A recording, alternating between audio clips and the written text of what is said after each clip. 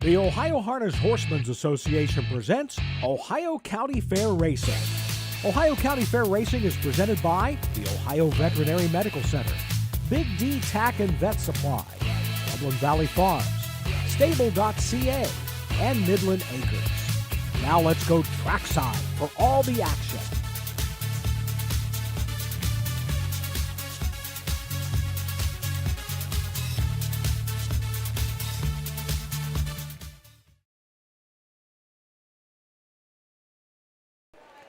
Good afternoon, racing fans, and welcome to the Ross County Fairgrounds here in Chillicothe, Ohio. We've got 15 great races for you today, a full card.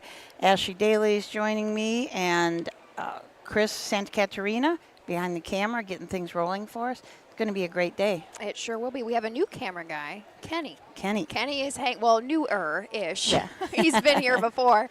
But okay, of course, we mentioned Chris has got us all set up and ready for a big day because we only race one day here at Chillicothe, so we have a very full, large card this afternoon. And we're going to be entertained in between races by the Adelphi Community Band. So they are always here. They just got done playing the national anthem for the crowd, and it's always kind of nice to have the entertainment for the people that are here. And we've got a pretty good amount of people here. We do, and it looks like we have a couple of scratches going in this afternoon, but 76 horses in to go today. And today is a good day to be a 2-year-old Colt Trotter or a 3-year-old Filly Pacer because they are only one division. So the 2-year-old Colt Trotters are going for $12,616, and the 3-year-old Filly Pacers going for $12,232. So good to be the owner of one of those horses today. And as we get later into our program, we'll have some familiar names that are recognized in memorial for a couple of our races. Brad Hanners is later in the car, and I believe his son Luke is driving in that race. And this was also the home at one time to the Ader Barn. And That's it right. looks like there is a race 2. We will have a trophy presented in memory of Dan Ader. It's always so great when I love these memorial races because it just remembers all those people that have paved the way for everybody now. Set the stones before we were here. Yeah. Absolutely. But looking into race 1, it is a field of 6. Susan, do we score 6 wide here? As I open up my Huff's Guide to double check myself. Yeah, I am not entirely sure. I want to say we do score 6 wide, but of course I guess we're going to learn as we go a little bit this afternoon. It is starter Mike Webkenberg this afternoon here at Chillicothe, Ross County Fair. Mike and I were talking before the races, and this is an unusual track. It's got solid walls all the way around on both. There's just a little opening in the back on the back stretch, and then of course the opening on the front. But it's these metal walls all the way around the track. And he was talking about how hot it gets on the track surface itself because there's not as much air moving around. Yeah. So I thought that was kind of interesting. That was his take on why it's warm, very warm on the track surface itself. This is also the only fairgrounds that I can remember. They have fans up in the grandstand, large fans kind of blowing the air around up in the rafters of the grandstand, which is kind of nice. So I wonder if that's got something to do with the position of the grandstand. Or it's still a little warm today. It's warm. It's beautiful out though, and we've got some hills in the far distance. We're kind of getting towards that Appalachian country. Yes. Yeah, it's always so pretty down in this area with the hills. Much different than the cornfields, I guess I'm familiar with. Yeah. So. But it does look we are all out. We have announcer Doug Ballinger with us this afternoon. And so I'm sure we will wait to introduce our field of 6 because they are kind of moving in front of the grandstand slowly but surely. We do have a couple of driver changes here in the first, and of course we should be, if anybody wants to follow along with us this afternoon with the program as Susan and I dive a little bit deeper into lines, go head on over to harnessracingohio.com. Those programs are free for you to look at and will be up every day roughly about an hour before post time. And here we go over to Doug for our post parade. And gutting base. Total purse $14,044. This division for 7,022. Like it in memory of Carl Britton. A field of 6 for this afternoon's first. And these are the horses. Number 1 is Suddenly Spatial, the driver Kevin Wolf. Clayton Pfeiffer drives the 2 Outlaws and Legends.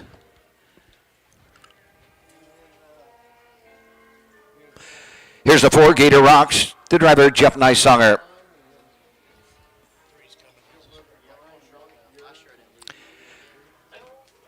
The 5 Bach, Roy Burns drives.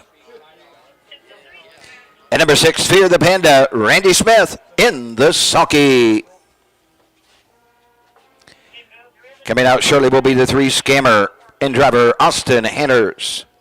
Win place show, exacta trifecta. Daily double wagering on races 1 and 2. Early double on 1 and 2.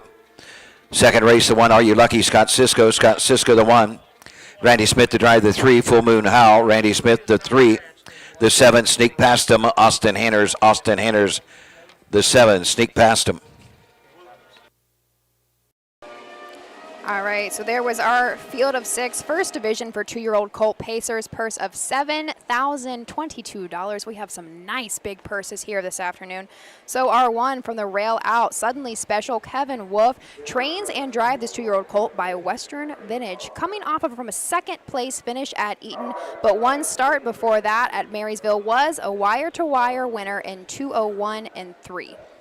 Outlaws and Legend, Clayton Pfeiffer will drive for trainer, owner, and breeder John Raynard. Neil Least also co-owns this horse. Is a bit of a legend out of a Badlands Hanover mare, Moonless Night. 3 starts this year. Last week at Piketon was 4th, but was individually timed in 2 minutes and 2/5. The 3 Austin Hanners will drive Scammer for trainer Steve Carter. This 2-year-old Colt by Fool Me Once. Only 1 start on the year and did have a little bit of a miscue in that, so was out of the money, but all the way back July 16th at Philadelphia in a qualifier was 2nd in 158 flat. Gator Rocks and Jeff Nysonger from the 4. Jeff is the trainer for George Burkhold and Indigo Racing, Los Angeles, California. Owners are from Sarasota, Florida and Los Angeles, California, so clear across the country. George and Mary Burkhold bred this horse. He's a Rockin' Amadeus out of an American Ideal mare, 43. He's had 6 starts this year, 4 thirds, so it kind of likes to be third. But 2 starts back at Marysville, finished third and was timed in 2:03. And our 4 Bach will be guided by Roy Burns for Jody Flummersfeld. This is one that has 4 lifetime starts, only 1 third place finish that came back at Wilmington. They went in 2:03 and 2, has made about $1,400 so far. Fear the Panda changed the driver to Randy Smith.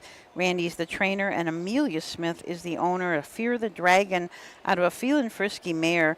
This horse has had 5 starts this year, 1 second, and that was last week at Xenia, and was timed in 2:01. Coming last quarter in 29 and 4, so kind of a nice mile.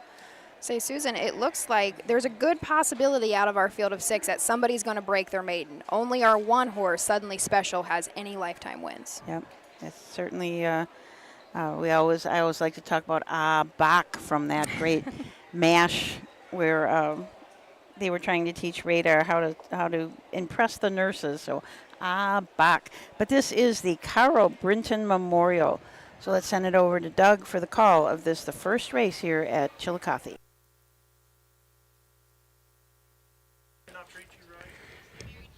Here they come.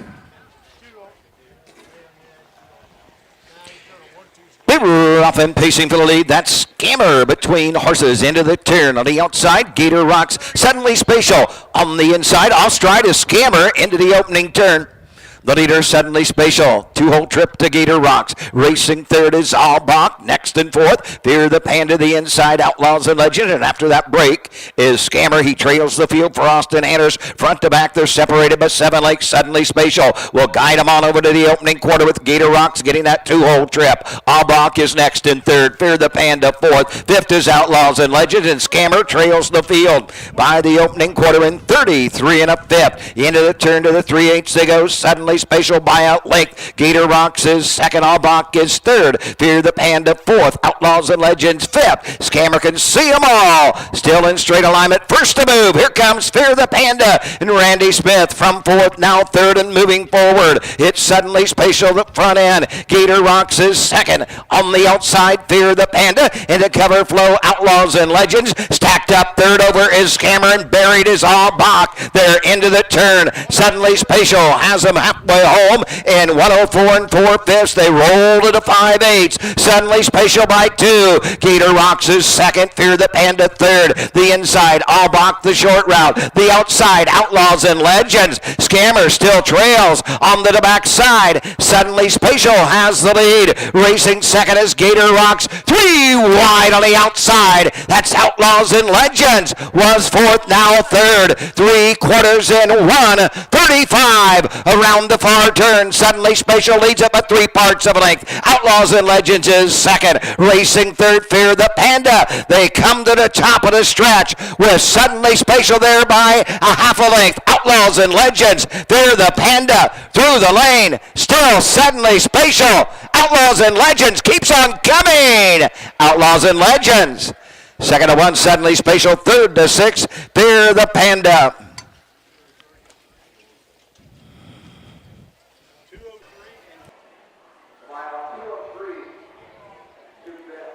2:03 and 2/5 for that final mile time, and it looks like we had a big mile by our 2-horse Clayton Pfeiffer and Outlaws and Legend. Absolutely. I don't think we're on. Kenny, are we on right now? We are.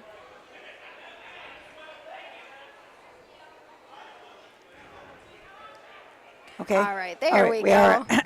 We just maybe turned ourselves down a little too low there. Do you want yours back up? Yeah, Okay, a little bit. we'll try that. So that was Outlaws and Legends, and something interesting. We were approached earlier before the races started from the owner of Outlaws and Legends, John Raynard Shaw, and he was wondering where the winner's circle was because he said there's a chance we could win. And he has his 85-year-old dad, and they wanted to make sure that he got down into the winner's circle. So I see him walking across. Are we able to pick that up? Our right in front of us gentleman here. walking down. I'm going to say great. I mean, that horse, though, 3 wide on the backside. Wow. Very much directly out of coming from this turn. And that was a big move. Clayton Pfeiffer knew what he had a hold of and just kept pushing through. Yeah, that was an excellent race. Broke his maiden, so now he has 4 starts on the year.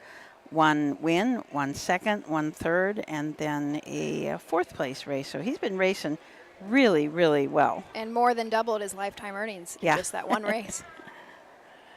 And the fractions, I mean, they went down the half in 4 and 4, 3/4 in 1:35, and the mile in 2, 3, and 2. Yeah.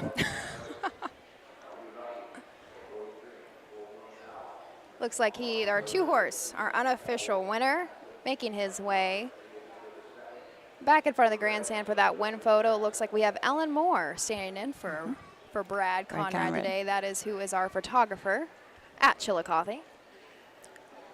So let's turn it over to Doug for the winner's circle presentation. The first race, Ohio Colt Racing Association. 2-year-old Colt and Gutting Pace, this division for $7,022. Blanket in memory of Carl Brenton. Here's the 2 Outlaws and Legends. The 2-year-old Brown Goat son, a bit of a legend out of the Badlands Hanover mare.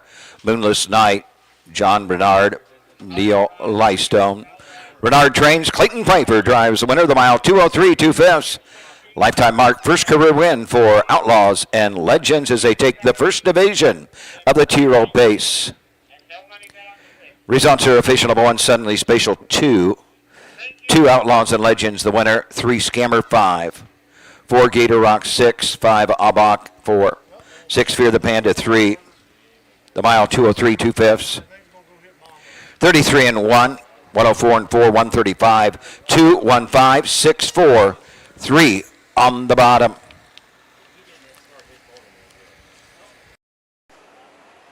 So there were your official results. Great mile by Outlaws and Legend. I mean, they came home fast, and he came home even faster, being out there 3 wide for a while and just motored right by. And great to see that Grandpa could be down in the winner's circle there and get his picture taken. Moving on to race 2, this will be our division for 2-year-old colt trotters. Purse of $12,616. Be a field of 8, so we will have a couple of trailers in this next race. But with that, Susan and I will introduce this field after a brief message.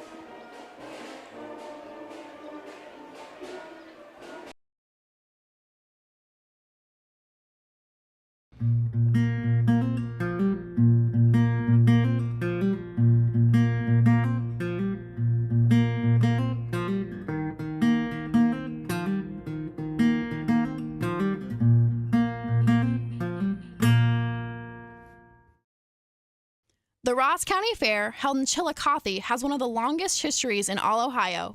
The first official fair was held in 1833, but cattle shows for the county date back to 1819. Hosted by the local agricultural society, the Ross County Fair displayed some of the most unique exhibits around. To only name a few of the categories, premiums were given to Best Piece of Carpet, Jean Cloth, Fancy Chair, and Best Barrel of Flour. Events such as softball games, pulling contests, and sporting dog shows were featured. However, as expected during the fair's early years, harness racing was the biggest attraction. Standardbred harness racing was a staple throughout much of the country well into the 20th century. The Ross County Fair was one of the first to bring pari-mutuel betting to their racetrack in 1949. Over the years, harness racing has changed, but it remains as an anticipated event for locals. Today, the Ross County Fair hosts one afternoon of live-action racing as members of the Ohio Colt Racing Association.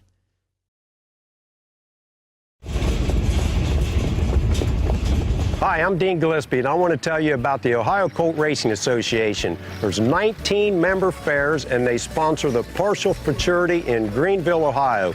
You need to race in the OCRA. Great racetracks, great people. Bring the kids and come out to the fair, and remember, fair time is fun time.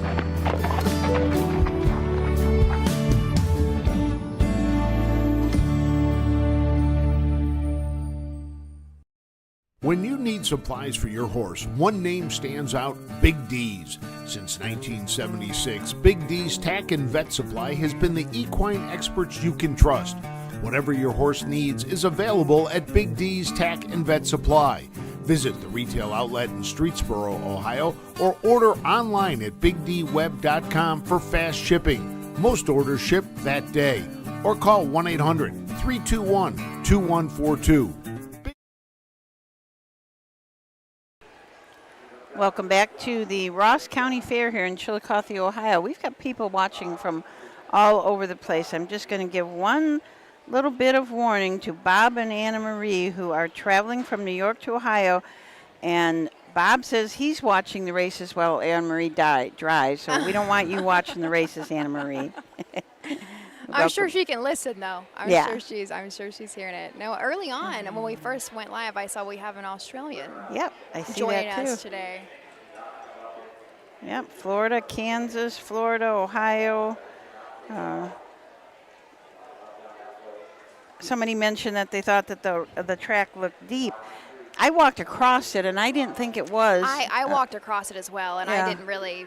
It didn't come across my mind as soon as I set my foot down, I will say. Right. But who knows, as the day goes on and things get worked up. But they are doing a good job taking care of it. This is another one of those fairs that only gets used for harness racing once a year, one day. There are no more harness racing barns on the backside, but they do provide 3 great, really big tents back there with stalls in them. So the horses have someplace under shade, which is really nice. I was actually going to ask, I would like to talk to somebody at a couple of these fairs that don't host trainers year-round. What does that week prior, month prior look for track maintenance, coming into their fair? Yeah, I think these guys are out here probably, like you said, a month early working on it, getting it all. I have talked to some people that have said that they're really working hard. So whoever is the local speed superintendent, that speed committee is out here doing a lot. It's not just day of race. There's a lot of work, a lot of prep work. Always. But here we go. Here's our post parade for race 2, and we'll go over to Doug. Gelding at trot. A purse of $12,616. Like it in memory of Dan Eater. Scott Cisco drives the 1, Randy Smith the 3, Austin Hanners the 7.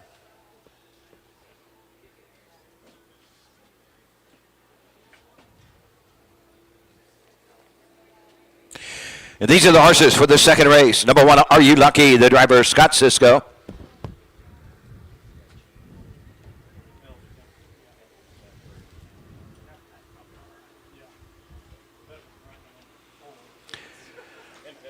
Number 2, Male Boy's Dream, Sandy Beatty drives. Here's the 3, Full Moon Howl with Randy Smith. 4 is Long Rocky Road, Alex Hawk. 5-0 Mickey, Jeff Nysonger.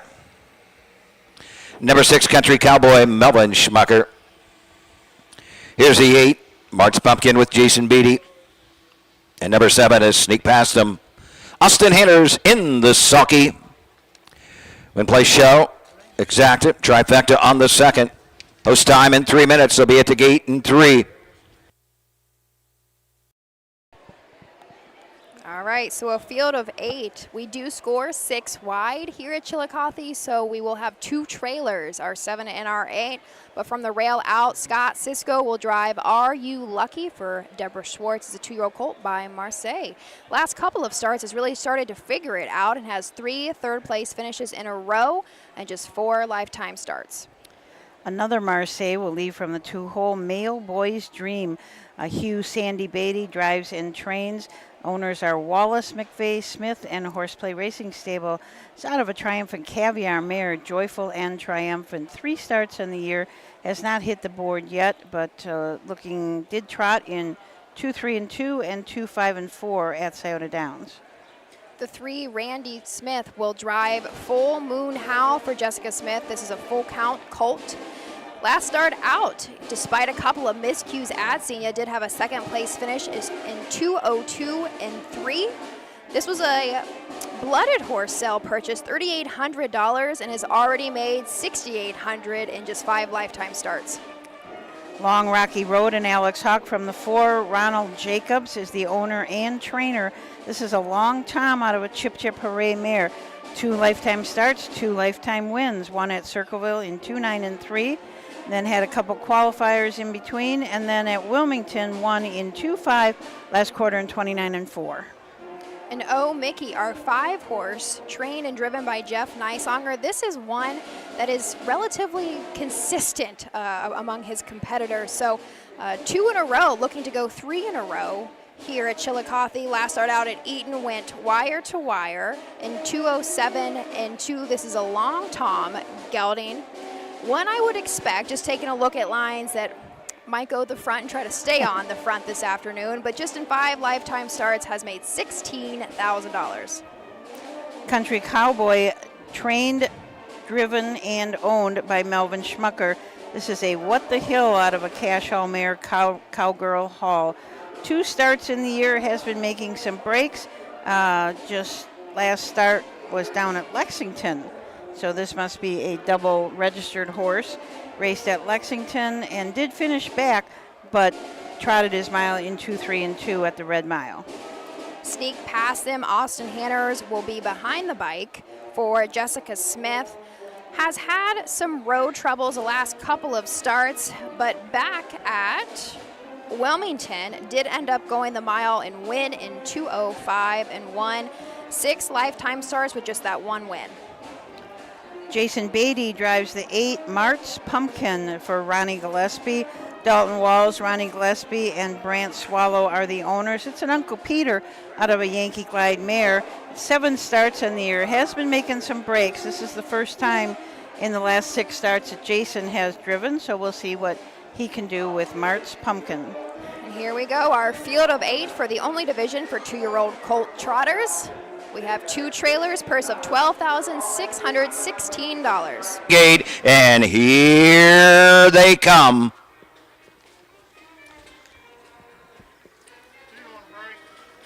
Off stride the 2, Male Boy's Dream. Enter off, Long Rocky Road goes for the lead. On the outside is Oh Mickey. Full Moon Howl comes out in 3rd. Country Cowboy is next. Are You Lucky? Into the turn, Sneakers past him.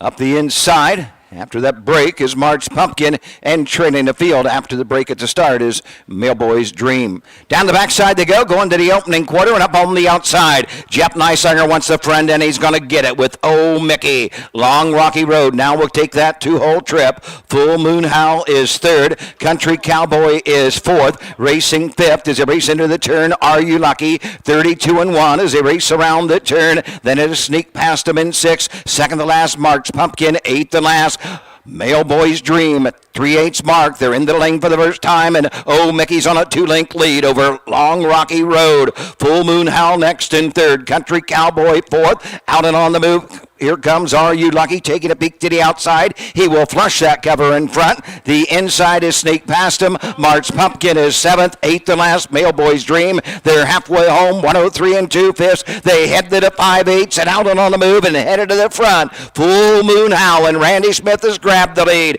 Oh Mickey gives way second. Two back to Long Rocky Road third. Country Cowboy is fourth. Sneak past him is fifth. Are You Lucky sixth. March Pumpkin seventh, and Mailboy's Dream is the traitor.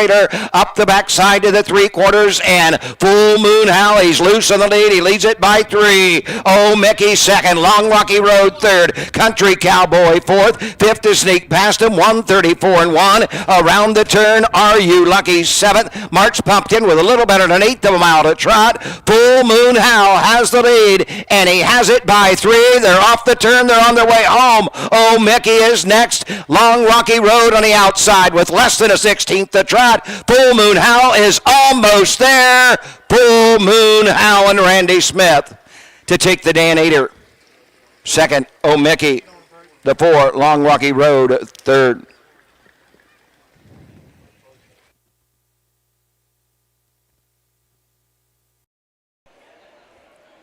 Still waiting for that official mile time from Doug, but there we go. Our 3-horse Full Moon Howl gets their first lifetime win.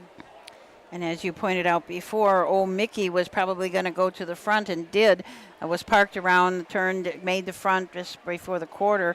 But Full Moon Howl, when he came on strong. I was going to say, this is one that's had a couple of mistakes in the last few starts. It's had, I don't want to say trouble, but just figuring things out as a 2-year-old, and did that. Nice strides, nice gait on that trotter. Yeah, and quite a burst of speed, too. Yeah. I mean, when he pulled out to go around, he went around that horse fast. I say he was fleshed out yes. coming in front of the grandstand for that first time, and Randy just took advantage and said, you know what, this is my moment, and we're just going to make it happen. So I'm definitely curious to see, we don't have that final amount of time, but what that last quarter did end up going in. Mm-hmm. And it was a good competitive race for the fans, too. They had a lot to cheer about. We've got just a great crowd in here. This is a huge grandstand. It is. Very, very big. It's a big, long grandstand. Yeah, we've got the first 5 or 6 rows all the way across filled up, and then we have an auxiliary grandstand to our left, and that's kind of full, too. The auxiliary grandstand to the right, not the person in it, because that's right out in the sun. So nobody's sitting in the sun today. That sun is hot. That is very, very hot today, but great racing nonetheless. So if you are anywhere close to Chillicothe, Ohio, you can come over because we got lots of races today, 15 on the card. So we'll be here so you can get a chance to come over, bring your passport or come and pick up a passport so you get your sticker and win great prizes. Randy is coming back in front of the grandstand for that win photo. Looks like he has his crew with him jumping off that golf cart, but we will give it over to Doug when he starts announcing our official rundown. Back to the winner's circle. Your unofficial winner, the 3rd Full Moon Howl, to Bay Colt by full count. Don't you forget, Mayor, helm me in. Madison R., Jessica Smith, Senior, Ohio. Jessica Smith trains. Randy Smith drives the winner, 204 3/5. They take the 2-year-old Colt and Gelding Tron for $12,616, the Dan Ader Memorial. Dan Ader, Ohio Hall of Famer. He was on the board of directors of the Ohio Harness Horsemen's Association and the United States Trotting Association.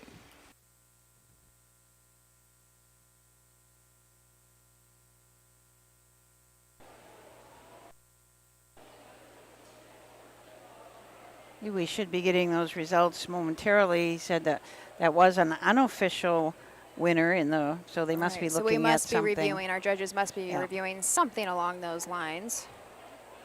Our presiding judge today is John Wiest, and of course his sister Kim already said hi. So in lieu of John saying hi back, sister, I'm going to say hi back. I did have them across the wire, again, unofficially, but 3-5-4-6. Yep, that's what I had too. So we'll have to get her on video, but I do believe we have an outrider here today. She has not been post parading, so she shouldn't be a post parade pony, but we have had a very pretty black and white paint hanging out in the infield, and she must have went back to maybe go water a horse, but we will try to snag a video of her when she comes back out eventually today. And I know there are a handful of fairs that have outriders. Of course, Delaware, I mean, makes a lot of sense. Urbana will at least have one for their BSS night, which is Tuesday, so mark that on your calendars, one to watch. It's going to be a big one. And so here and there, but Susan, we've had the conversation in the past, I mean, years ago when we worked together, it is safer to almost not have an outrider versus one that isn't trained. Correct. Because you're not only putting yourself and your horse as an outrider in danger, you're putting the drivers, you're putting the race horses, because there's just a lot there's so much situational awareness that has to happen at any given time that if you're not familiar and your horse is not familiar with a racehorse, there's just a lot can happen. A lot can happen. It's so great that the USTA, the United States Trotting Association, now I think this was the second year, they put on an outrider clinic. So anybody that is interested and has a horse that they can use, you can come there, and in a couple of days, they learn. Results are official. Second race, number 1, Are You Lucky? 6. Results. 2, Male Boys Dream, 7-3, Full Moon Howl, the winner. 4, Long Rocky Road, 3, the 5, Oh Mickey, 2. The 6, Country Cowboy, 4. The 7, Sneak Past Them, 5. And the 8, March Pumpkin was 8. The mile, 204 3/5. 32-1, 103-2, 134-1. 6-7-1, 3-2-4, 5-8 on the bottom. Third race coming up in about 10 minutes. Win Place Show, Exacta Trifecta, number 3, Emerald Diamond, David Young the second. David Young the second drives the 3, Emerald Diamond. 4, Maddie's Delight, Austin Hanners the 4, Maddie's Delight. Okay, so those were your driver changes for the upcoming third. We were talking about the outriders and how important they are, and important to have a well-trained horse, a person who knows what they're doing, and the USTA has put on those clinics. So if anybody is ever interested in that, that's something that they do in the spring. But also there's a lot of outriders. I think most outriders would be willing to mentor you. Oh yeah. So if absolutely. you are interested in it, we can put you in touch with somebody who would let you talk about it, let you even maybe ride their horse, see what it feels like, and give you a kind of an in-depth way of how that works, because we really need all officials, but we do need outriders also. But there we go. There was our official. Our 3-horse Full Moon Howl gets the first lifetime win in our second race. Moving next will be our third race, the first division for 2-year-old filly pacers, a field of 6 we will introduce after a couple of short messages. When you need supplies for your horse, one name stands out: Big D's. Since 1976, Big D's Tack and Vet Supply has been the equine experts you can trust. Whatever your horse needs is available at Big D's Tack and Vet Supply. Visit the retail outlet in Streetsboro, Ohio, or order online at bigdweb.com for fast shipping. Most orders ship that day. Or call 1-800-321-2142. Big D's Tack and Vet Supply. Cool Winds Farm in Lima, Ohio is a full-service standardbred breeding farm. Cool Winds stands the popular dancing Yankee, a 2-time world champion, along with 2019 jug winner Southwind Ozzy, a son of Some Beach Somewhere. Cool Winds also stands the royally bred $2 million earning Western Fame. Be sure to inspect the Cool Winds yearlings at the Ohio Selected Jug Sale at Pickaway on Friday, September 13th. For over 100 years, the values at CoverLink Insurance have been clear. Do the right thing. These values have been at the forefront of what we do, and that will never change. At CoverLink Insurance, you're a person, not a policy. Whether you raise crops, livestock, or own the family farm, CoverLink's farm insurance can be tailored to meet your needs. Trusted advice and solutions to protect what matters most. Great service from great people, CoverLink Insurance. Welcome back to Chillicothe, Ohio. We certainly want to thank all of our sponsors. Without the sponsors doing this, we probably couldn't do quite as many as we do, so we certainly appreciate that. And of course, all the officials here, everybody that works on the track. We talked earlier about how you get a track ready when it hasn't been used for a year, and I think that is tough. So kudos to all those guys that do that. We have not talked about track records. No. That is something, and we're talking about the track and its maintenance, what we can hit on. So here at Ross County and Chillicothe, our all-age pace goes to Party Boy Hill. Jeff Neisonger drove in 2023, so not too long ago. Just last year, we set that pace record at 1:56.3. And our trot, Mickey Z-Tam. This is one that was driven by Cameron McGowan in 2019. Mile went in 2 minutes and 1/5. That 56.3 mile that's a big mile out here, really big. We look at some of these track records, it's always fun to look at them. We don't have individual track records for all the divisions here. We just have that overall pace and trot. But it's kind of fun to think about it beforehand. I said, I wonder. And our last race of the day today is the free-for-all pace with some really nice and extremely fast horses in. Got Touring Sealster, who has been racing super as usual. Seeing Eye Single got a mark of 49.3. HB Napoleon 49.3. Mark of 50. Touring Sealster mark of 50.4, and Western Ready 51. So some really fast horses. So we could break that track record. We could, but before we get all the way there, here is our post parade for race 3. Dollars. Upfield is 6, number 1, Bid of a Bombshell. The driver, Jason Beatty.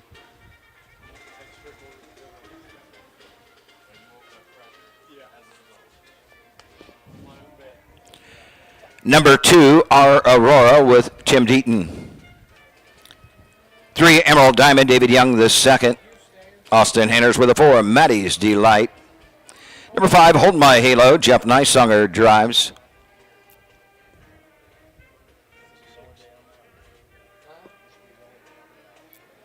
And number 6 is JL Star Cruiser. Clayton Pfeiffer in her sulky. Win Place Show, Exacta, Trifecta. On the 3rd, they'll go to the gate in 3 minutes. Wager early, don't be shut out. Be at the gate in 3.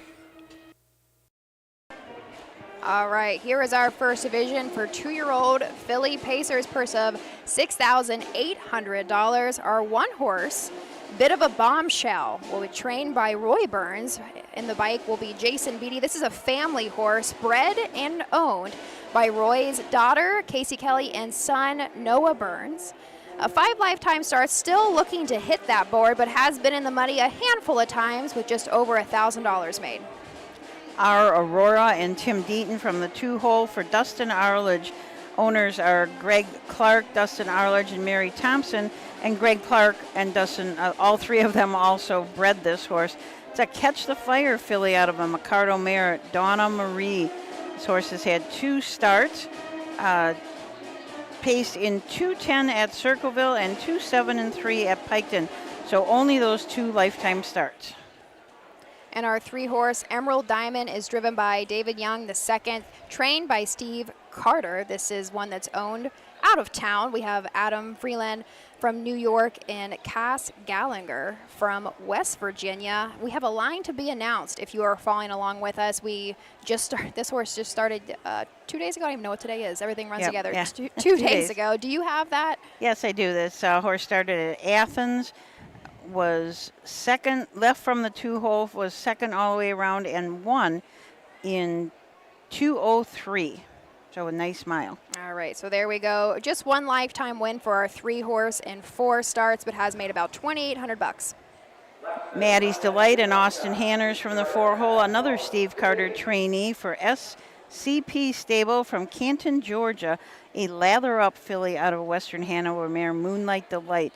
This filly has been racing absolutely awesome. 7 starts on the year, 6 wins and a third. Already has earned $46,000, and a big chunk of that came in the next generation at Scioto Downs. She paced that mile that night in 1:52 and 4. Yeah, so Maddie's Delight, she is undefeated currently in the BSS, but our 5, Hold My Halo, Jeff Neisonger trains, co-owns, and will drive this 2-year-old filly by Fear the Dragon. 9 starts on the year with just that 1 win that came back at Sydney in a mile in 2:02 and 4.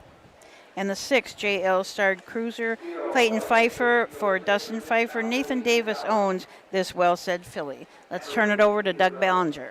Behind the gate, here they come. They're off and pacing. Maddie's Delight fires for the lead. Off stride, the 3 Emerald Diamond. Off stride, the 2 Aurora as they move into the turn.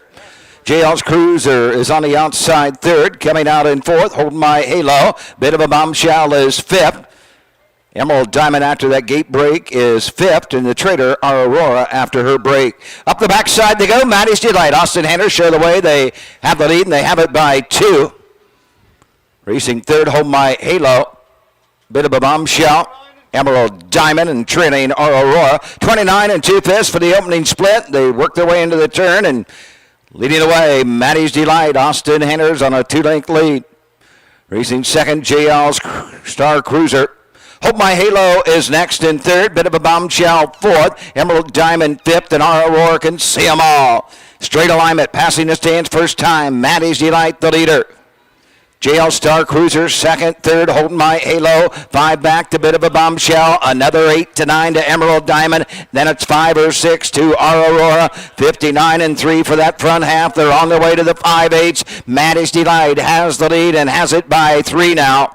JL Star Cruiser is next. Hold My Halo is third. Bit of a Bombshell fourth. Emerald Diamond is fifth. Sixth and trailing Aurora. Down the backside, Maddie's Delight and Hanners guide the fillies on over to the 3/4. Joining the chase is Hold My Halo. Then next is JL Star Cruiser. Bit of a Bombshell. Emerald Diamond on the outside. Aurora trails 3/4, 130 and 2/5. Around the turn, Maddie's Delight very comfortable in the lead. That lead is now 5 to 6. Hold My Halo is second. JL Star Cruiser is third. Emerald Diamond is fourth. Bit of a Bombshell fifth. And the Trader Aurora, no doubt about this. And as they come off the turn, Maddie's Delight, Austin Hanners to take the first division of the 2-year-old filly pace. Hold My Halo home second. Up for third, the 3 Emerald Diamond.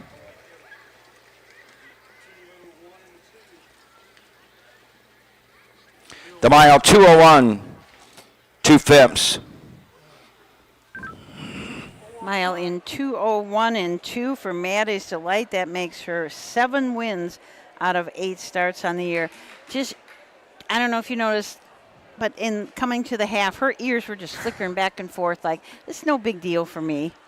Yeah, and when you see horses like this, I'm sure some people question if you're not familiar with how it works. So we have 3 tiers. BSS that we had mentioned for Maddie, she's undefeated in that series. That's kind of our mid tier, but why would she come to a fair? So there's a handful of reasons. Some trainers just like to hang out at the fairs. I mean, we see that we're going for really nice purses today, but also it might just be to keep them tight.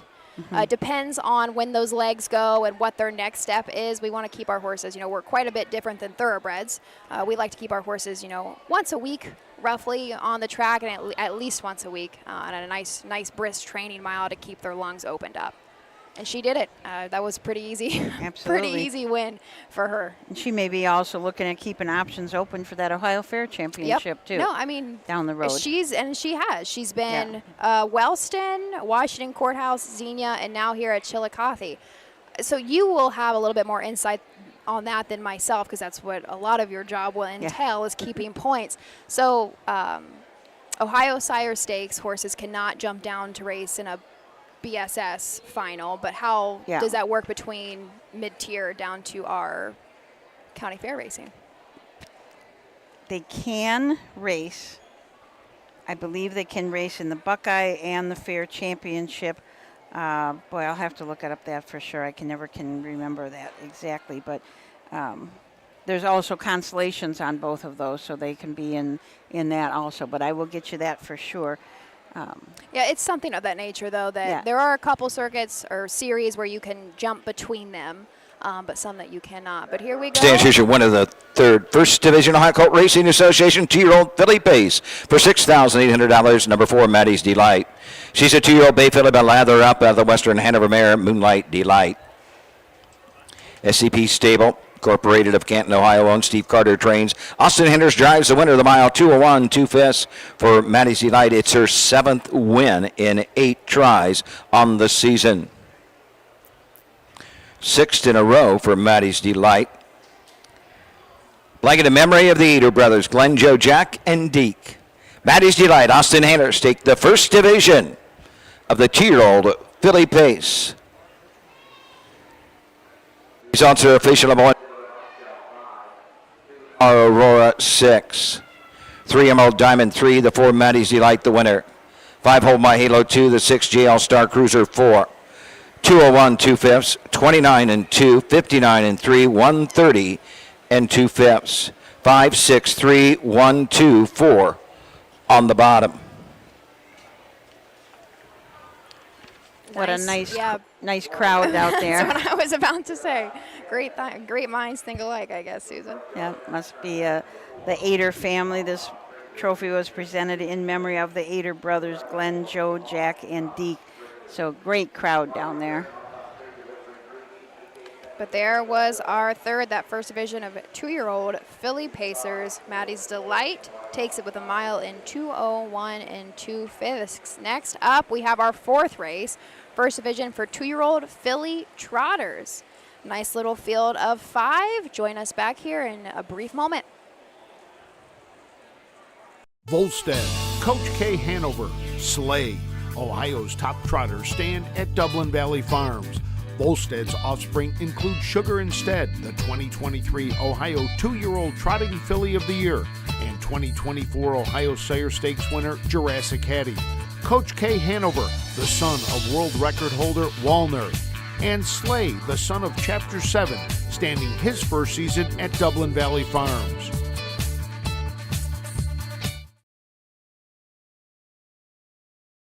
For over 50 years, Midland Acres has provided top-quality Ohio-bred colts and fillies. As a third-generation farm, we understand the importance of delivering well-cared-for and well-mannered yearlings. Get in the winner's circle with the yearlings by Fear the Dragon, Yankee Cruiser, Long Tom, Summa Cum Laude, Ready for Money, and Bit of a Legend. See our yearlings at the Blooded Horse Sale August 27th and the Ohio Select Sale September 13th. At Ohio State's Galbraith Equine Center, our veterinary champions are here for your champions 24/7, 365 days a year. Our expert team of boarded surgeons, sports medicine and rehabilitation specialists, together with veterinary cardiologists, internal medicine, and ophthalmologists, make our hospital your best resource for all sport horse performance issues. The Ohio State Veterinary Medical Center's Galbraith Equine Hospital. Call us today at 614-292-6661.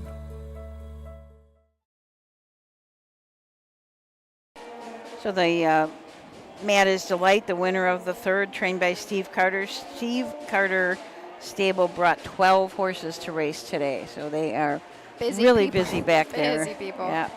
And Jeff Neisanger has 8 horses, so those two guys, between the two of them, brought 20 horses out of the 82. So they brought 25% of the horses that are racing today just from those 2 stables. That's a lot.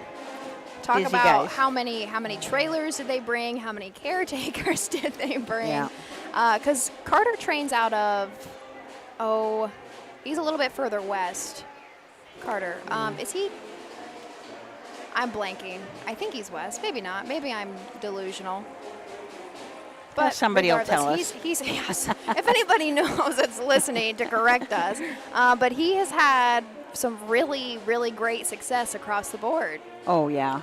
This year, just starting out. We are still so early in our season, and he is, I would say most well-known so far for Charlie May and his, phenomenal gelding with Don Tiger, who does some work for us.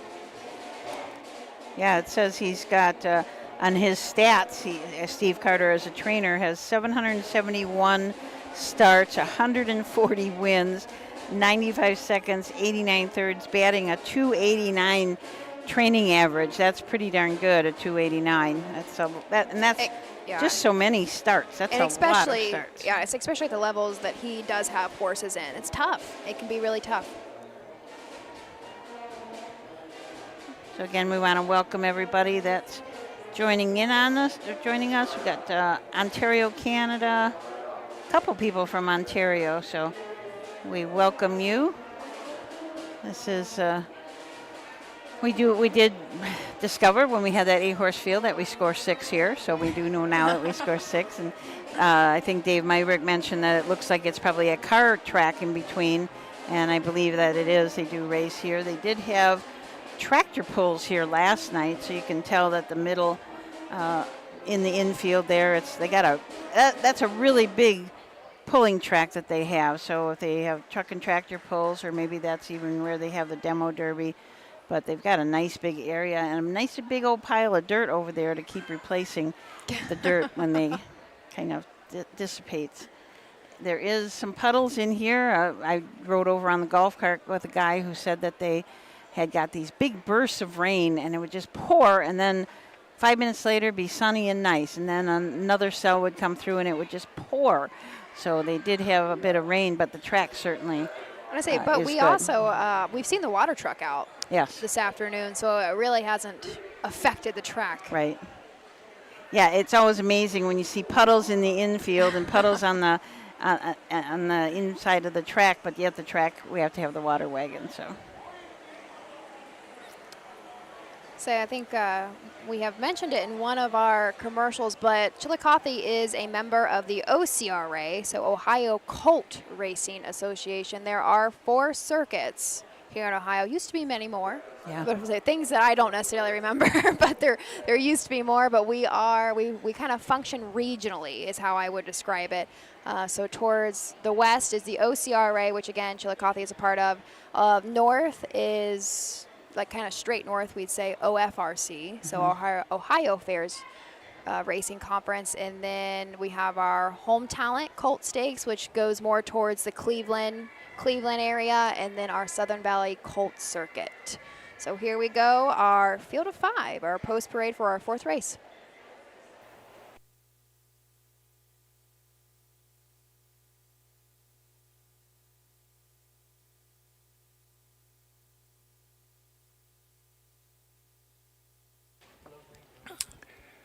Horses are on the track for the 4th race.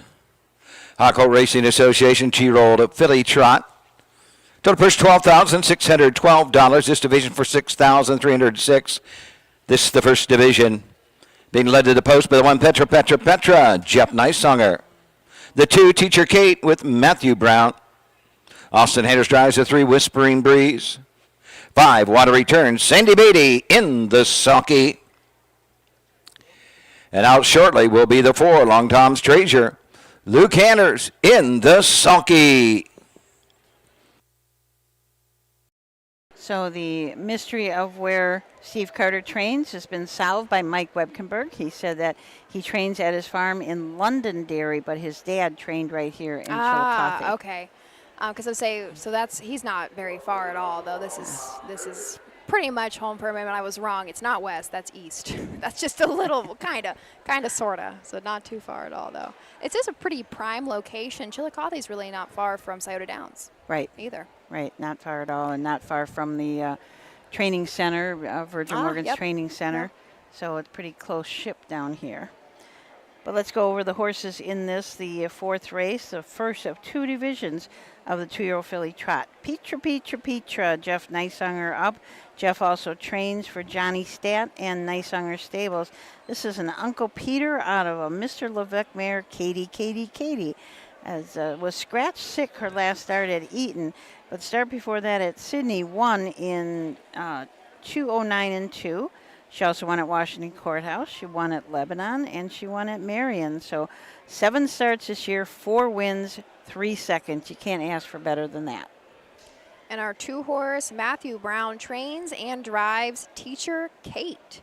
Has had 5 lifetime starts with 1 third-place finish and has bankrolled about $1,700 in that time. It's a brown 2-year-old filly by Enterprise. Dwayne Lowry out of Richwood, Ohio, and Michelle Brown from Newark, Ohio, own.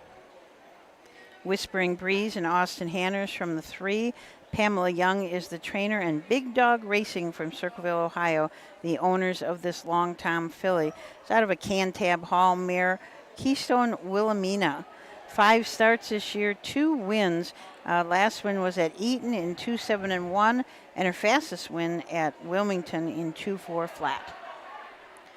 Luke Hanners drives our 4, trained by Steve Carter. Long Tom's Treasure, 1 lifetime start with 1 win, coming at Xenia, 2:04.3. Last quarter in 31.2. This is a out-of-town own, so an owner out of Connecticut, and this is a filly by Long Tom. What a Return and Sandy Beatty from the outside. Sandy Hugh Beatty also trains. This filly is owned by Roger Wallace, Jeff Johnson, and Horseplay Racing Stable. She is a What the Hill out of a Credit Winner mare. Many happy returns. Has been having some braking problems. Stayed flat at Washington Courthouse and finished second, but has made a break in the other 3 starts that she's had. You were talking about the Colt circuits, and here's one I haven't come across. In 1967, Chillicothe was in the SEO stake. Oh, SEO. SEO. Southeastern Ohio, you would think, right? Yeah. So they raced 3 afternoons. They raced on August 10th, 11th, and 12th back in 1967. Had quite a few overnight races, and then those stake races. Those stake races at that time were not split into Colt and filly. It was just a 2-year-old trot, Really? 3-year-old pace. Yeah. So I wonder if we would find some old Huffs guide what year that division It didn't need happened. to split, yeah. Well, we're trying to collect them. I only have 2 so far. But here we go. Here is our field of 5. First division for 2-year-old filly trotters. Purse of $6,306. We'll go over to Doug for the call. Behind the Mike Wepkenberg starting gate, and here they come.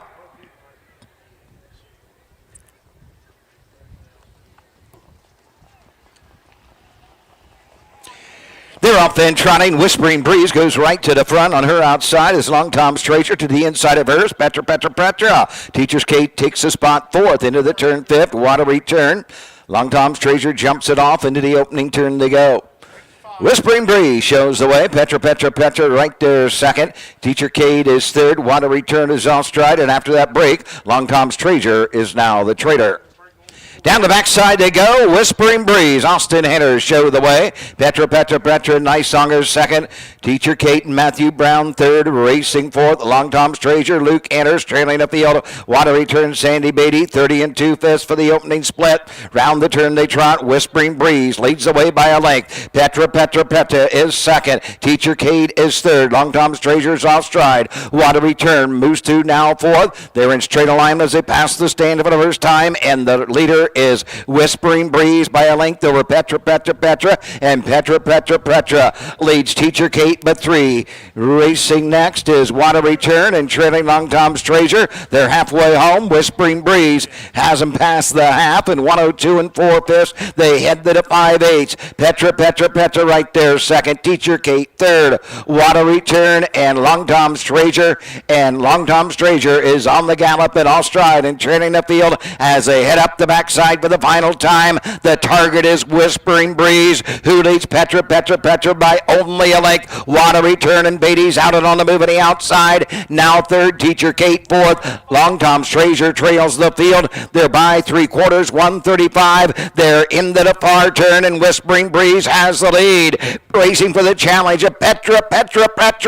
Watery Turn closing in third. Teacher Kate fourth. Long Tom's Treasure fifth. They're off the turn with an eighth of a mile to trot. Whispering Breeze has it. Petra coming after that leader. Whispering Breeze coming to the line. Whispering Breeze will reach in time. Petra second. Watery Turn home third.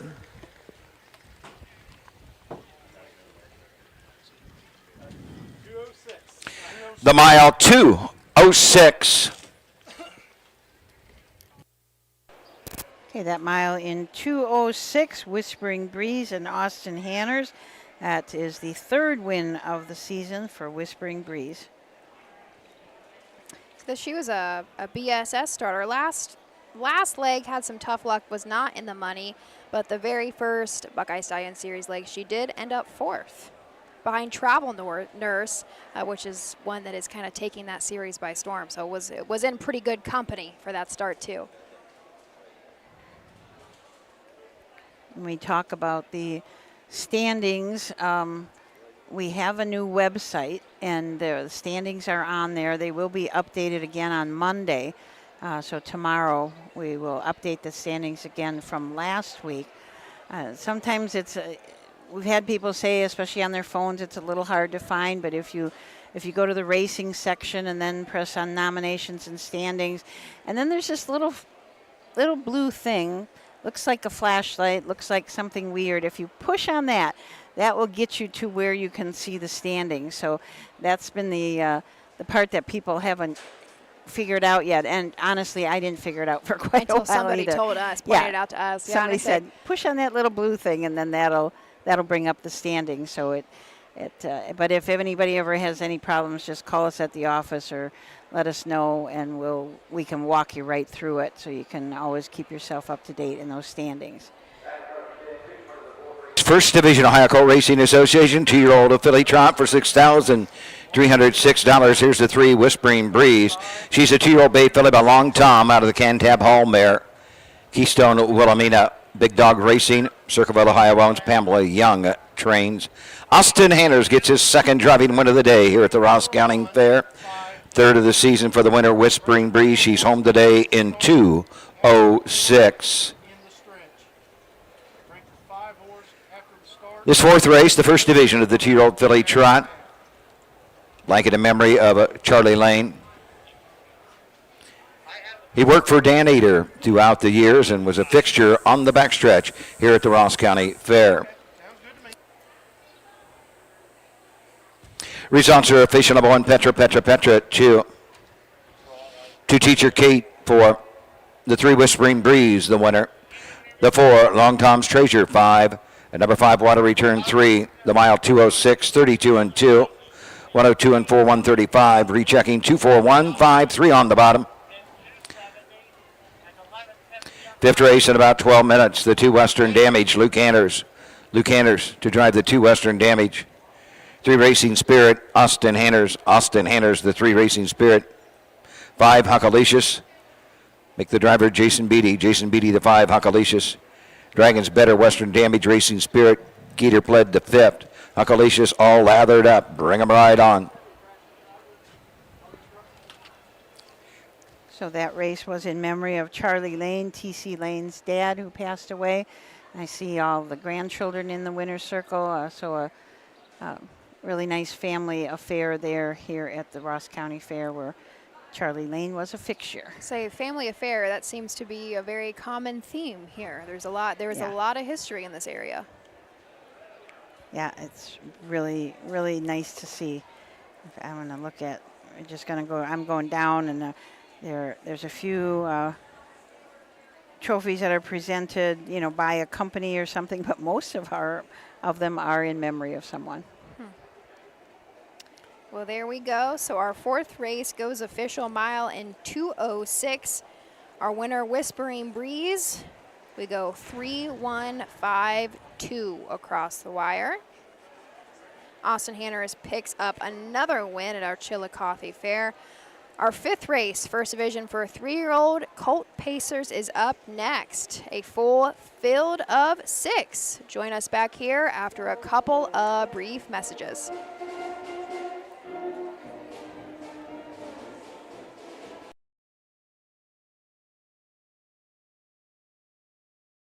For over 50 years, Midland Acres has provided top-quality Ohio-bred colts and fillies. As a third-generation farm, we understand the importance of delivering well-cared-for and well-mannered yearlings. Get in the winner's circle with the yearlings by Fear the Dragon, Yankee Cruiser, Long Tom, Summa Cum Laude, Ready for Money, and Bit of a Legend. See our yearlings at the Blooded Horse Sale August 27th and the Ohio Select Sale September 13th.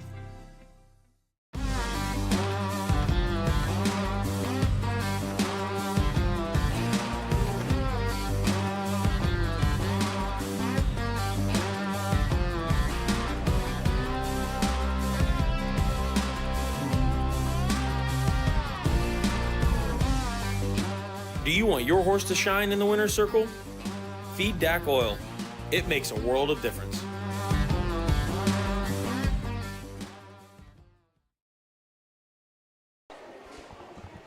Welcome back. Here we are, Ashley Daly and Susan Schroeder, heading into our fifth race at the Ross County Fair in Chillicothe, Ohio. And it's been a great day so far. It has. It has. Somebody on our feed, Kenneth, just said, look at that campground. And I don't know if, Kenny, if you can show the campground. There are campers, from all over the place. And I noticed that when I drove in, that there was just such a huge campground. I say this is my first time here at Chillicothe. I have never been. So I don't really guess I know how big, because I kind of came right from the tents where our racehorses are back today, straight over to the grandstand. But behind us, there does seem to be quite a lot going on too. Yeah, it's a nice fair, and they do have they have a lot of.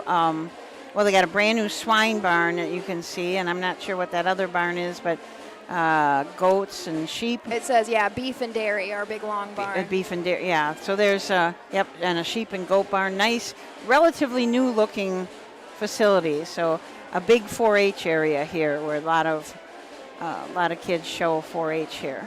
Yeah, this area, we talked about. I'm sure we can pick up on the camera behind our track. We do have some hills, but this area historically has a lot of crop farmers. So livestock, I guess, makes sense too. And we're not too far from Columbus, really. So I think probably half of Columbus is down here camping. I mean, there are so many campers out there. This is, and I haven't been to a lot of other states, but where I'm from, what I call the Midwest, Wisconsin, Iowa, Minnesota area, at fairs, we just don't camp like this. Really? But in Ohio, it's like, that's a really big thing to come to the fair and camp. I'm telling you, Susan. So my family, I spent a lot of time in 4-H. That was my dad used to tease me. My week of fair, which is now at Urbana, we race there tomorrow for the next couple of days, but I did not leave. I refused that entire, really, our fair starts, it goes Friday to Friday. I would get there on a Wednesday, and I would not leave till the following Saturday. Refused. It was better than Christmas for me. That's so funny how it's, different. It's just not something that was done. Everybody just went back home. And there's only, so I have one cousin who's still of age, and she's about to graduate, and our family still to this day. We will be there for the entire week. Sometimes we'll camp longer than that. It's just, that is our vacation. And our home is only 10 minutes from the track, so it's not even like But you still want to stay right but that's there. part of the fun. Well, you might miss something, right? Right. Yeah, I'm sure every state, every area does something different, but the one thing, boy, consistent about is Ohio is the racing here. Oh, yeah. Gone on for so long. Our grassroots racing, nowhere else touches it. Yeah. We have 66 county fairs. Bellefontaine just came back this year. Over 125 race cards. Kentucky, Indiana, Pennsylvania, nowhere touches county fair racing like Ohio does. But Let's turn it over to Doug for the 5th race post parade.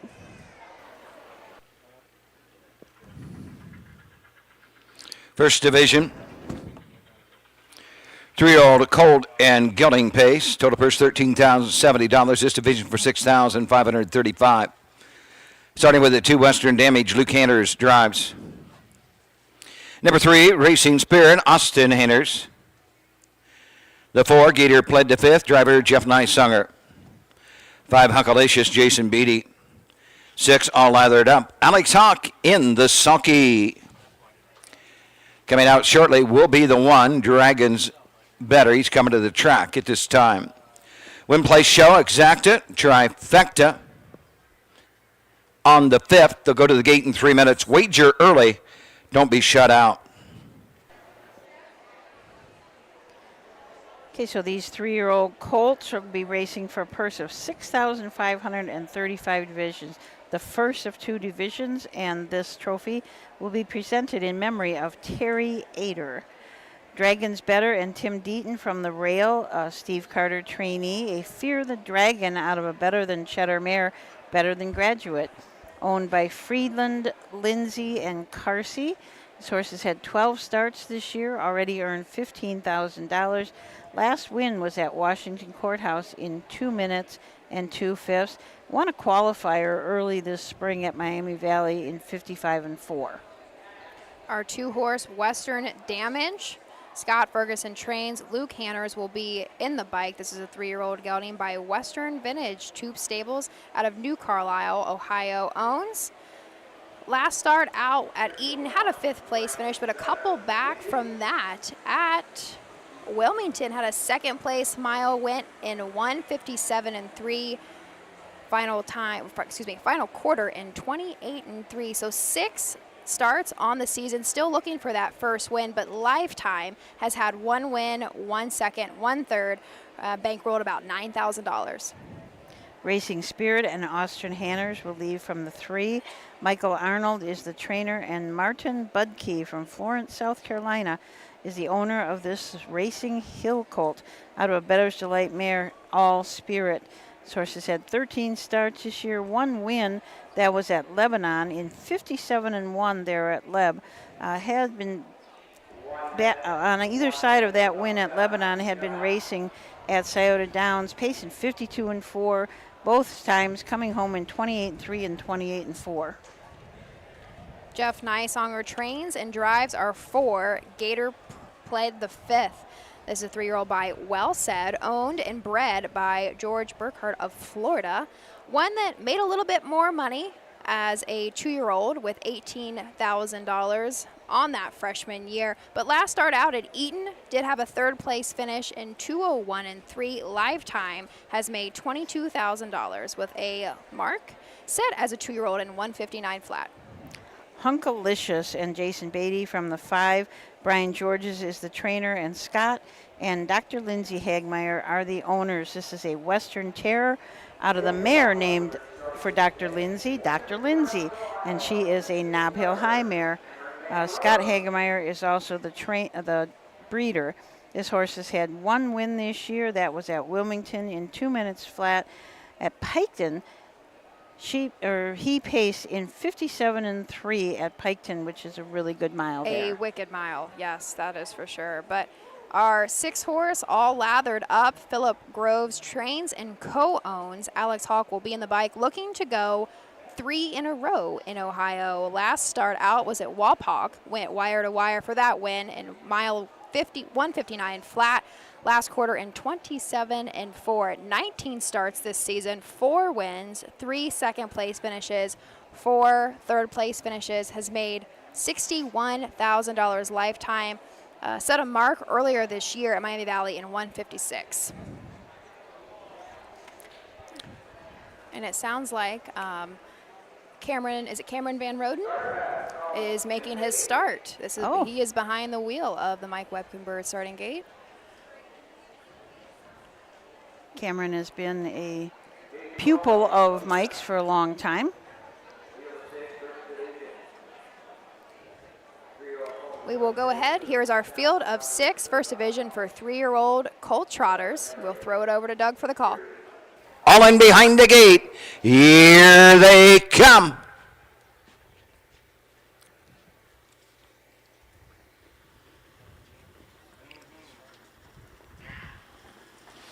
They're off then, pacing Racing Spirit, sent right to the front. Western Damage to the inside of Racing Spirits. All lathered up is on the outside third, and he'll take a chuck. Racing fourth as Gator pled to fifth. Fifth, Dragon's Better. Trailing the field is Hunkalicious. By the opening eighth, Austin Hanners Racing Spirit lead the way. They lead it by 3. 2-hole trip to Luke Hanners and Western Damage. All lathered up is next. Down the backside to go, Gator pled to fifth, and moving on the outside, Dragon's Better. They step by the opening panel in 29 4/5 around the turn. Racing Spirits on a 2-length lead over Western Damage. All lathered up is next. They come to the top of the stretch, Hunkalicious. Moving on the outside, Dragon's Better, and trailing the field, Gator pled to fifth. Passing the stands first time they come to the half. Racing Spirit by 3 to 4. Racing second, Western Damage, you're halfway home, 58 in the fifth. All lathered up is out on the move. He's rolling on the outside third. Hunkalicious is fourth. Racing fifth, Dragon's Better. Trailing the field, Gator pled to fifth. Down the backside they go, Racing Spirit. All lathered up on the outside. Western Damage third. Hunkalicious ready to move fourth. Dragon's Better fifth. Gator pled to fifth. Trails. They near 3/4. Racing Spirit, Austin Hanners lead the way. All lathered up is second. 3/4, 127 4. Hunkalicious on the outside. Western Damage on the inside.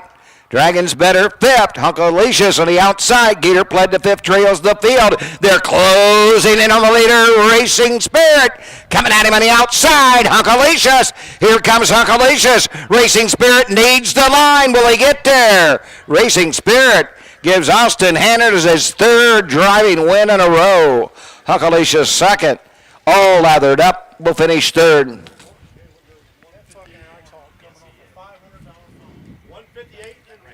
158 and 1.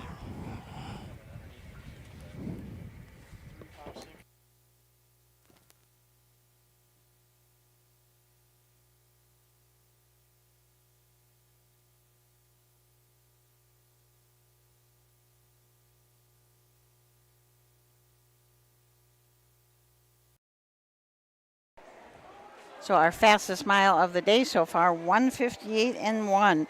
I mean, we always expect that out of the 3-year-old colt pacers, but that was certainly a nice mile. I missed all the fractions, so I'm not sure. Well, I have, so unofficially though, I have 29 and 4 to the half, 58 and 1, 3/4, 127 and 4, and that final mile time in 158 and 1. Racing Spirit, I mean, I wish we do have a tote board. We are wagering here, but it doesn't look our tote board is up and running, unfortunately. But I'd definitely be curious to see what he went off as, just because, I mean, he had a win back at Lebanon, so a couple weeks ago, not that long. Did go wire to wire. Well, actually, Kane Kaufman was in the bike for that one, but one that might have paid a little bit, just because, you know, he's had a few starts without that win. Of course, hasn't raced poorly. But Right. when you're just looking, you know, especially with fairs, we have a lot of wagerers that might not be super familiar with racing. They might see, you know, All Lathered Up, who was looking to go, you know, had a couple wins in a row. I would be curious to see what Racing Spirit might have paid out.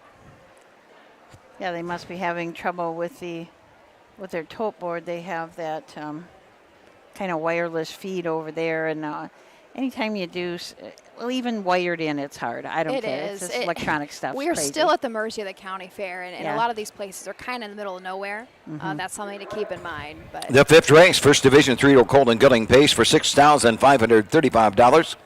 This race in memory of Terry Ader.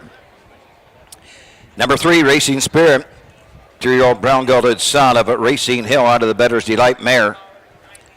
All Spirit, Martin Bedke, South Carolina owns. Mike Arnold trains. Austin Hanners gets his 3rd winner in a row. This one behind Racing Spirit. The mile 158, 1/5. Results are official. I'm on Dragons Better 5.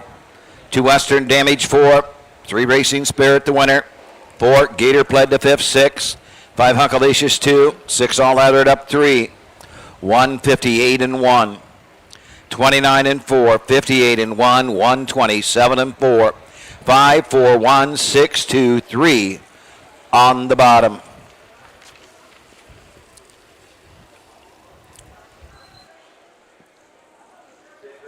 Another big group in the winner's circle for a trophy presented in memory of Terry Ader. So Ader family, certainly the broader Ader family, because there's been many different memorials for them today, so certainly nice to see them all in the winner's circle. we are a third of the way through our card. We are 5 in of 15 today, but our 5th race, First Division for 3-year-old Colt Pacers, goes to Racing Spirit. Austin Hanners in the bike for Michael Arnold. If I could talk, that'd be great. So there we go. Officially now across the wire, 3562. Don't forget to go to harnessracingohio.com to get your programs. We only post them about an hour before the racing starts, the official post time, but always you can go there and find your programs. All right, so up next, we head into our 6th race, the First Division for 3-year-old filly trotters, a field of 5. Join us back here after a couple of messages from our sponsors. Cool Winds Farm in Lima, Ohio is a full-service standardbred breeding farm. Cool Winds stands the popular dancing Yankee, a 2-time world champion, along with 2019 jug winner Southwind Ozzy, a son of Some Beach Somewhere. Cool Winds also stands the royally bred $2 million earning Western Fame. Be sure to inspect the Cool Winds yearlings at the Ohio Selected Jug Sale at Pickaway on Friday, September 13th. When you need supplies for your horse, one name stands out: Big D's. Since 1976, Big D's Tack and Vet Supply has been the equine experts you can trust. Whatever your horse needs is available at Big D's Tack and Vet Supply. Visit the retail outlet in Streetsboro, Ohio, or order online at bigdweb.com for fast shipping. Most orders ship that day.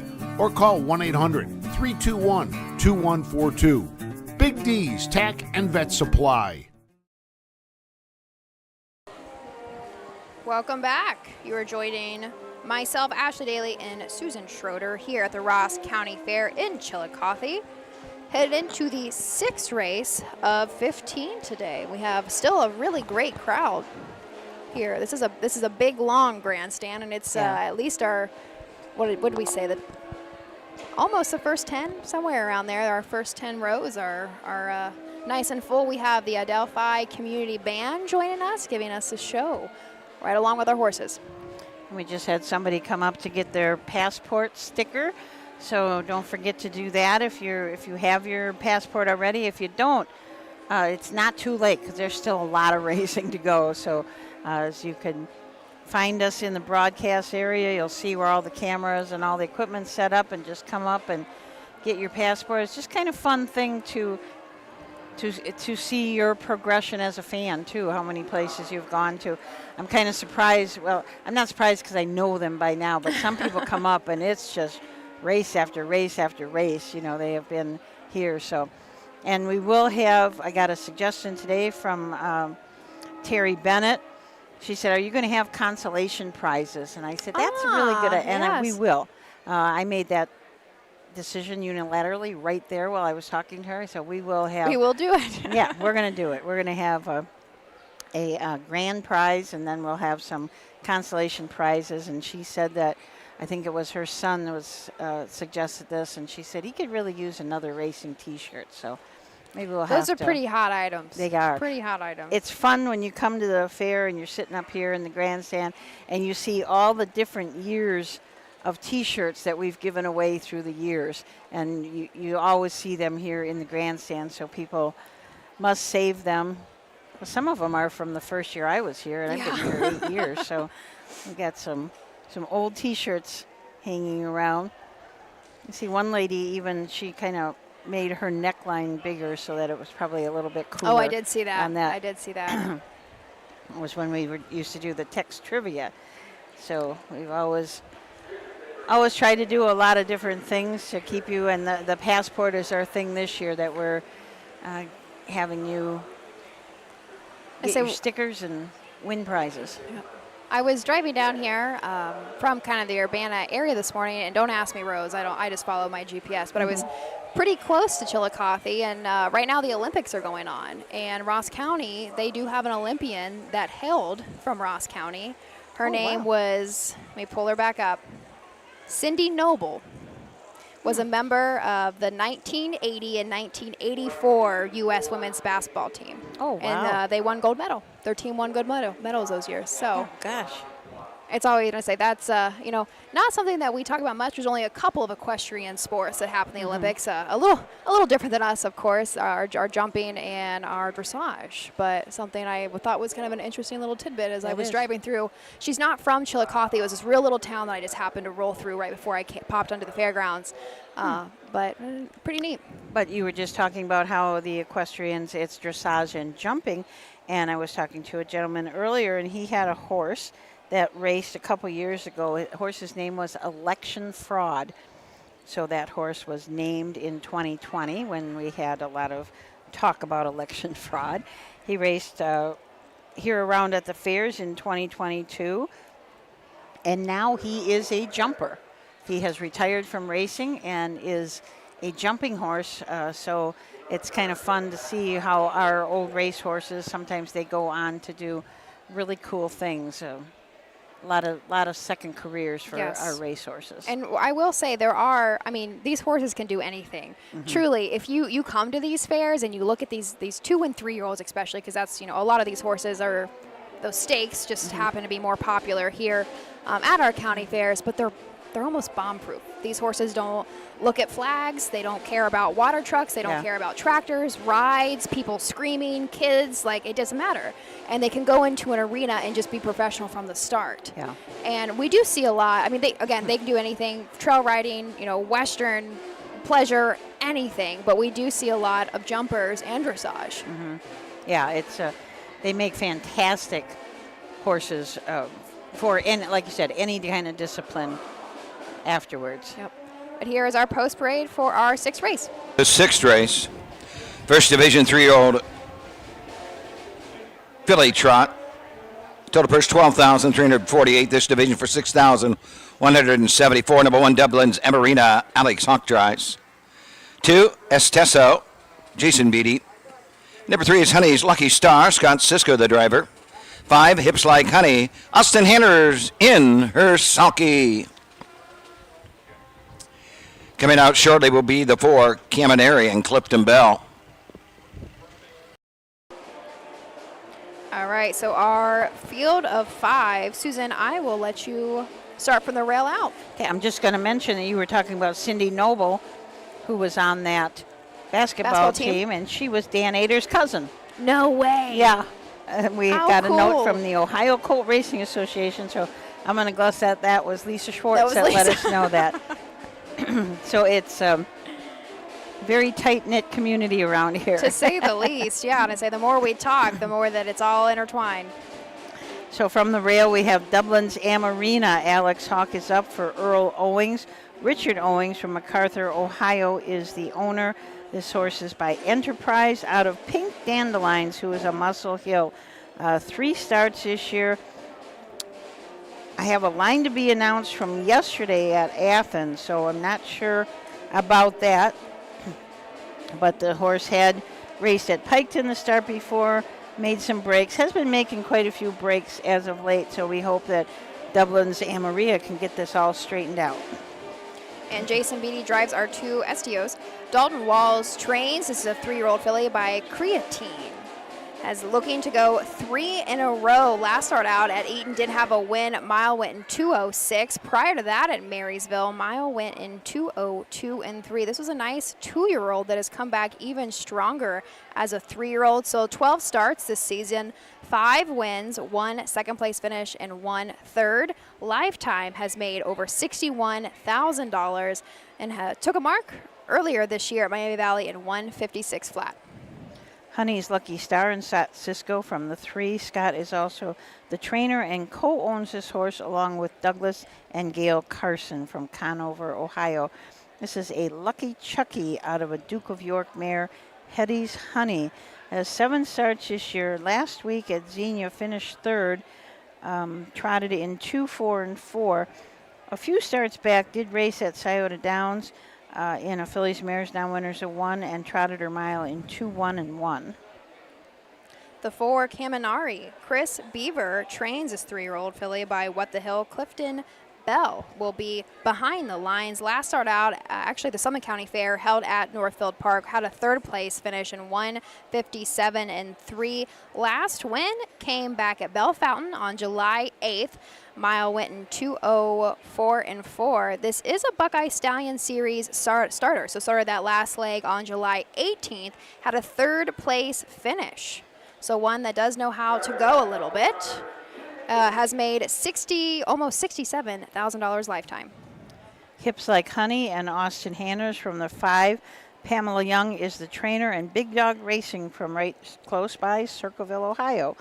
Full count out of a Westgate Crown Mares or Wiki Heavenly. Made break last start at Eaton, but 3 starts back at Wilmington, did finish 2nd, and she trotted in 2, 4, and 4. Here we go. Here is a field of 5, first division for 3-year-old filly trotters. Purse of $6,174. Here they come.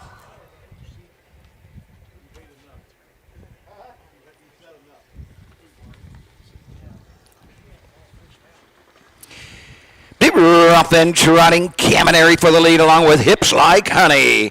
Honey's Lucky Star comes out in 3rd. Estesso is 4th. Racing 5th, Dublin Zabarina into the opening turn.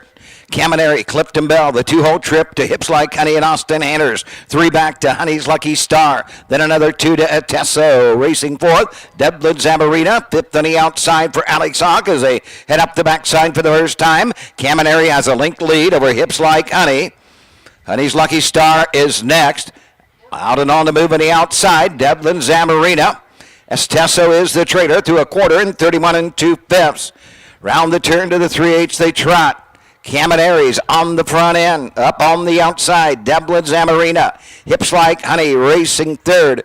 Racing 4th, Honey's Lucky Star, and the trader is Estesso. Passing the stands first time, coming to the half. Hips Like Honey jumps it off and is off course. Hips Like Honey is all stride. Caminari with the lead. Dublin Zamarina is next. Honey's Lucky Star moving to the outside. Estesso, 101 3/5. The trader. Hips Like Honey, Estesso, and Jason Beatty. 4th on the outside and striding forward as they head to the 5/8. Estesso closing in. Now 3rd on the outside, and Estesso just keeps on striding forward. Caminari's length is down to 3, down to 2. Here comes Estesso. The inside, Dublin Zamarina. Hips Like Honey, the outside. Honey's Lucky Star. They're into the far turn. Caminari has the lead, 3/4, 133. Estesso is next. Hips Like Honey is 3rd with a little better than 1/8 of a mile to trot. Caminari, Estesso on the outside. Hips Like Honey. They're off the turn. They're on their way home. Caminari, Estesso on the outside. Hips Like Honey 3rd. Down the stretch they trot. Estesso getting up in the final strides. Estesso. Caminari 2nd. Finishing 3rd. Honey's Lucky Star. 4th, Hips Like Honey. 5th, Dublin's Amarina. The mile 2:02 3/5.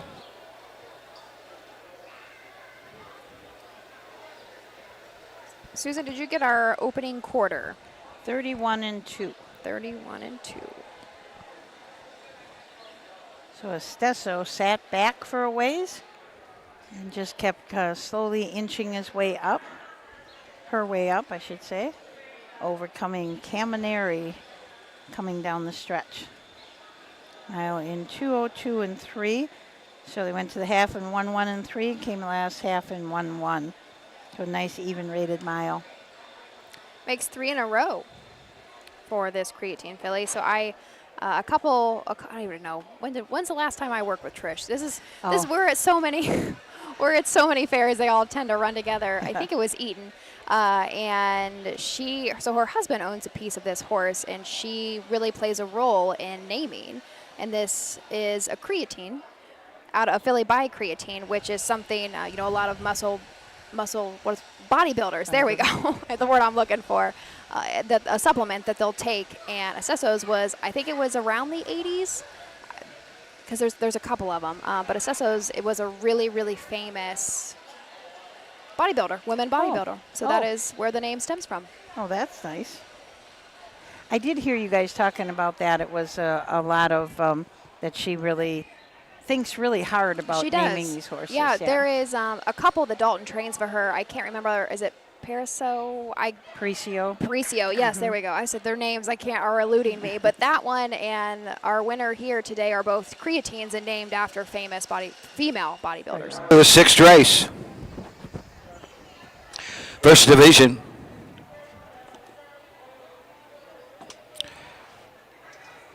Three-year-old filly trot for $6,174. Like it a memory of Glenn Deater. Number 2, Esteso. She's a 3-year-old brown filly by creatine out of the Valley Victor mare. Smith Hall, her 6th win of the season. She's owned by Bruce Salisbury, Dalton Walls, and Alan Weisenberg. Dalton Walls trains. Jason Beatty drives the winner of the mile, 2:02 3/5. Esteso, Jason Beatty take the first division. The 3-year-old filly trot. Facial, number 1, Dublin's Emarina 5. 2, Esteso, the winner. 3, Honey's Lucky Star 3. 4, Camineri 2. The 5, Hips Like Honey 4. 2:02 3/5. 31-2, 101-3, 133. Rechecking. 5-1-3, 2-4 on the bottom.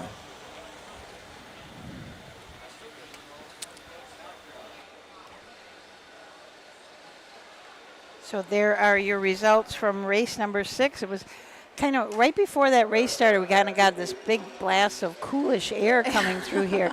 I was kind of looking up in the sky to think, I wonder if there was a storm coming, but I think it looks nice and clear. It was nice clear day. Yeah, it is a great day. For those of you who are wondering, I think that we're on YouTube today, but that is just a fickle thing, I gotta say. Yes. Where we go, where we can go, just depends on our upload speed on the internet. So however we're situated that way, and then we can see if we can get to both YouTube, Facebook, and our website. Ideally we want to be on all 3, because I know a lot of you really like watching on YouTube. So we try really hard. Sometimes we just can't. But there we go. So our 6th race goes official across the wire. 2-4, 3, 5 mile, and 2:02 and 3. Next, we will move into our 7th race. The only division for 3-year-old filly pacers. A big purse, $12,232. A full field of 6. We will be right back after a couple of messages. Volstead, Coach K. Hanover, Slay, Ohio's top trotters stand at Dublin Valley Farms. Volstead's offspring include Sugar Instead, the 2023 Ohio 2-year-old Trotting Filly of the Year, and 2024 Ohio Sire Stakes winner Jurassic Hattie. Coach K. Hanover, the son of world record holder Walner, and Slay, the son of Chapter 7, standing his first season at Dublin Valley Farms. At Ohio State's Galbraith Equine Center, our veterinary champions are here for your champions 24/7, 365 days a year. Our expert team of boarded surgeons, sports medicine and rehabilitation specialists, together with veterinary cardiologists, internal medicine, and ophthalmologists, make our hospital your best resource for all sport horse performance issues. The Ohio State Veterinary Medical Center's Galbraith Equine Hospital. Call us today at 614-292-6661. Welcome back. Here we are at the Ross County Fair in Chillicothe, headed into the 7th race. This is a nice field of fillies. Kind of nice that they're able to go for the $12,000 purse, as there are some really, I have to say, Lady Bridgerton really stands out. She's had 11 starts this year and 6 wins already, with just 2 seconds. So, and Frontier Dragon been racing really, really well too. So a bunch of nice fillies here.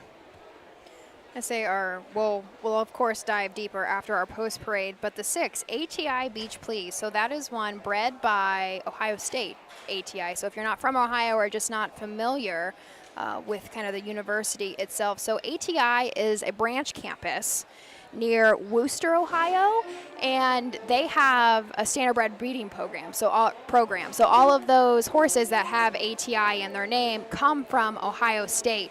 I don't know how many studs are kind of in the rotation. I know that Deep Chip, I might go back a few years and see if some of our listeners can follow, was a pretty nice trotting colt that my dad trained. That was the only stud we ever had. We didn't keep studs in the barn. Deep Chip was in their program for a while, and every once in a while, I haven't for a couple of years, but every once in a while we'll still see a couple trickle through. Deep Chips. So, and they do a great job up there, because really it's not just about breeding. We got some sponsors, of course, that I think we just heard from Dublin Valley, but ATI exists to teach the kids. Yeah. That is, their ATI branch is purely agriculture. That is what is up there. Yeah, such a nice program, like you said, and they raise the colts and fillies and sell them at the sales, so they see them right through till they get a new owners.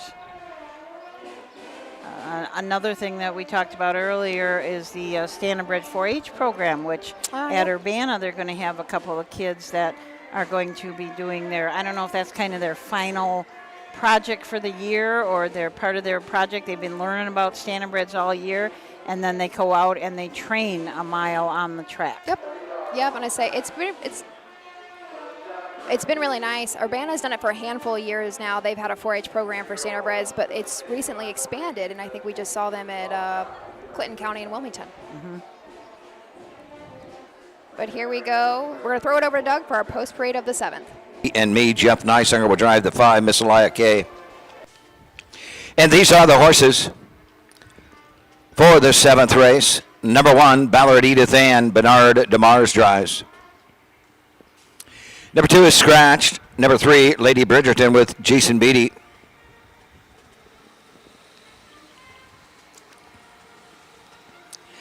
Number 4, Frontier Dragon, David Young, the 2nd driving. 5, Miss Elia K, Jeff Neisinger, and rounding out the field, the 6, ATI Beach Please, Scott Ferguson in her sulky.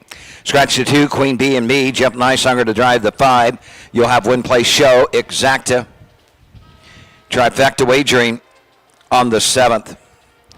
Wager early, don't be shut out. 3 minutes, they'll be at the gate in 3 minutes. So talking about the ATI and also the 4-H Standardbred program, we also have at the office, we have Careers in Racing books. So if you know anybody, it doesn't have to be just a kid, it can be anybody looking for another career that are interested in doing something with racing. Contact us at the OHHA office and we'll send out one of those books to you, because it lists everything from working in the tote room to working on the backside, working upstairs as an announcer, a judge, even working in the totalizator rooms, where they decide when the races go off. I mean, it's just a huge amount of stuff, different things that you wouldn't even think about when you're talking about a career in racing. So just contact us at the OHHA office. You can write to info@OHHA and we'll get you one of those books right out. And truly, Susan, here we are, too. Like, I would have never, I graduated college at 22. I would have never imagined that this would be where I am. I grew up in the racehorses, but I would have never thought, oh, this is what I can do for a job. Right. Things fall together. Yes, and there is absolutely. so many people. You know, today alone, you know, you hear us, we hear a Doug, but there are so many people who keep these fairs going. Yeah. Absolutely. And Ohio's the place to be with 66 fairs, 4 full-time pari-mutuel tracks. This is the place to be. Let's run down these horses quickly. Ballard, Edith Ann, and Bernard DeMars from the rail. Bernard is also the trainer. Anthony Jones from Forney, Texas is the owner. This is a Dancing Yankee filly out of Village Connection mare. 1-2 starts back in 2-3 at Eaton. Our 2 horse is a scratch. The 3, Lady Bridgerton. Jason Beatty will drive for Brian Georges. This is a 3-year-old filly by Bit of Legend Inn. One that Susan mentioned just a little bit ago is a very nice filly. She's looking to go 3 in a row. Last start out at Piketon went a mile in 55 and 4. Last quarter 27 and 1. With 22 lifetime starts, 9 wins, 6 of which have come this year. Frontier Dragon and David Young II, trained by Steve Carter, owned by Hopper, Gray, Sheva, and Gray. It's a Fear the Dragon filly. She has 3 wins on the year. And our 5, Miss Aaliyah K, will be driven by Jeff Nysonger for trainer Cato Young. This is a lather up filly. Last win came wire to wire back at Scioto Downs in a non-winners of 1. Scott Ferguson owns, trains, and drives ATI Beach Please, a Santa Fe Beach boy, 11 starts on the year. Let's turn it over to Doug Ballinger.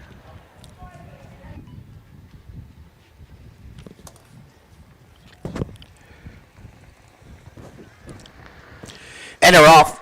Ballard, Edith Ann from the inside. Lady Bridgerton to her outside.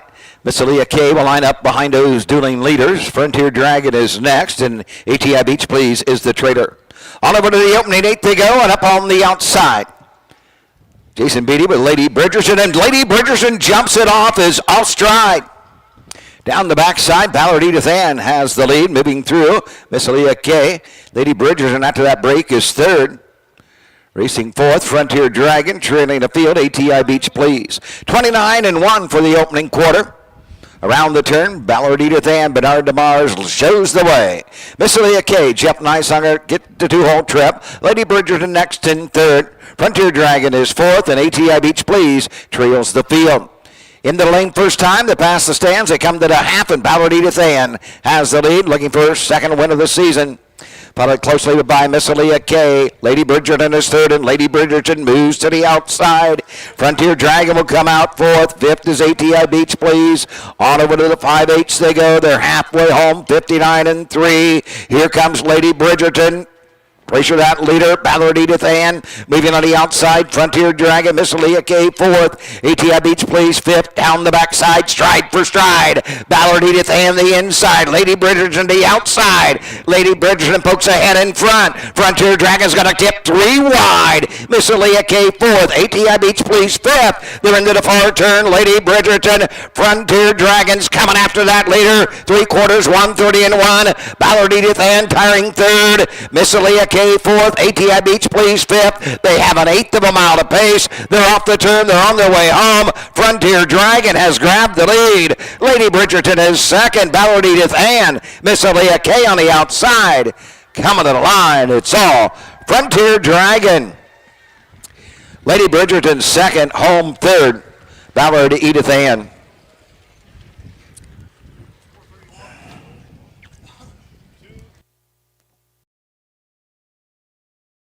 Two minutes, 1/5. Had a little bit of a battle. Yes. Coming out of our first turn. Absolutely was. Lady Bridgerton was out trying to get to the top, and then she made that break.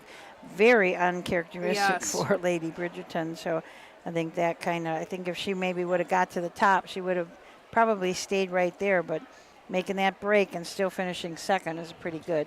Yeah, and I say R1, definitely some quick quarters here.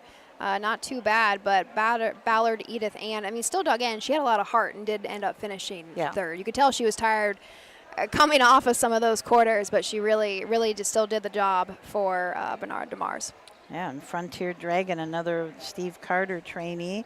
You notice a lot of one of the owners of Frontier Dragon is from Nicholsville, Kentucky. The other 3 are from Ohio. But I don't know if you know, when we're talking about these horses, a lot of out-of-state owners. A lot. A lot of out-of-state owners are seeing the value that there is to race in Ohio.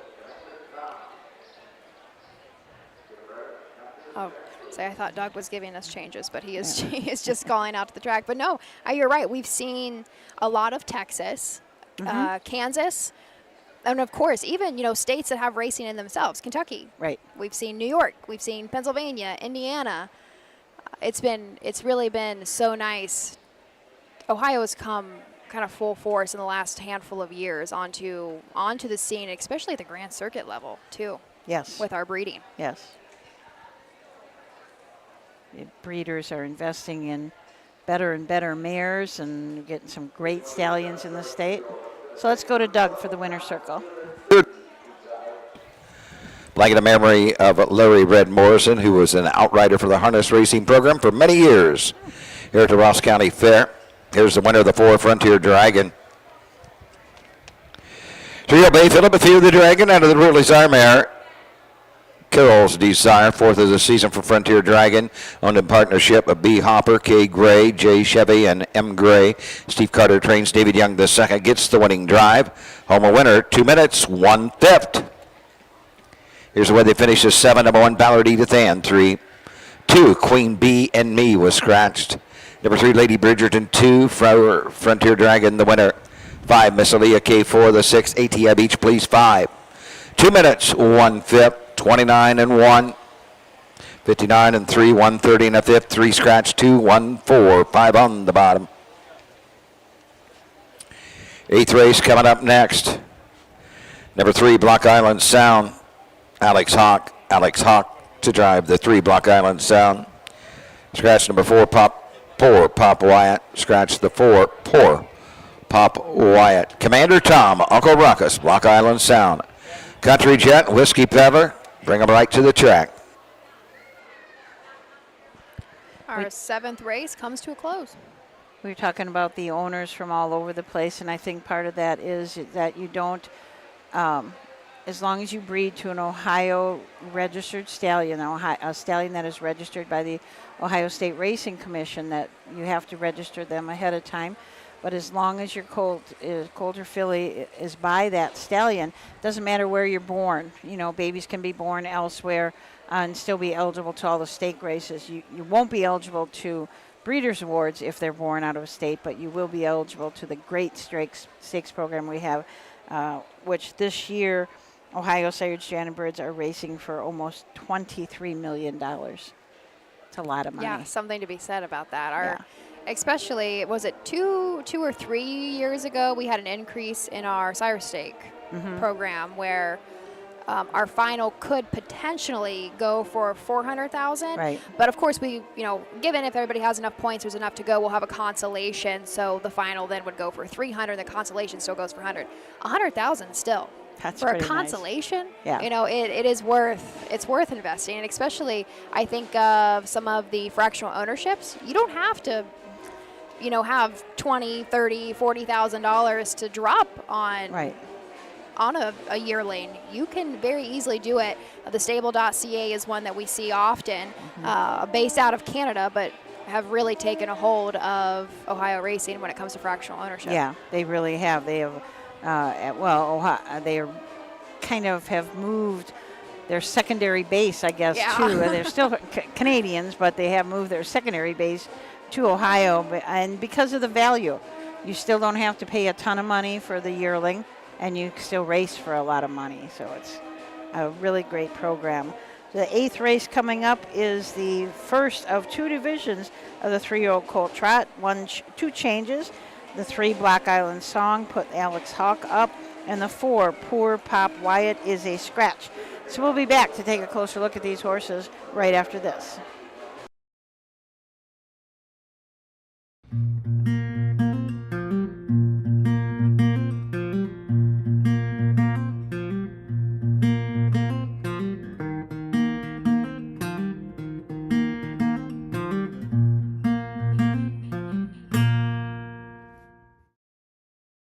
The Ross County Fair, held in Chillicothe, has one of the longest histories in all Ohio.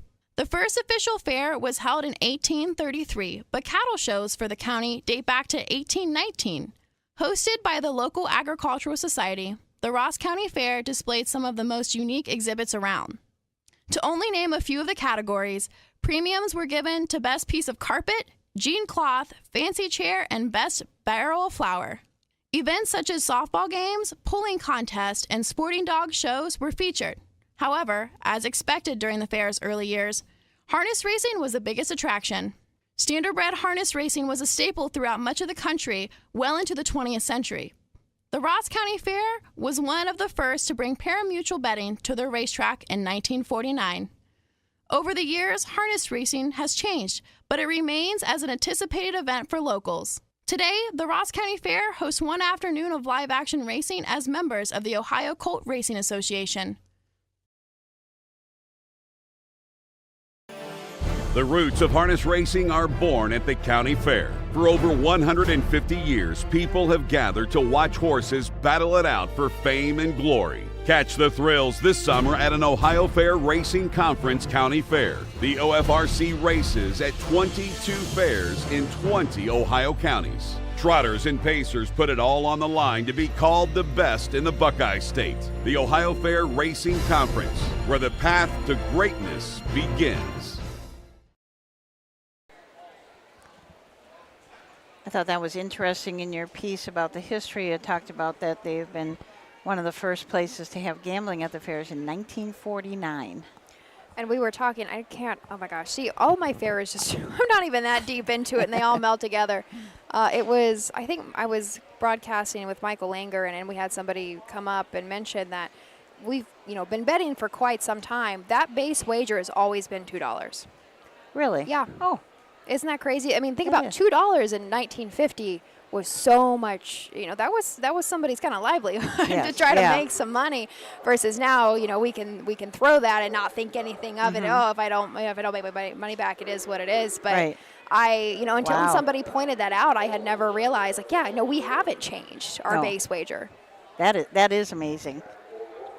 A couple years ago, I think it was 2 years ago, there was some equipment at Scioto sitting there one night in the race secretary's office, and it was just this huge thing. I mean, it must have been 3-4 feet across and 3 feet tall, and that was the thing that they used to use to calculate the gambling before they all went digital and computers. It was this big machine, and it had all these buttons, and you pushed all these buttons, and it was really kind of awesome looking, and I hope that they kept it someplace. But just for historical reasons. Yeah. Like that's the kind of stuff that we are built on. Yes. We have to remember. Yeah. We have to remember. It's just that it weighed like a zillion pounds. Oh, I bet. So maybe they didn't get rid of it because they kept it right there. Can't move that kind of stuff too far. But yeah, the technology has changed, but the basic wager, still $2. Very cool. And you talk about things that I had zero understanding of until I went to work, subcontracted out to the pari-mutuels, and I sat in the rooms at Scioto Downs in Dayton, and the massive TVs. Yeah. We watch every single racetrack to make sure that we're going, we're not competing, trying our best not to compete with another race that's going off, and careers in harness racing. There's truly a place for everybody who wants to come. It's just, it's a whole new world back in those rooms where, like she said, they've got all those TVs, and you're looking at and you're trying not to race on top of another racetrack because that affects your gambling dollar, how much people are going to bet. So you try and stay off of those. But sometimes when there's a lot of tracks racing, it's really hard. It's very difficult, yeah. And I always complained about the drag because I thought that, it's just so ridiculous. As a horseman, that's what you do. But there's valid reasons for it. There is, somebody else's side of the world. That's why they do what they do. Yeah. So I think we're about ready for the post-parade of the 8th race. The horses number 1, Whiskey Peddler. Jeff Nicesunger drives. Number 2, Country Jet with Melvin Schmucker. Alex Hawk, the 3, Block Island Sound. 4, Scratch, the 5, Uncle Ruckus, Emmanuel Miller, and number 6, Commander Tom. Austin Henners in the sulky. Scratch, 4, Pop Wyatt. Alex Hawk, the 3. Win, play, show exact, a trifecta on the 8th. They're going to the gate in 3 minutes. So from the rail, we have Whiskey Peddler with Jeff Neisonger for trainer Mark Winters. And that Jeff Neisonger-Mark Winters combination is a powerful combination. Especially this year. Ooh. This is a Volstead out of Jailhouse Jesse Mayer. Big Girl Pants. Jerry Zozel and Ardeen Davis are the owners. Ardeen Davis Stable was also the breeder. This colt has won his last 3 starts in a row, 4 on the season. Last start was at Wapakoneta in 2-2, but he did win earlier this year in 156-1 at Scioto Downs. Our 2 Country Jet is trained and driven by Melvin Smucker, owned by Yacht Club 140 LLC out of Florida. Last start out at Wapakoneta had a 2nd place finish. Last quarter, 28-3. Mile went in 2:02 25 lifetime starts, 3 wins, 2 which have come this year. 6 second place finishes and 2 third place finishes. This was a Buckeye Classic purchase for $16,000 a couple of years ago and has made $25,000 lifetime. Block Island Sound and Alex Hawk will leave from the 3-hole for trainer owner Mike Sowers. This is a long tom out of a Conway Hall mare. Montauk Point has been 2nd the last 2 starts at Piketon and Washington Courthouse and was timed in 2-2-3 at Piketon, excuse me. The 4 is a scratch. The 5, Uncle Ruckus, will be driven by Emmanuel Miller, trained by Chris Beaver. This 3-year-old by Uncle Peter. Was a winner last time out at Bowling Green, went in 2:02 has lifetime has had 6 wins with $60,000 made. Commander Tom and Austin Hanners from the 6. This is a Steve Carter trainee owned by Mossberger for Stanton and Kemper. It's a long Tom colt out of Cantab Hall mare. 1-2 starts back at Piketon in 2-2-3. Let's turn it over to Doug Ballinger for the call of the 8th race. Here they come.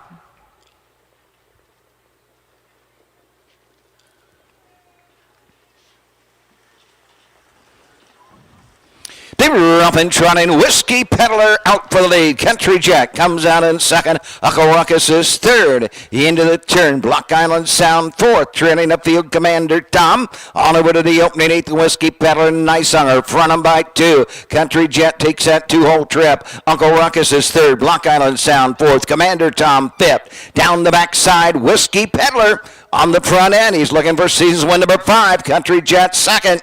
Uncle Ruckus is next in 3rd. Block Island Sound 4th. Commander Tom Content 5th. By the quarter, 31 3/5. Around the turn they trot.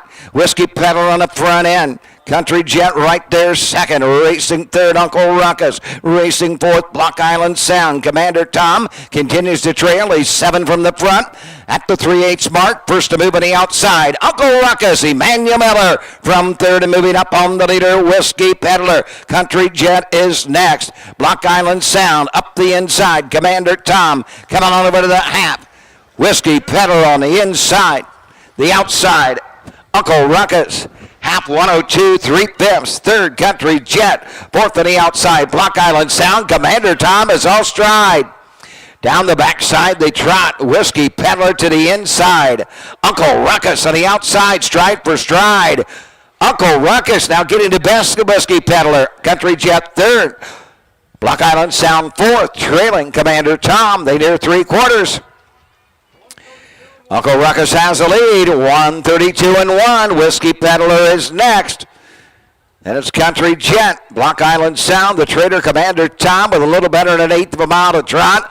Uncle Ruckus and Emmanuel Miller come off the turn with a 3-length lead over Whiskey Peddler. Country Jet is 3rd. Block Island Sound 4th. Commander Tom is 5th. They're on their way home. Coming to the line, Uncle Ruckus. Going to be tight for 2nd. Whiskey Peddler will get there in time. Country Jet home 3rd. Block Island Sound 4th, and Commander Tom will be 5th.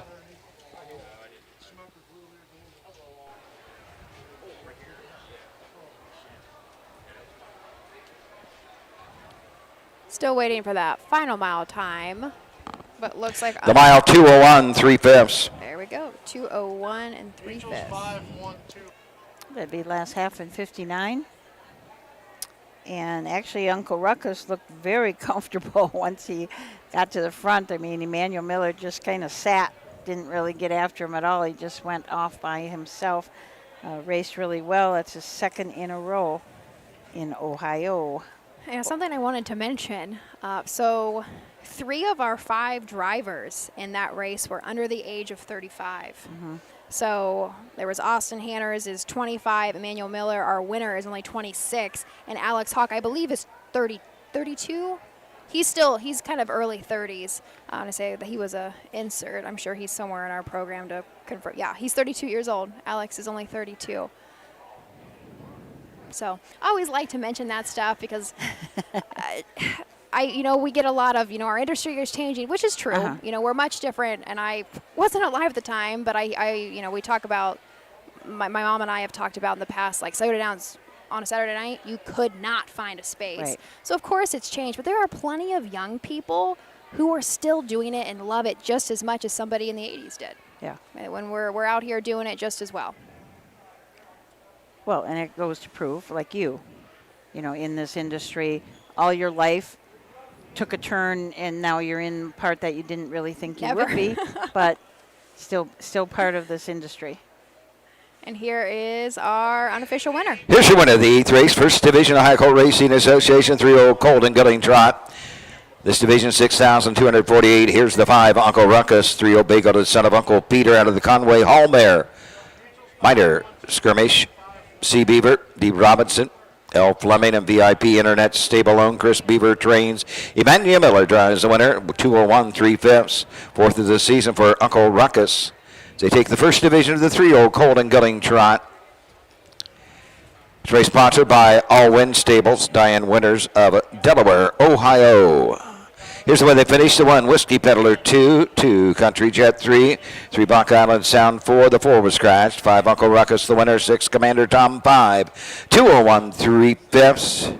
31 3, 102 3, 132 1. 2, 3, 4, scratch 1. 5 on the bottom. 9th race coming up next. The 2, Slingshot Scooter, Tim Deaton to drive the 2.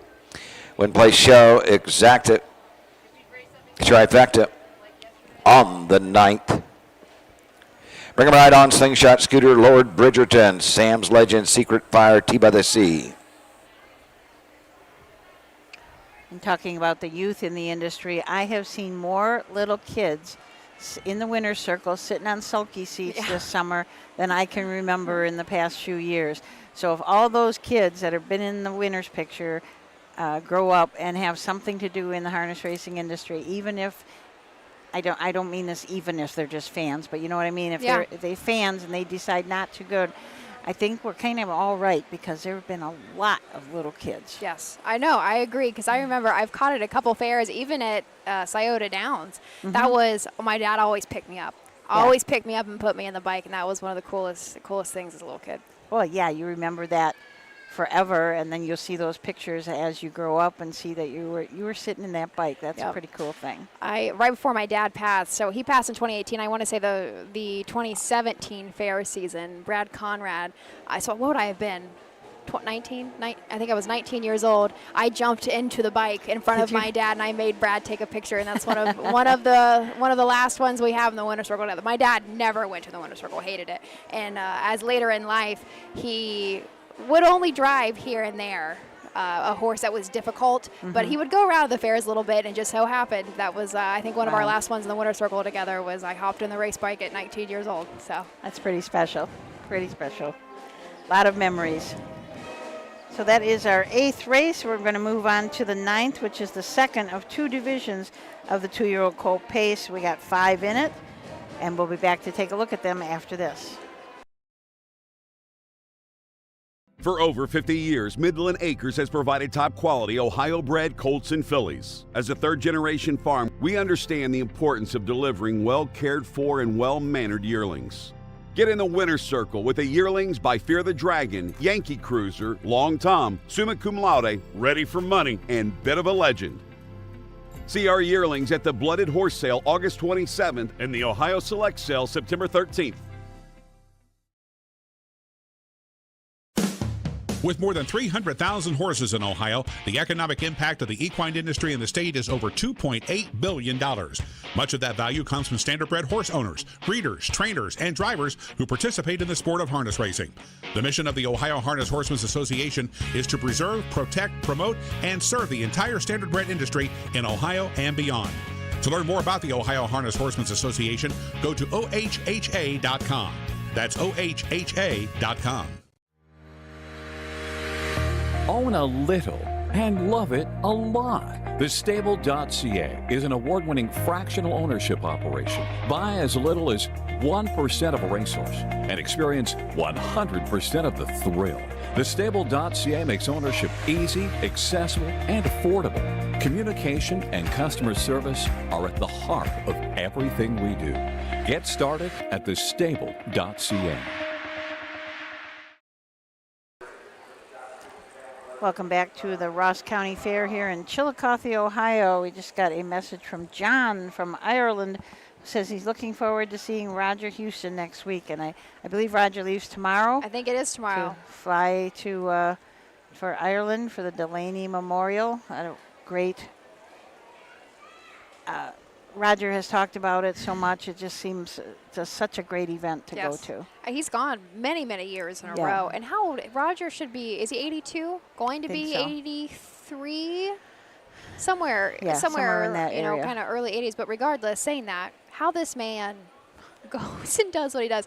He's either announcing, he announces a lot. He'll hop on our broadcast if he's not announcing. Right. And then to just hop on a plane and head on over. I think, is it Heather Wilder? That he, takes a group and goes over with, and he thinks so highly of it. Every time you talk to him, he just comes back with these really cool news stories.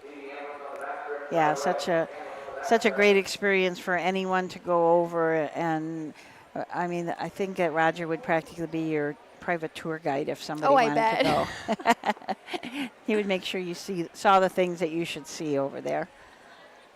It would definitely be interesting just to compare how we do things, and say if John has any quick comments for us, we'd love to hear them. How we do things versus how they do things. Like I think of right off the bat is their saddle pads.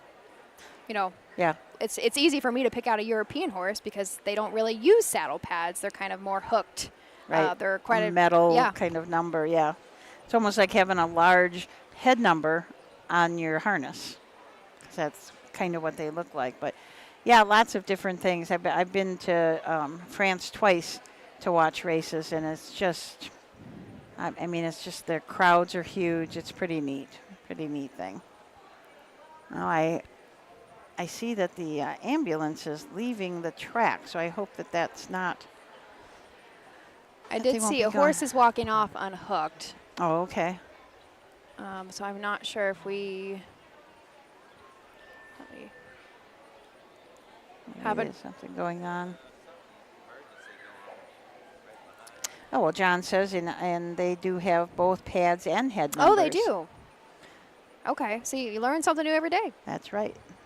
So, John, I guess, is it by racetrack, or how do you decide what you use?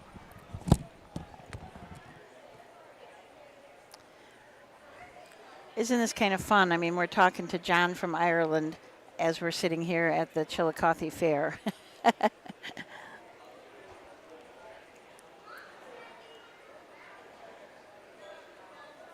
So I think we're going to have a slight delay where something went on over in the infield, but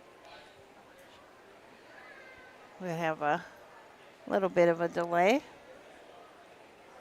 So we are coming up on the 9th race. As we said, it's the second of two divisions of the 2-year-old colt pace. We've got lots of stake races for you. And then our last race, the 15th race, is our free-for-all pace. We've got a lot of nice old horses in here. We've got Turig Seelster, who has been racing around at the fairs for a couple of years that I have been watching him. Turig Seelster's got 296 lifetime starts, so just absolutely amazing. And the great part of Turig Seelster, he's only 11. So he's got a few more years to race, and it seems like he is quite a sound horse and able to keep going at this kind of level. He races a lot in the Signature Series races. He's a horse that has certainly paid for himself. He was sold at the Forest sale, I believe that's in Canada, for $12,000 as a yearling. And since then, he's just made $375,000. So well worth their purchase price. Right. And that's what the two Western Ready in that race. It was a blooded horse sale purchase for $3,700.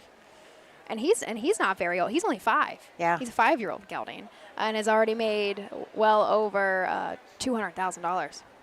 Yeah, this is going to be a really nice bunch of free-for-allers that we have in the 15th race. So don't go away. You know, we get to watch all these young 2- and 3-year-old stake horses, but we also want to have you stick around for the free-for-all pace.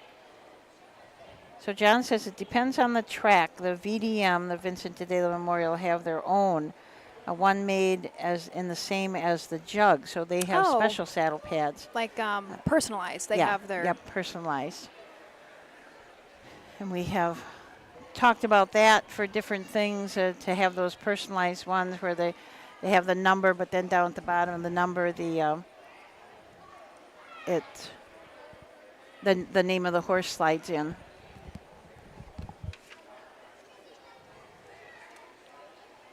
So we are having a slight delay on the track, but thank you for joining us as always.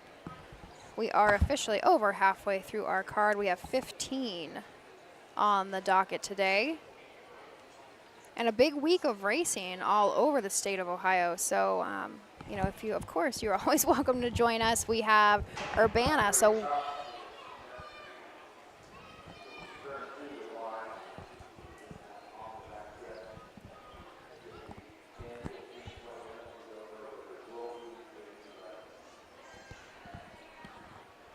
Okay, it sounds like we are going to have a slight delay.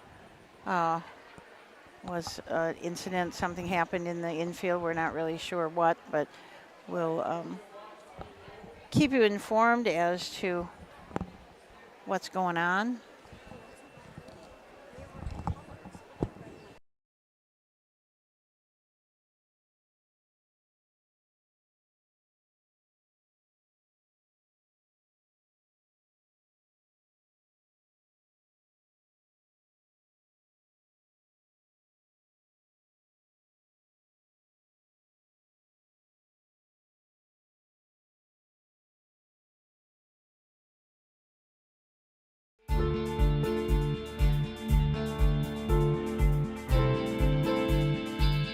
The Ohio Harness Horsemen's Association presents Freshman Focus. A look at 2-year-olds in training across the Buckeye State.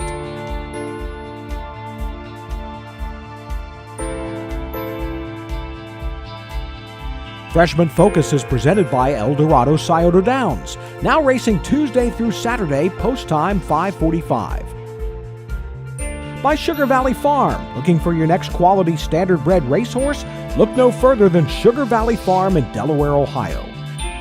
And by the Ohio State Veterinary Medical Center, caring down to a science.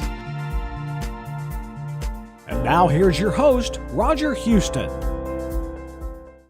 Welcome to another edition of Freshman Focus. We're in Radnor, Ohio at the farm of Chris Beaver.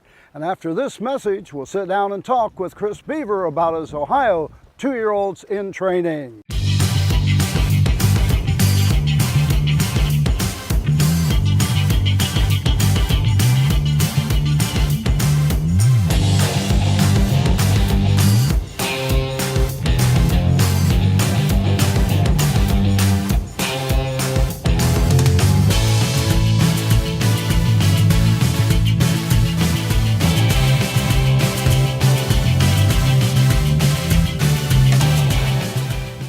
Welcome back to Freshman Focus.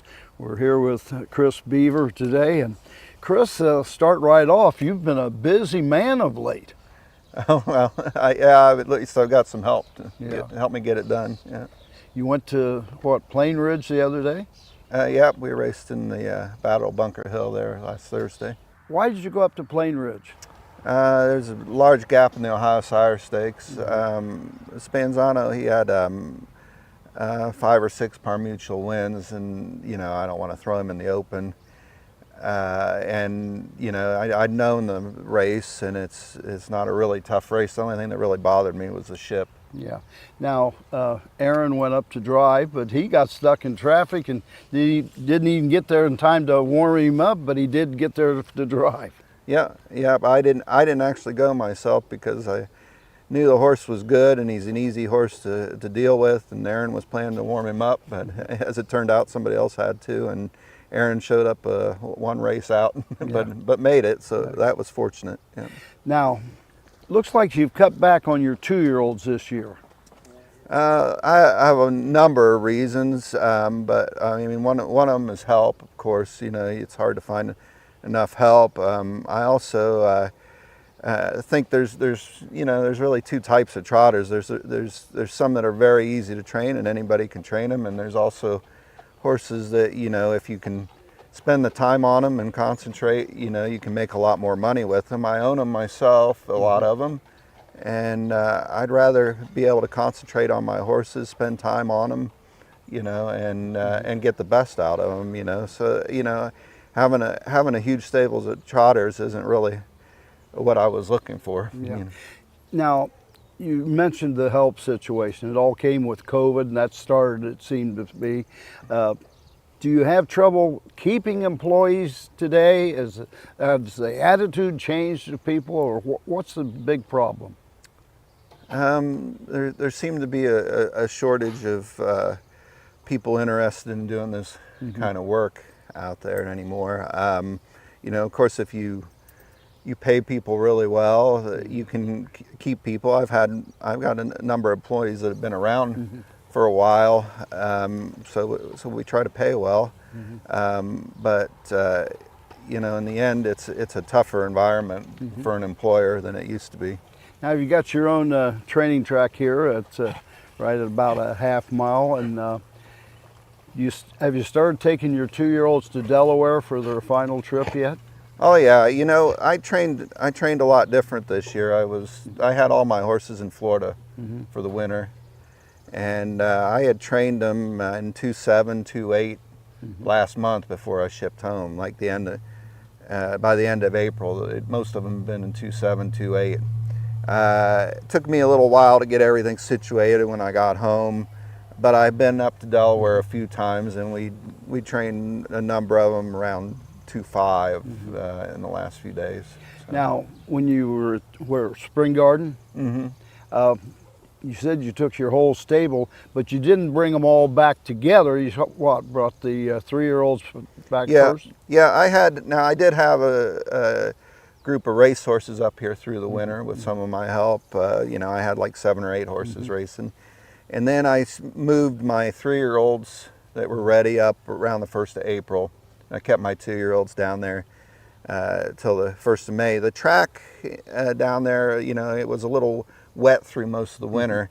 The month of April, it was fantastic, so I didn't think it was a good idea to move my 2-year-olds and not take advantage of the racetrack when it was good. Looks like you've cut back your operation number of horses, but you only have foals of Ohio and Kentucky eligible? Yep, that was also, that was based on, the help situation, as well as, me wanting to stay closer to home, have a little more free time myself too, as opposed to running to 5 different states to race, and to me, Ohio and Kentucky are the absolute best now, as far as sire stake programs. So, are these horses dual eligible, or? I have several Ohio breds that are also Kentucky eligible, but I also have few that are Jersey and Kentucky, but I'm not interested in going to Jersey. I'm more interested in the Kentucky program. I also have some chimpanzees and Centurion ATMs, and they're strictly Kentucky eligible. Yeah. Now, I notice in the 10 we're going to look at today, you've got a pacer. Yeah, I have 2 pacers, yeah. Is there much difference in training the pacers compared to the trotters? Oh yeah, well, I don't hardly ever have to sit behind a pacer when I train it. I can watch it and I know it's coming along all right. So, you know, 9 times out of 10, a trotter will give you more problems. Yeah. Your parents, Charlie and his wife, they still in Florida and active helping you? Oh no, he helps me all winter. You know, he's got some of his own up there in the winter, but you know, then they take the summer off. But this year I've been breeding a lot of mares and raising foals, and I sent my yearlings on down to him to spend the winter or spend the summer there in Florida, and they've got more room to run down there, so he's looking after them for me right now.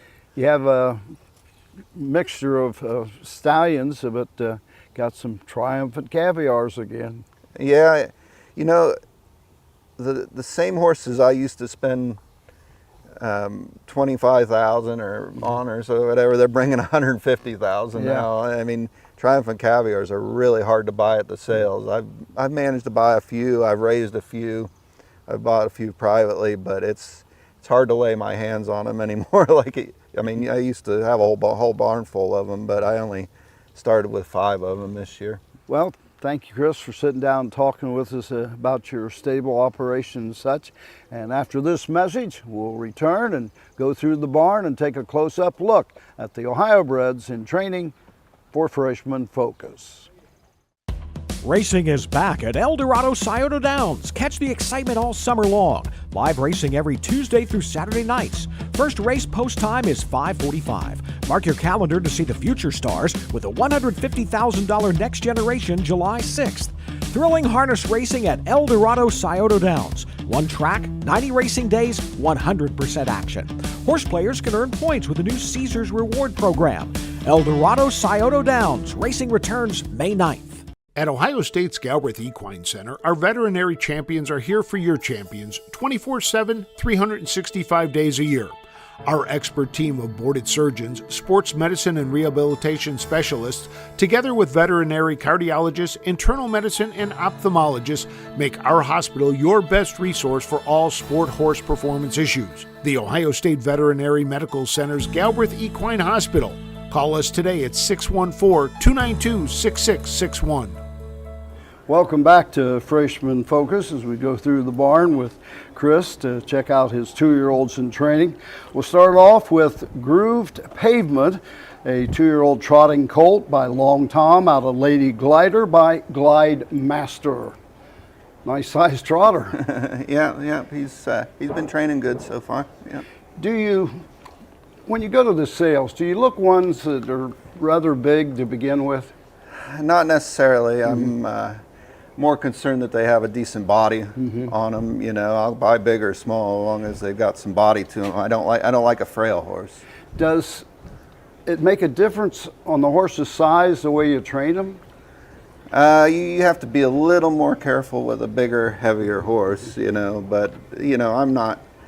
I try to buy horses that I think I can train with my others. You know. I think you said down south you'd been in what, 5 or 7? 2.7, 2.8 in the south. I've been back in 2.5 here. 2.5 here, and that was at Delaware? Yeah.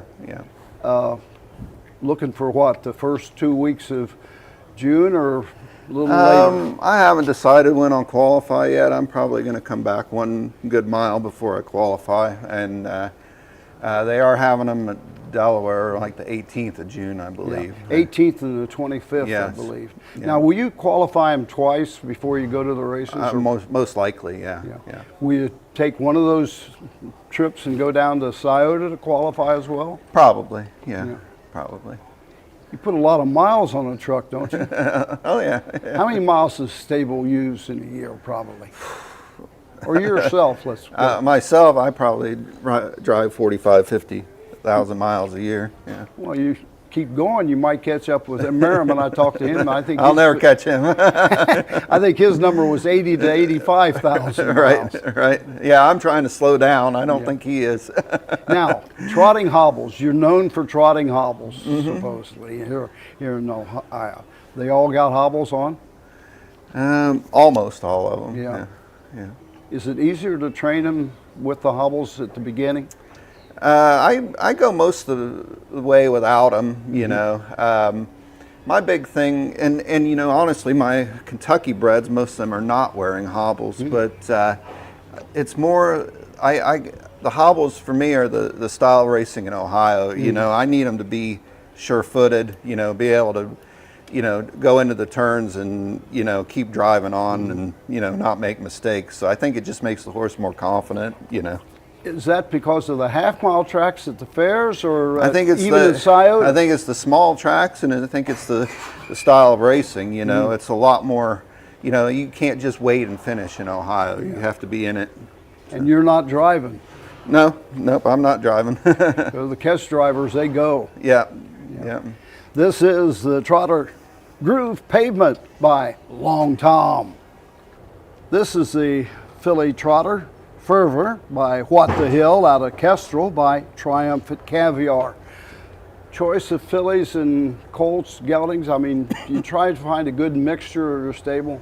I try to have as close to half and half as possible. I always seem to end up with more fillies though. Yeah, fillies race for just about as much money. Yeah, that's the same. But you know, I like to have the same of both. Yeah. And you want horses eligible everywhere you go, almost, don't you? Yeah, yeah.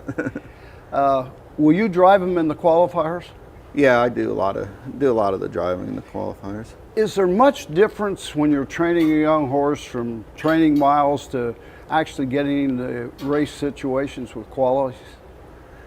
I think that qualifiers you're still handling them a little bit like they're in training miles, you know. So there's less likely to be a mistake made, you know. I think once they get into a race situation, it's a little different, you know. Now you train your horses in 3 or 4 to a set, but qualifiers you may have 8, maybe even 9 in there, so it's almost a race experience. And I was wondering, do the horses realize that's my point?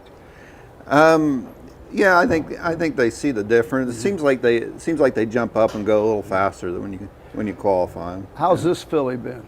She's been good. She's a little aggressive. She's out of a good mare I had named Kestrel, but she was 2-year-old trotting filly of the year in Ohio. Now, do you change equipment to get them out of that habit? I've been trying to calm her down a bit, you know, and I think she was a little better yesterday when we trained. So what'd you do to calm her down? Well, I started out opening her up and by covering her ears so she couldn't hear, that kind of stuff basically. But yesterday we put a Crit Davis in her mouth, and you know, she likes to get her head down, so that helped us hold her a little bit. This is the filly Fervor out of by What the Hill. This is the filly Pacer Judge Me Again by Western Vintage out of Naked at the Beach by Some Beach Somewhere. Filly Pacer, your other Pacer, is it a filly or a colt? I have a colt. Colt. Yeah. Another one with real good size. Yeah, I like the body type on this horse a lot when I bought her. See, when that horse is the same height as you in the stall, pretty good judgment there. Got a lot of white on him. You don't have any superstitions, though, do you? No, none. How's she been training? Really good. You know, I haven't had to do much with her. She goes right on. Now, has she gone faster than the trotters? No, we've just trained her in 2.5 as well. Yeah. So no matter whether they're fillies or colts, geldings, try to keep them all about the same. Yeah. You know, I do have, you know, some horses that are a little bit behind the others, you know, for one reason or another. But you know, most of them have been the same mile. Now you say for one reason or another, will they eventually catch up? Yeah, they will. You know, as long as we don't have any soundness problems along the way. Will they be ready for the 1st of June?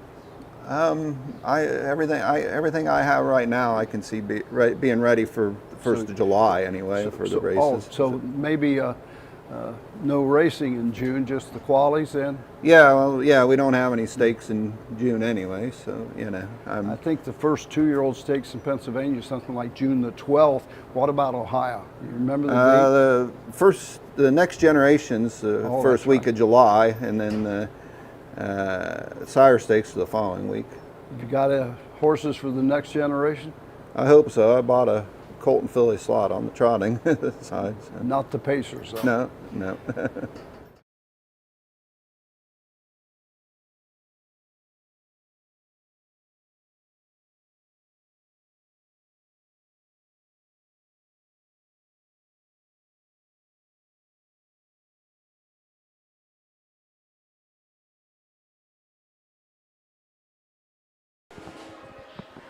Okay, we are back here at the Ross County Fair. We had a slight delay. We had an accident on the back stretch. It looks like everybody's okay.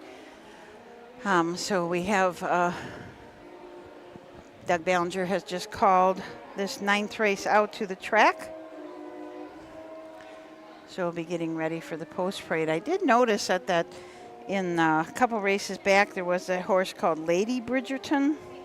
And now in this 9th race we have Lord Bridgerton. So it's the same ownership group. It's not the same breeding at all, not by the same breeder, not the same stallion, not the same mare, nothing like that, but they are, one was a 3-year-old pacing filly, and this is a 2-year-old pacing colt.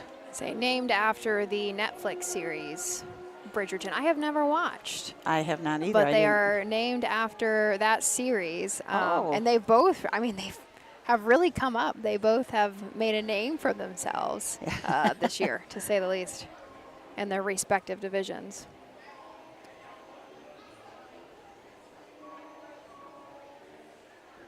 Yeah, it's just kind of, usually when you see something like that, they say, oh, it's the same mare, or it's the same something, the same breeder, but they probably was a name change that maybe this ownership group made.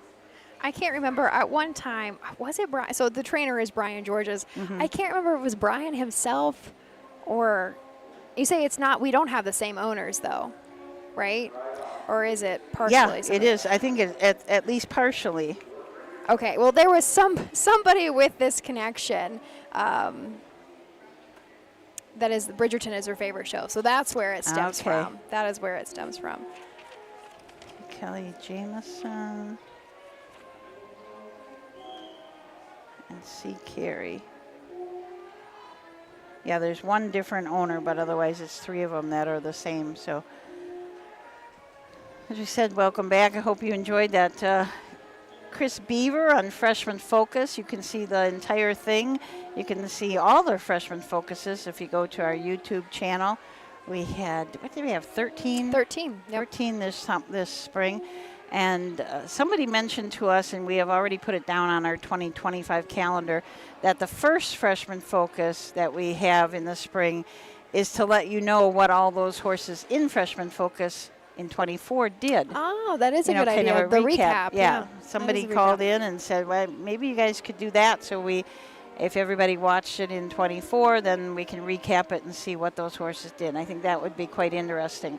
It would be quite a research project about in February or so. But yeah, but we do it it's Roger Houston, really, and Frank that hop all around. Yeah. There is not one specific area that they track trainers down in. They everywhere, and there's 13 weeks. And there are a couple weeks that we kind of focus on some smaller trainers, so they might be doubled up. So there's even more than 13 that are highlighted. And then always we do Jason Roth at Scioto Downs. He is our final episode of the season going into the next generation. Mm-hmm. Yeah, and that's always, I think it's just kind of fun. We have in the past, we've gotten some of them out before we had the fantasy stable. The entries were due for the fantasy stable, and some people used that information that they got from Freshman Focus to pick their fantasy stable horses. So it's just kind of a really neat thing that we have. And then, of course, we have Matinee Madness, where we do highlights of the matinees, and those are always on YouTube, too. So you can find lots of stuff. I say, we always say, Susan, that our busy season is really like May-ish, May through October. It really never ends. No. It just shifts. You guys don't see us and hear us every single day, but we, especially in the wintertime, we shift to a lot of our publications, the Huff's Guide, the Stallion Directory. I mean, you name it, we are still just pushing out material every single day. There's really no slow season. No, there's really not. There is not. It's just there's busy and busier. Busy. And then maybe August and September, busiest. Oh my gosh. Yeah, to say the least. We're kind of starting to get into the thick of it. We were looking at the calendar a handful of days ago into August, and there's lots of days that have 3 fairs apiece. Yeah. So lots of teams going everywhere. Yeah, absolutely. It's able to just we're so lucky to be able to bring us all to you so that you can enjoy the county fair racing even if you can't get to it. So that sounds like the post parade. So let's join Doug Ballinger for the post parade of the 9th here at Chillicothe. The horses are on the track for the 9th race. Second Division Ohio Colt Racing Association, 2-year-old colt and gelding trot. Total purse $14,044. This division $7,022. Tim Deaton to drive the 2, Slingshot Scooter. These are the horses. Number 1, Lord Bridgerton, Jason Beatty driving.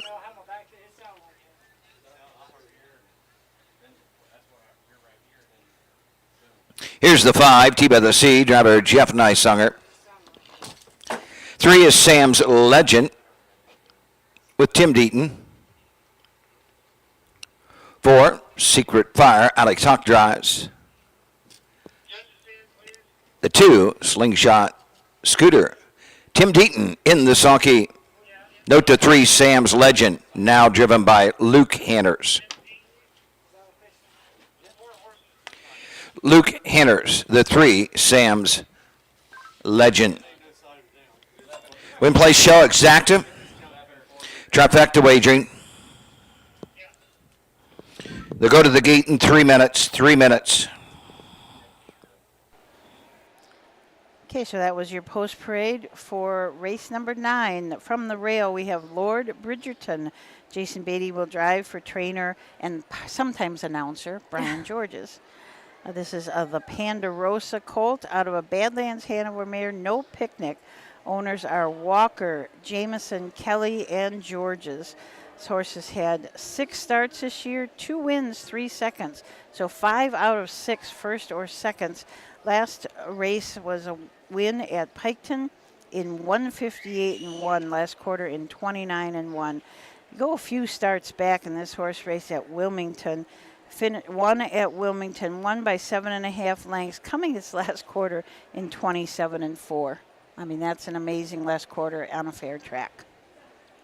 Our 2-horse Slingshot Scooter, Tim Deaton will drive for trainer Trent Tharps Jr. This is 2-year-old gelding by Rodeo Romeo, not one that we see a ton of offspring from, but they're still a prominent force in Ohio.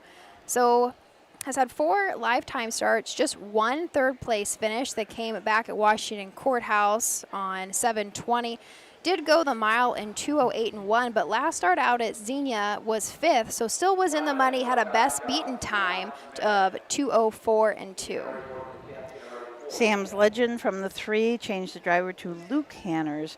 Brett Schwartz is the trainer, Higher Gun Racing Stable, and Tim Schwartz from Las Vegas, Nevada is the owner. This is a bit of a legend N out of a Noble Sam mare, Last Sam Standing. 5 starts on the year, 1 win, and that was at the Franklin County Fair in Hilliard in 2:05. Secret Fire is our 4-horse Jim Arledge Jr. trained. This is a 2-year-old gelding by Catch the Fire. Alex Hawk is behind the lines. 2 starts back at Washington Courthouse. Despite a miscue, still came back to finish 3rd last quarter in 34-2, mile in 2:06-1. 3 lifetime starts, still looking for that first win. And T by the Sea and Jeff Nysonger from the 5. Jeff is the trainer, and Nysonger Stables and Johnny Stantz own this Down by the Seaside colt. It's out of a Western Hanover mare. 7 starts this year, 5 wins. The fastest of those, 2-1 at Wilmington.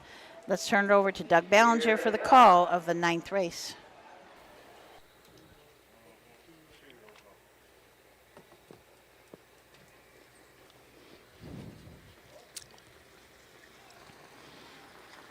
Rough and pacing, Sam's Legend out for the lead. Secret Fire on the outside. From the inside, Lord Bridgerton. Slingshot Shooter between horses. Training the field, T by the Sea. Into the opening turn to the opening 8. They going on the front end. Luke Hanners, Sam's Legend by 3. Lord Bridgerton is next. Secret Fire on the outside. Slingshot Shooter trailing the field. T by the C. Up the backside they go for the first time. Sam's Legend leads the way. Hung on the outside. Secret Fire. Lord Bridgerton to the inside third. Slingshot Shooter fourth. T by the C fifth. Straight alignment by the opening quarter. 30 and 4/5. 30 and 4/5 for that opener. Round the turn, Sam's Legend has the lead. Hung on the outside. Secret Fire. Lord Bridgerton is third. Racing for Slingshot Shooter. T by the C is the trailer. Passing the stands first time, they come to the half. Secret Fire up on the outside clears. Sam's Legend is second. Lord Bridgerton will move to the outside from third. Slingshot Shooter fourth. T by the C trails 59 and 2 for the front half. They head to the 5/8 and Secret Fire. Two-year-old brown goated son of Catch the Fire leads Lord Bridgerton by a length and a half. Then it is 4 back to Sam's Legend, moving to the outside. Slingshot Shooter and T by the C will move to the outside. Down the backside they go. They head to 3/4. Secret Fire the leader. Racing second is Lord Bridgerton. Pacing third on the outside. T by the C. Slingshot Shooter fourth. Sam's Legend is fifth. 3/4, 131. Up on the outside, Lord Bridgerton has the lead. Secret Fire next in second. T by the C third. Racing for Slingshot Shooter. Sam's Legend is tying fifth. They come to the top of the stretch, and it's Lord Bridgerton on the inside. Secret Fire is second. T by the C third. Coming to the line, Lord Bridgerton. Jason Beatty gets his second on the card.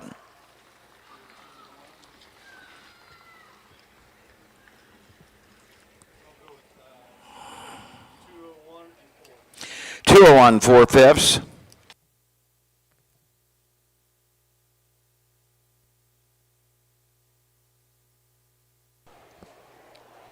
Looks like our final quarter went, I didn't catch it to the half, but our final quarter went in 30 and 4. 4. Lord Bridgerton, your unofficial winner.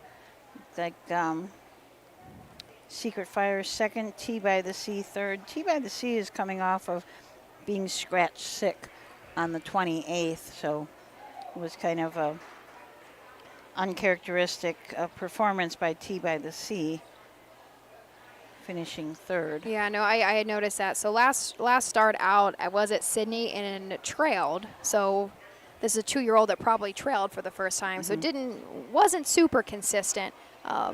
You know, this was a horse previously that was 4 in a row and ended up 4th in that start and then scratch 6. So I'm sure just getting back on his feet. We talked about this a couple of fairs ago, where it's just like you start hauling these 2-year-olds around and they start, you know, being in the vicinity of horses that they've never been in before. It's just like taking a kid to preschool. And pretty soon everybody's got a snotty nose because the kid was exposed, you know. So same thing with the horses. $22 number 1, Lord Bridgerton. 2-year-old brown going by the Panda Rosa out of the Badlands Hanover Bear. No Picnic. Albuquerque Walker. B. Jamison. T. Kelly. J. Georges of Ohio. Brian Georges trains. Jason Beatty gets the winning drive. Jason's second of the day. 201 4/5 for Lord Bridgerton. This race sponsored by All Win Electric. Results are official. 1, Lord Bridgerton, the winner. 2, Slingshot Scooter 4. The 3, Sam's Legend 5. 4, Secret Fire 2. The 5, T to the C 3. 201 4/5. 30 and 4/5. 59 and 2. 131. 145. 2, 3 on the bottom. 201 4/5. 10th race up next. Win place.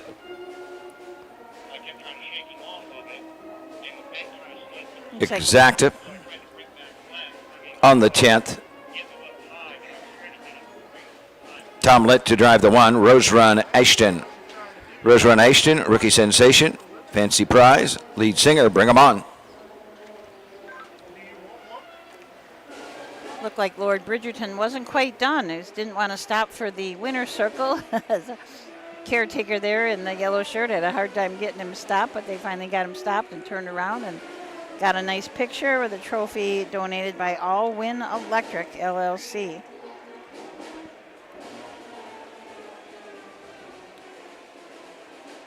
So it looks like Doug gave us our official, right? I know. I was wondering the same thing. We're starting to get towards the end of our card. So I do believe it did go official, but across the wire, 1, 4, 5, 2. That was our 9th race, the 2nd division for 2-year-old Colt Pacers. If we flip back, what did our 1st division go in?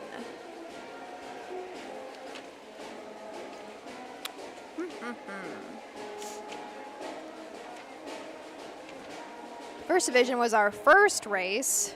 They went in 2:03 and 2. So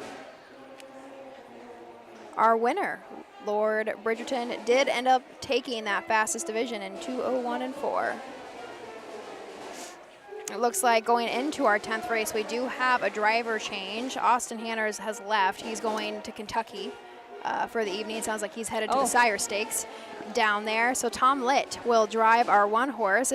Our 10th is the 2nd division of 2-year-old filly trotters, purse of $6,306, and it is a shortened field of 4, one of our smaller fields we have seen today. But we will introduce you more in depth to our 4-horse field after a couple of messages. When you need supplies for your horse, one name stands out: Big D's. Since 1976, Big D's Tack and Vet Supply has been the equine experts you can trust.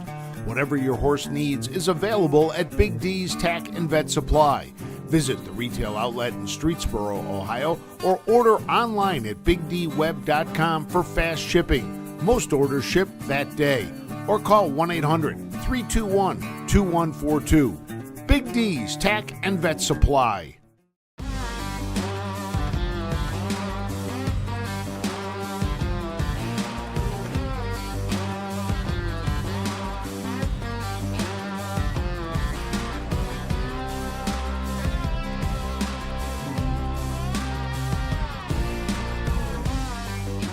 Do you want your horse to shine in the winner's circle? Feed DAC oil. It makes a world of difference.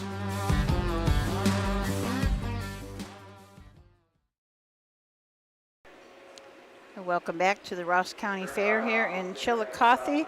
We were talking about the caretaker of Lord Bridgerton, and Larry Fish said the caretaker of Lord Bridgerton was Colton Burgess, who was the son of Heather Woolhams. Oh. And I believe Colton was he did the 4-H. Where he trained the horse at Wilmington. I believe that's who it was. Hopefully I'm not wrong. Larry, let me know if I'm wrong or not, if that was Colton that did his 4-H project. Mark said he heard that David Miller is moving back to Ohio, and we heard that too. Yep. We saw that in Harness, I think it was Harness Racing Update. They had Yeah, that story. I think now there is an official announcement. Yeah. I think he told some people privately early on. He still has a lot of family here in Ohio, so I think naturally it makes a lot of sense to come back. I will say it'll be interesting to see how the driving colony changes, because I think about Chris Page, Brett Miller, a lot of great, I'm thinking Scioto Downs because that's where I spend a lot of my time versus up at Northfield. But even up there, Ronnie Wren, people who have made it to the Grand Circuit. Yeah. But it's still just such a different game out east versus here. So seeing how our driving colony will adapt, I'm very excited to have David back. Yeah, I think that'll be great. The Buckeye is back in the Buckeye State. And sounds like he's going to continue to drive. He's not giving up driving by any means. So he's going to, and maybe at a lesser schedule, not as much traveling, he said he didn't want to do. So. All right, because his daughter, Devin, who we see, I think she's driving actually the 15th. Is she not? Yes. So she'll be later in this race. Later in this card, I should say. But we're going to throw it over to Doug. Here is our post parade for race 10.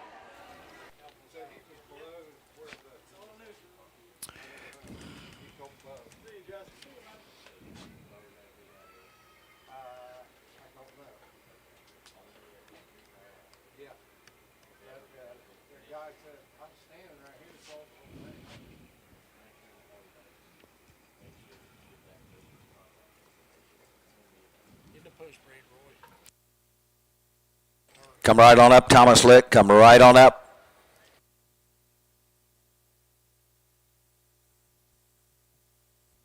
Horses are on the track for the 10th race.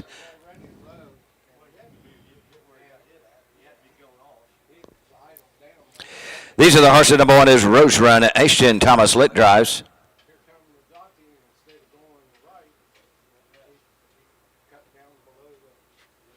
2, Rookie Sensation with Jason Beatty.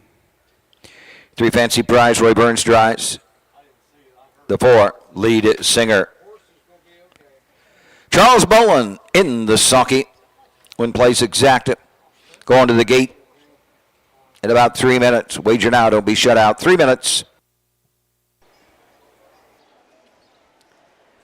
So I do believe the 2-horse Rookie Sensation will be joining the post-parade shortly. He's just, I can't see him yet, but he will be heading out. He is a starter, they said. So we'll go through this field. We only have 4 in this second division of the 2-year-old filly trot. Rose Run Ashton will make the driver change to Thomas Litt. Pam Young is the trainer. Big Dog Racing right up the road in Circleville, Ohio is the owner. This is an Uncle Peter out of a DeJarmbro mare, Rose Run Value. Just 3 starts this year. Did win her last start at Eaton in 2, 6, and 4. Had also raced at Washington Courthouse, but at Wilmington made some breaks and pulled up and did not finish. So 3 starts, but 2 finishes. Our 2, Jason Beatty, will drive Rookie Sensation. This is a nice filly, a 2-year-old by Full Count, trained by Bruce Walls, was second last start out at Eaton, but before then had 2 wins in a row, both at Sydney and Marysville. Just taking a quick look at our lines, look like I'm going to say last time out at Marysville, we did set a lifetime mark in 2:07 and 4. 8 starts on the year. 3 of those have been wins with 2 seconds and 2 third-place finishes. So has hit the board 6 of 8, so not off to a bad start. This was a $14,000 purchase out of the Buckeye Classic sale, and she has already made $12,800. Nice return on investment pretty quickly there. Fancy Prize and Roy Burns from the 3. Roy is also the trainer and co-owns this horse along with Melissa Burns. This is an Enterprise filly out of a classic photo mare, Photo Savvy. Has had 5 starts this year, 1 second, 2 thirds. That second came at Marysville in 2:09, and Sydney finished 3rd in 2:10 and 4. And rounding out our field is the 4-horse Lead Singer. Charles Bolin will drive. Trainer Roger Hughes Jr. also co-owns alongside of Fiat Run Farm, all out of Ohio. This is 2-year-old filly by Uncle Peter. She has had 5 lifetime starts, has only hit the board 1 time with a 3rd place finish, and she was actually 4th place, 3rd probably after some interference issues, and that was back at Washington Courthouse. Did go the mile in 2:14 and 1, has made $2,700. We were talking earlier about Colton Burgess and the youth, and what Colton is, as we said, he was the one that did the Standardbred project, his final project at the Wilmington Fair, where he had to train a horse a mile in, I believe it was 2:40, and he went right on the money. I mean, he was right there, and he is a 5th-generation Standardbred horseman, the great-great-grandson of Mabel Richard Fisher. So strong family ties to harness racing, that is for sure. And we've talked about that before, where the kids just want to continue the tradition of harness racing and how important that is. Here we have, finally, our 2 is on the track. Rookie Sensation making his way in front of the grandstand for the first time, and Susan kind of going off of that. But there are still plenty of kids. We don't hear as many stories, of course, but there are people who come into the industry without any ties. Yes. Whether that be, I can't remember who I was talking to, but there was somebody who was a caretaker. He was introduced by his girlfriend to the industry, and even though they broke up, he stayed in. Stayed in, fell in love with it, and that's just how, there was no family history there. But there are plenty of people that are out there that just need the introduction and somebody to teach them. And they'll stay, and they find, they love it just as much as anybody who has 5 generations. Yeah. And you can't help it. You hang around these horses for a while, and you spend some time with them. And I think especially the race horses, because it it is a labor of love, and it's a very labor-intensive business, and you spend a lot of time with your horse. And most of them are very lovable right back, and you can't help but really enjoy being with them. For me, it's just I'm in awe of the athleticism that is this breed, this sport. The Hambo yesterday, in pouring rain, Carl took that and just dug in. You talk about a horse that wants to win. And it's just, it doesn't have to be the Hambo. It can be these little county fairs that you will find a horse with a lot of heart that just makes you love them more. Yeah, absolutely. So here are our 4 fillies. Let's turn it over to Doug. They're off and trotting on the outside. Lead Singer from the inside. Rookie Sensation between those two. Fancy Prize. Rose Run Ashton comes out in 4th. They're 3 wide into the turn. And Lead Singer is 3 wide between horses to the front. Roy Burns, Fancy Prize. The 2-hole trip to Rookie Sensation. Taking a tuck, Lead Singer 3rd, 4th, Rose Run Ashton. Off the turn, up the backside for the first time. Fancy Prize leads it by 2. Rookie Sensation is next. Racing 3rd, Lead Singer. 4th, Rose Run Ashton. The race to the opening quarter. Rookie Sensation. Jason Biddy to the outside to the front. Fancy Prize 2nd, 3rd, Lead Singer. By the quarter, 33 4/5. Rose Run Ashton trails the field.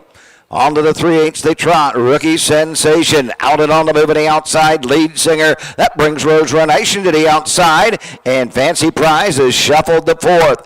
2 in, 2 out. Passing the stands first time they come to the half. Rookie Sensation leads it. Lead Singer to his outside. In the cover flow. Rose Run Nation 3rd. 4th inside. Fancy Prize. They're halfway home. And the leader, Rookie Sensation, the half in a very 105 3/5. Lead Singer is next. Rose Run Ashton, the inside, Fancy Prize. Down the backside they trot. Rookie Sensation. 2-year-old brown filly, but full count. Leads him with 3 parts of a length. 3 wide. Rose Run Ashton with a rush.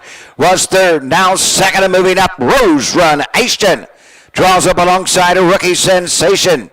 Lead Singer is 3rd. Up the inside, Fancy Prize 4th. They near 3/4. 3/4, 138 1. Rookie Sensation along the rim has the lead, but 3 parts of a length. Rose Run Ashton is next. Lead Singer. Then it is Fancy Prize with an 1/8 of a mile to trot. They're off the turn. They're on their way home. Rookie Sensation, Rose Run Ashton, Fancy Prize coming to the line. Going to be a battle. Rose Run Ashton keeps on coming after Rookie Sensation. On the inside, Rookie Sensation gives Jason Beatty his 3rd winner of the day.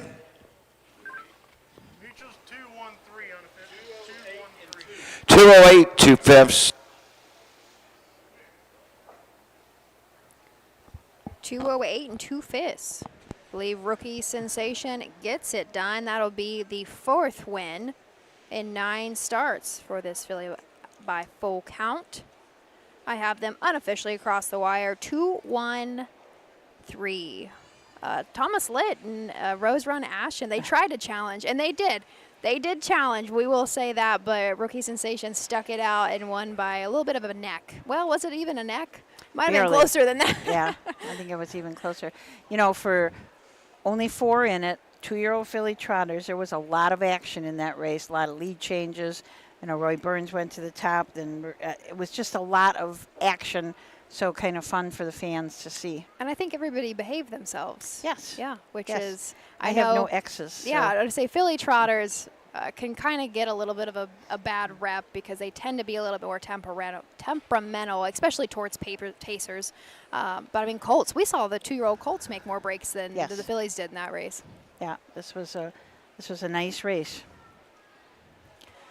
While we're waiting for our winner to roll back around, kind of finish that thought of kind of generational ties. I kind of was, so my mom is a 2nd generation. Her father, well, we'll go over Doug first. Toronto Ohio Colt Racing Association for $6,306. The 2 Rookie Sensation. She's a 2-year-old brown filly, but full count out of the McGill Hall Mare Student Example. Bruce Walls in partnership of Gina Bullman own. Bruce Walls trains. Jason Beatty gets his 3rd of the day. The mile 208 3/5. Blanket in memory of Jim Brown. Here's the way they finished. The 1, Rose Nation, 2, Rookie Sensation, a winner. 3, Fancy Prize, 3, 4, Lead Singer, 4, 208, 3/5.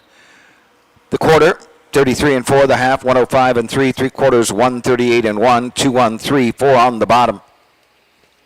11th race coming up next. Win Place Show Exacta. Trifecta. Number 1, Juicy Gossip Girl. Jason Beatty drives. Jason Beatty. To drive the 1, Juicy Gossip Girl, Tim Deaton. Tim Deaton to drive the 3, Cruise to Barcelona. Luke Hanners will drive the 4, Trunk Bay Hanover. Luke Hanners the 4, Trunk Bay Hanover. Juicy Gossip Girl, Ella Joe, Cruise to Barcelona, Trunk Bay Hanover, Lost in the Night. Bring them right on. Going back to finish my thought. So my mom is a second generation. Her dad kind of hobby trained, my grandpa hobby trained, but my dad, who was, I think, 2020, he was inducted to the Ohio Hall of Fame. He is a first generation. Oh. Yep. He was introduced to the sport. His grandparents on his, I believe it's on his dad's side, took him to the racetrack. And he just fell in love with it, said, this is what I'm going to do. He got hooked up with Chip Noble. Oh, okay. And that is who taught him everything from 16 years old is when he got started. Wow. And from there went on, but he is a first generation. I didn't know that about your family. Mhm. That's kind of neat. That's just, you never know when the bug is going to get you. Right. But when it does, it gets you bad. It gets you hard. I'm gonna say, and here I am. So I'm sure a lot of people are familiar with my voice. I was on full time with OHH for a couple of years and left for a year and said, you know what? I'm going to come back. Yeah. So there you talk about a bug biting you. But there was our 10th race. Second division goes in 208 and 2. Rookie Sensation goes 4 of 9 on the year. Next, we are headed into our 11th race, the second division of 2-year-old filly Pacers, a nice field of 5. Join us back after a couple of messages. Volstead, Coach K Hanover, Slay, Ohio's top trotters stand at Dublin Valley Farms. Volstead's offspring include Sugar Instead, the 2023 Ohio 2-year-old Trotting Filly of the Year, and 2024 Ohio Sire Stakes winner Jurassic Hattie.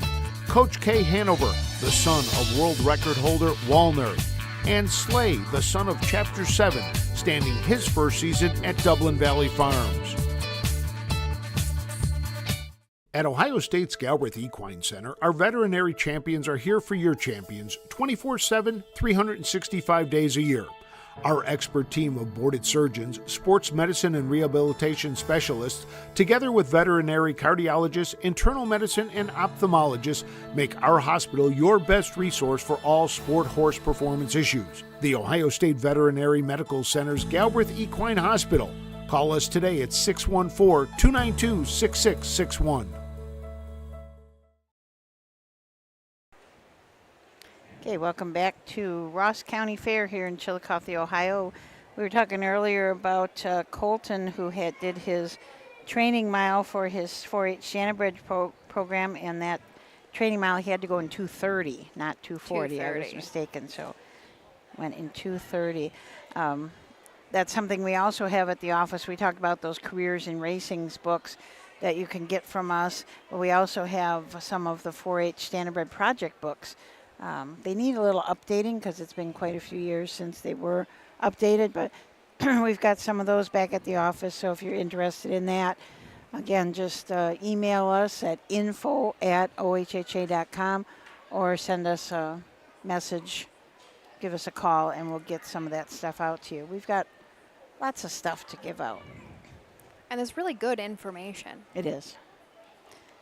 Absolutely great, and it's I mean, I don't know how many 4-H standardbred groups there are across the state. I just know of a couple, but it's a nice thing to be able to learn that. When we go to the FFA convention, right. We have a lot of kids that want to learn about the standardbreds in there. You know, a lot of horse people in FFA, but it's not much to push them over to the standardbred side. Yeah, because once you're horse crazy in general. But I spent, my entire kind of high school career in 4-H and FFA. I had no idea standardbred projects existed, none. And that was all I did. Like, I lived, breathed, Fair Week when I was that age. And I didn't know it existed until my cousins started doing it at Urbana. I'm like, so I think a lot of it is exposure and figuring out how we, like you said, we do these events. It's not like we're not in front of them, but how do we get to the specific 4-H groups in each county? Because there's unfortunately only like a couple of us. We can't go to every single 4-H meeting across Ohio, but the potential is there definitely to keep it growing. Absolutely. We did attend this spring. We attended a 4-H. It was kind of like an honors thing where the kids all got prizes for their equine projects, and so we went there to bring the standardbreds to them. We took the VR bike so the kids got a chance to ride that, and we had the bandaging station so they could bandage up legs, and that's really a big hit for anybody, and we haul that thing around to a lot of different places. That we do, and we also do Explore Ag, and we're in front of is that Farm Bureau? It's a Farm Bureau event, but it's targeting that age group too. Yeah, they spend the entire day kind of in the Central Ohio area, learning about the whole life cycle of the racehorse. Looks like our field of 5 is out for our 11th race, and moving in front of our grandstand. I think our one horse actually is just stepping on the track. If we flip back, so this is, well, here we go. We will throw it up to Doug for our post parade. Horses are on the track for the 11th race, second division 2-year-old filly pace, Ohio Colt Racing Association, for $6,800. A field of 5. Blanket in memory of Harry Richardson. These are the horses. Starting with the 2, Ella Joe, Jeff Neisanger drives. 3, Cruise to Barcelona with Tim Deaton. Number 4, Trunk Bay Hanover, Luke Anders drives. The 5, Lost in the Night, David Young the second. And here's the 1, Juicy Gossip Girl, Jason Beatty drives the 1, Juicy Gossip Girl. Win Place Show Exacta, Trifecta. Going to the gate in 3 minutes. Don't be shut out. 3 minutes.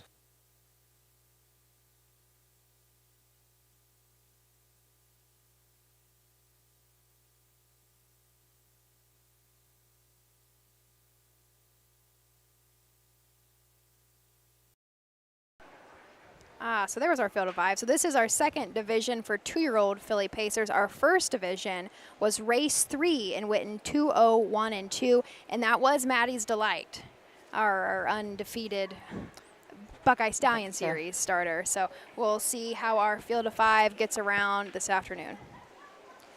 So from the rail, we have Juicy Gossip Girl, change the driver to Tim Deaton. Jeff Neisanger trains, and Neisanger Stables, along with Johnny Stantz, are the owners of this Western Vintage filly. She's had a fly Buckeye mare, Bellflower.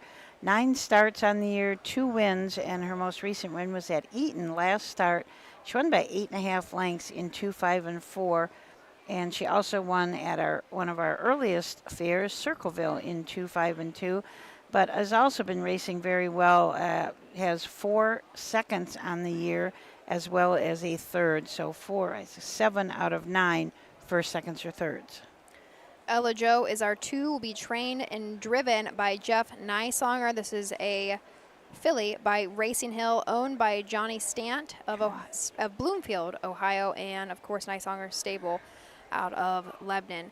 Coming right off of a 6 scratch, but before that did have a second place finish at Sydney. Mile went in 2:04 and 1. But with that being said, has had 4 wins, has won half of her starts this year as a 2-year-old with a lifetime mark of 159 and 3 set at Wilmington a few back. So 8 starts, 4 wins, 1 second, 2 third place finishes. Cruise to Barcelona and David Young the second. From the 3-hole, Steve Carter trains. Jay and Jacob Mossberger are the owners. This is a Yankee Cruiser out of a Western Hanover mare, Barcelona Hanover. 7 starts on the year and 2 seconds. Trunk Bay Hanover will be driven by Luke Hanners from our trainer, which is his mom, Alicia Hanners. This is a 2-year-old filly by Down by the Seaside. Has had 2 lifetime starts and 1 win. Lost in the Night and David Young II for trainer Steve Carter, owner Brent Harper, and colleague Gray, 7 starts and 2 wins.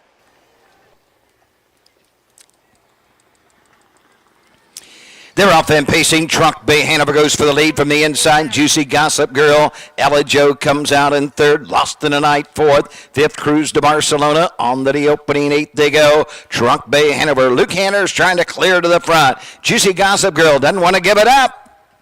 Racing third is Ella Jo. Fourth, Lost in the Night. Trailing Cruise to Barcelona. Gonna back off. Trunk Bay Hanover is Juicy Gossip Girl. And Jason Beatty won that early battle. Trunk Bay Hanover is second. Racing third is Ella Jo. Lost in the Night is fourth. Cruise to Barcelona fifth. 30 2/5 for the quarter. They race around the turn front to back. They're separated by 6 to 7 lengths, and Juicy Gossip Girl has the lead and has it by a length. Ella Jo's second. In the lane first time, passing the stands, coming to the half. Trunk Bay Hanover. Lost in the Night. Cruise to Barcelona trails the field. Juicy Gossip Girl has the lead. Trunk Bay Hanover next. Ella Jo. Lost in the Night and Cruise to Barcelona 101 4/5. Into the turn they go. Juicy Gossip Girl by a length. Trunk Bay Hanover is next. Ella Jo is third. Lost in the Night is fourth. Fifth is Cruise to Barcelona. Up the backside they go. Trunk Bay Hanover moves to the outside. Juicy Gossip Girl by 3 parts of a length. Trunk Bay Hanover to her outside. Up the inside, Ella Jo. Lost in the Night, the outside, the inside. Cruise to Barcelona. They near 3/4, and it's still Juicy Gossip Girl. 3/4 in 132. Ella Jo on the inside. Trunk Bay Hanover to the outside. Coming 3 wide. Here comes Lost in the Night. Now fourth and moving forward. Cruise to Barcelona trails the field. They come to the top of the stretch. They have an 1/8 of a mile to pace, and it's Juicy Gossip Girl. They're off the turn. They're on their way home. Juicy Gossip Girl digging in for everything she's got because they're coming at her. Juicy Gossip Girl up the inside. Ella Jo. Ella Jo will not reach.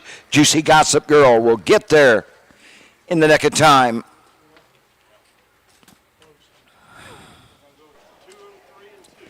.203 2/5.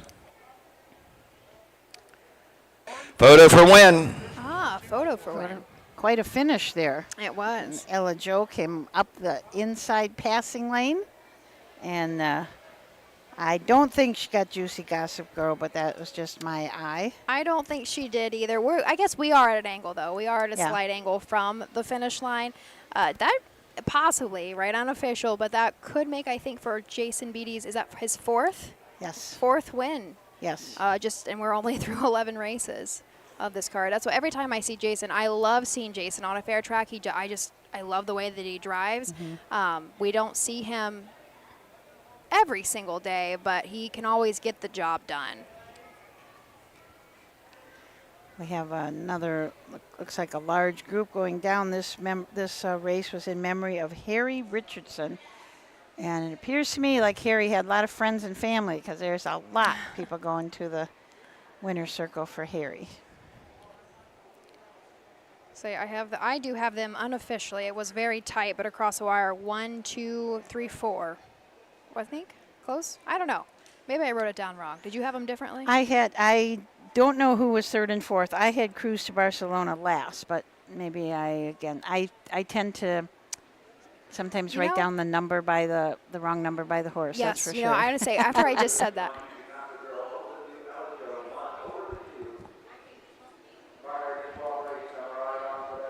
I think he did say the 1 over the 2. Okay. So we'll see. Yeah, and I say Jason is coming back in front of the grandstand. So we'll wait for that official rundown. But regardless, I did expect that 5-horse Lost in the Night to make a big move. And she did try to, because just a couple starts back, she was second to Maddie's Delight in a pretty nice mile. And Maddie's Delight did not win our first division earlier in this card. 7th race. Second division 2-year-old filly pace for $6,800. Number 1, Juicy Gossip Girl. She's a 2-year-old bay filly by Western Vintage out of the Fly Buckeye mare Bellflower. Her third win of the season. She's on a partnership by Johnny Stant Nysunger Racing Stable. Jeff Nysunger trains Jason Beatty, the winning driver. Jason's third winning drive of the day, third in a row for Jason. Juicy Gossip Girl, 203 2/5. Blanket in memory of Harry Richardson in the winner's circle. Grandson Justin Hall making that presentation of the blanket.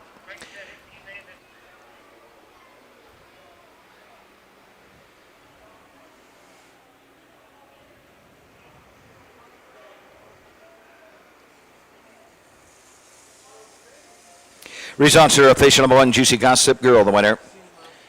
2, Alajo, 2. 3, Cruise to Barcelona, 5. The 4, Trunk Bay Hanover, 3. The 5, Lost in the Night, 4. 203 2/5.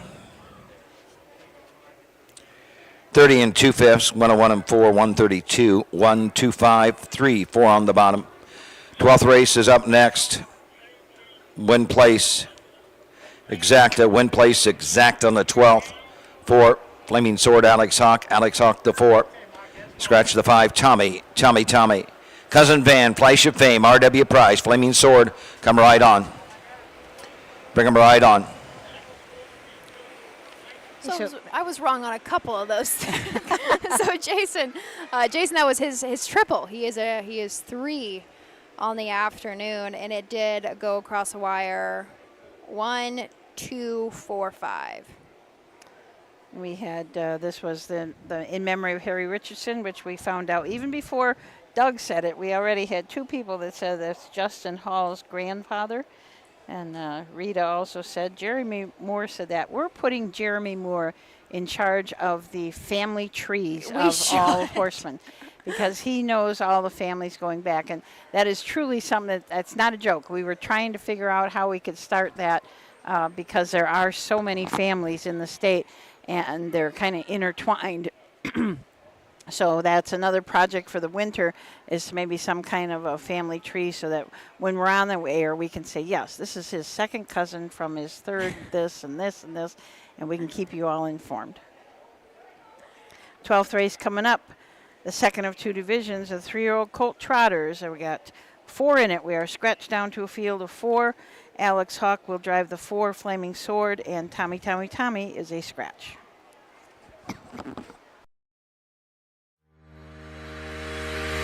Own a little and love it a lot. TheStable.ca is an award-winning fractional ownership operation. Buy as little as 1% of a racehorse and experience 100% of the thrill. TheStable.ca makes ownership easy, accessible, and affordable. Communication and customer service are at the heart of everything we do. Get started at TheStable.ca. For over 50 years, Midland Acres has provided top-quality Ohio-bred colts and fillies. As a third-generation farm, we understand the importance of delivering well-cared-for and well-mannered yearlings. Get in the winner's circle with the yearlings by Fear the Dragon, Yankee Cruiser, Long Tom, Summa Cum Laude, Ready for Money, and Bit of a Legend. See our yearlings at the Blooded Horse Sale August 27th and the Ohio Select Sale September 13th.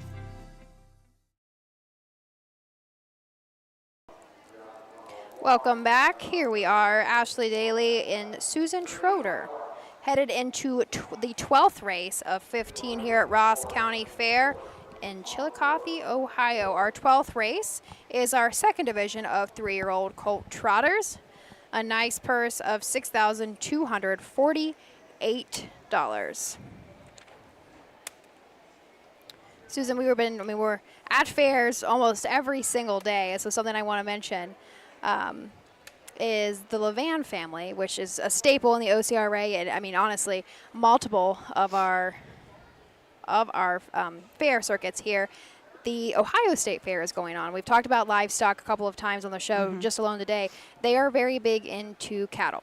That's another thing that they do with their Levanderosa farm. And I do believe, so last year, the youngest boy, Holden, had the grand champion steer, and I do believe this year he was 3rd overall. Wow. So they are a great harness racing family, and I think that maybe the show was earlier today or yesterday. I don't know if I don't know. We'll get detail on that, but I just wanted to mention, we're at all of these fairs and the livestock connections, and the Levans do quite well on our fair circuits and then at the state fair too. Wasn't Hank the head of the judging team at Ohio State University for a while? Yep. He coached the judging team. That he did before he came kind of full time onto our scene. He worked for OSU. Here's our post parade. Yep. Post parade. Are on the track for the 12th race, second division, 3-year-old colt and gelding trot, $6,248. Blanket of the Ross County Fair. Scratch the 5, Tommy, Alex Hawk to drive the 4, Flaming Sword. These are the horses. Number 1, Cousin Van, driven by Tim Deaton. 2, Flash of Fame, Charles Boland drives. 3, RW Prize with Richard Holsapple. 4, Flaming Sword, Alex Hawk in the sulky. Scratch the 5, Tommy. Win place exacta. They're going to the gate in 3 minutes. Wager now. Don't be shut out. 3 minutes.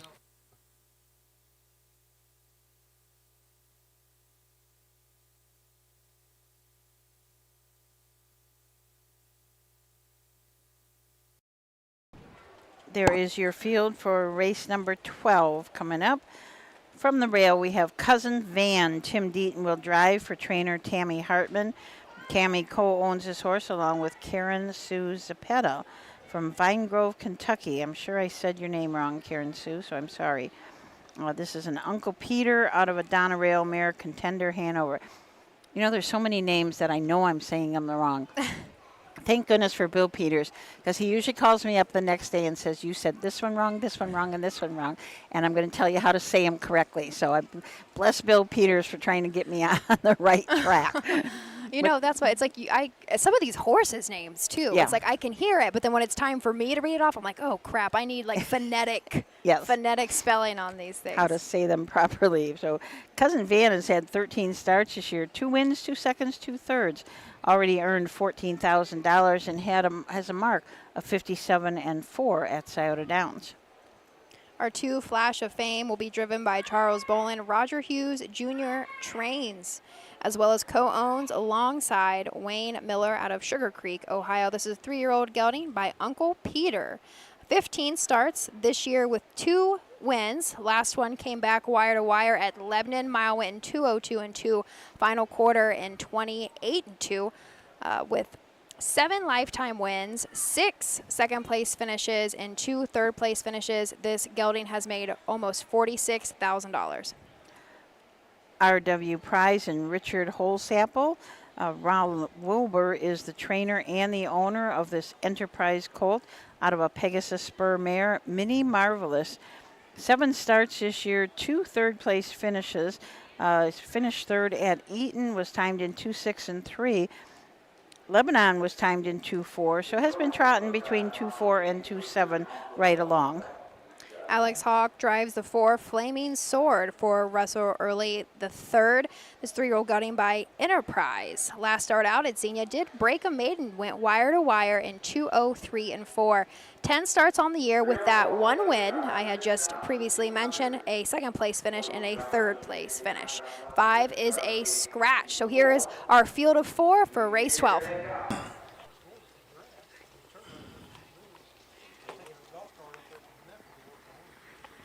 They're off then trotting. Flash of Fame goes right to the front. RW Prize is third. Flaming Sword on the outside. Into the turn, it's Cousin Van trailing the field. Flash of Fame, Charles Bowen, front him by a length. The 2-hole trip to RW Prize. Third, Flaming Sword. The traitor, Cousin Van. Down the backside for the first time, Flash of Fame. 3-year-old Bago to the son of Uncle Peter leads it, but 3. RW Prize sits the pocket. Flaming Sword third. Racing next is Cousin Van, and Cousin Van is 5 from the front. At the opening quarter, Flash of Fame has him by that marker in an even 32 with RW Prize in tow. Second. Third, Flaming Sword moving to the outside. Cousin Van. They race around the turn. Trot to the 3/8. Flash of Fame, the leader. Looking for season's win number 3. RW Prize second. Flaming Sword is next. Cousin Van on the outside, the long mile. Come on over to the half. Flash of Fame still there by 3. RW Prize, Cousin Van, Flaming Sword, they're halfway home. Flash of Fame has them at the half, 101 and 2/5. Out and on the move, Cousin Van third. RW Prize to the inside of Cousin Van and trailing the field, Flaming Sword. Up the backside they go. Flash of Fame, Charles Bowen will guide them on over to the 3/4 mark. The inside, RW Prize, the outside, Cousin Van. Flaming Sword trails the field. Down the backside, Flash of Fame by 3.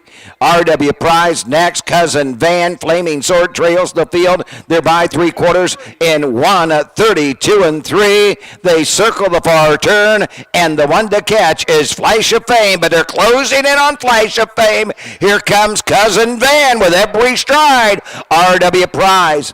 Flaming Sword on the outside. They're matching strides on the outside. Cousin Van the inside. Flash of Fame. They're off the turn. They're on their way home. Cousin Van getting up on the outside. Cousin Van home second. Flash of Fame. Third to 4. Flaming Sword. Fourth to 3. RW Prize. The mile 203. 203 flat for Tim Deaton and Cousin Van. That is the third seasonal win for this 3-year-old by Uncle Peter. Sat behind Flash of Flame. I thought maybe Flash of Flame was going to be able to hold on, but Cousin Van had a little more trot at the end. I say, talk about one that is flashy, though. That 2-horse has quite a bit of white all the way up to his knees. Yes, Yeah. I was trying to figure that out. When I first saw him, I thought he had white brace bands on or white boots or something, and then I said, no, it goes up above his knee. Yes, so, I do think yeah. they use white boots, which is pretty cool. Yeah. But we do not see anymore, though I say we don't see, but anymore we've seen a lot more color recently. There is a horse in the Buckeye Stallion series, I can't remember who trains him, that is a Pinto, or at least has a lot of white. Well, Rosie Weaver has that one that's, I mean, it's registered. Its color is Pinto. So, yeah, there is a lot. That used to be, you know, the bad thing. You didn't want white feet. You didn't want white legs. You just wanted a plain bay horse, and that was what you wanted. But now there's a lot more color. The Sweet Lou's, I think, really brought that out. Or throwing, yeah. Yeah. So it's interesting how much the fans love something like that. You know, to see a little bit different. I say fans, but I do too. And I know all the superstitions. You know, we like dark horses and kind of some older thoughts on that. But it is fun to see the amount of color that we have. Yeah. And you tell about somebody with color. We got our parade horse. That's just our outrider. That's a very colorful horse.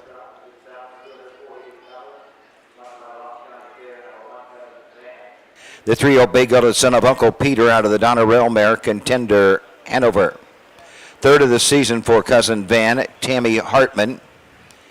Karen Zapata owned. Tammy Hartman trains. Tim Deaton gets that winning drive. The mile 203, blanket by Ross County Fair.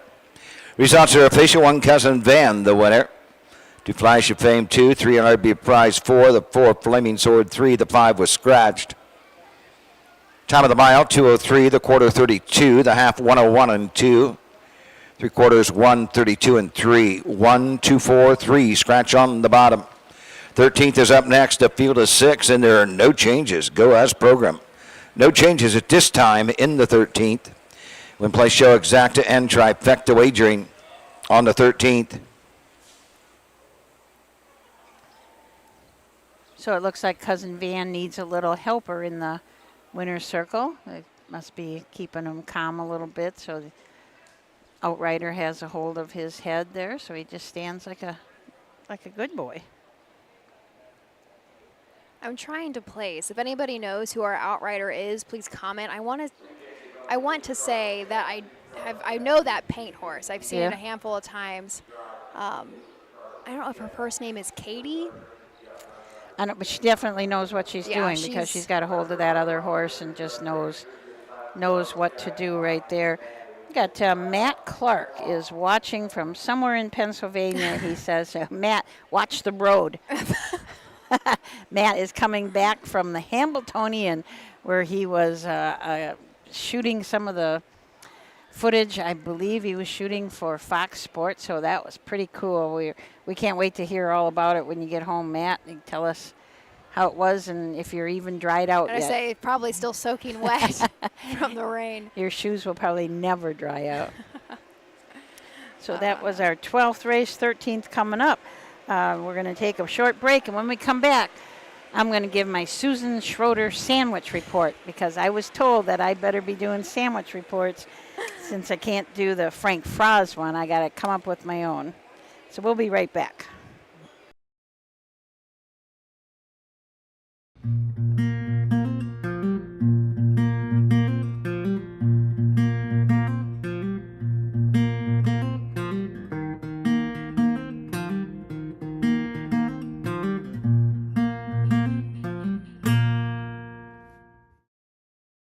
The Ross County Fair, held in Chillicothe, has one of the longest histories in all Ohio.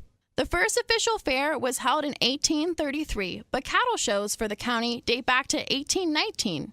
Hosted by the local agricultural society, the Ross County Fair displayed some of the most unique exhibits around. To only name a few of the categories, premiums were given to best piece of carpet, jean cloth, fancy chair, and best barrel of flour. Events such as softball games, pulling contests, and sporting dog shows were featured. However, as expected during the fair's early years, harness racing was the biggest attraction.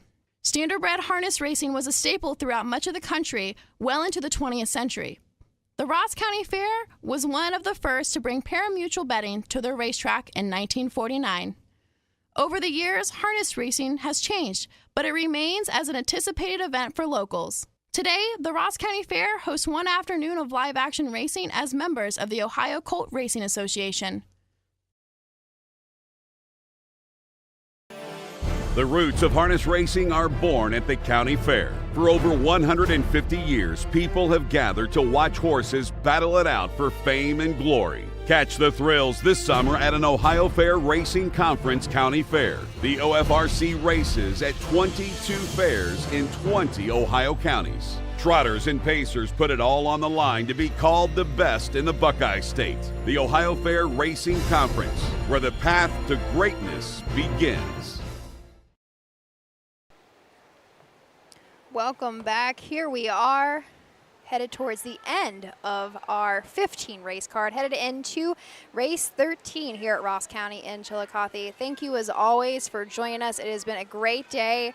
We've had such a big card because we do only race one day at Chillicothe. Susan Schroeder has stepped away just for a moment. She wants to give her SSS report, what did she say? Her Susan Schroeder sandwich, but she forgot the name of the place that she ate at. So she stepped away just a moment to go check that out. But as we kind of round out towards the end of our card, I do want to bring up what the next few days at Ohio Racing can look like. So today we are at Chillicothe. Later this evening, 5:30 p.m. post, we will be at Mansfield. Monday, 5:30 p.m., also back at Mansfield, and then we head over to the Champaign County Fair in Urbana, 6:30 post for Urbana, Monday, Tuesday, and Wednesday. Tuesday is our big day at Urbana. They will have, I believe it's 12 races. 11 of those will be Buckeye Stallion Series starts. And also on Tuesday at 4:30 post, we will be at Berea. So quite a lot going on. Very early in the week, we are really headed into the thick of things. But Susan, you are back with your SSS report. That's right, my SSS. And this is just not mine. This is also Chris Santa Caterina. True. He said he couldn't wait. So Bennett's Fish Fry, right in back of the grandstand, they have ocean perch. And it is really, really great. Chris said it was better than he remembered. And I told the guy when I went to get mine, I said, I've been waiting a whole year for this. And it is really a great spot. So Bennett's Fish Fry, it's a bunch of fish, and they just put it between bread. Yep. So it's not on a bun. It's just between two pieces of bread. You have your choice of white bread or rye bread. So I had mine on rye today, and it was a great. If I gave out horseshoes like Frank did, I'd give it a big 4.5, maybe even 5. I don't know. It's one of my favorite sandwiches all year long. So if you come to the Ross County Fair, which you still have time for because it goes through next Saturday, I believe. It goes through the 10th. So right in back of the grandstand is the Bennett's Fish Fry. I know Delaware, there's also a food place or a fish sandwich place at Delaware. It's not the same guy, is it? Nope, not the same guy. Not the same. But yeah, that is a really good one too. That's usually at Marysville, and it wasn't at Marysville this year. So I certainly hope that one will be at Delaware, because that's a 2-day. I mean, it's so good you have to have it 2 days. Here we go. Here is our post parade field of 6. We will have some changes, but our second division for 3-year-old colt pacers. For $6,535, field of 6. Like in memory of Brad Handler's Jason Beatty to drive the 2. Jeff Neisinger drives the 4.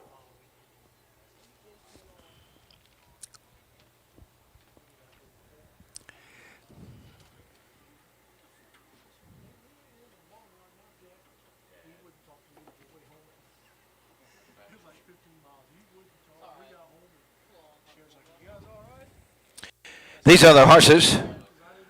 Starting with the 2, McCardle's Chat, Jason Beatty drives. 4, Start Drinking, Jeff Neisinger. Here's 1, My Handsome Man, with Luke Anders.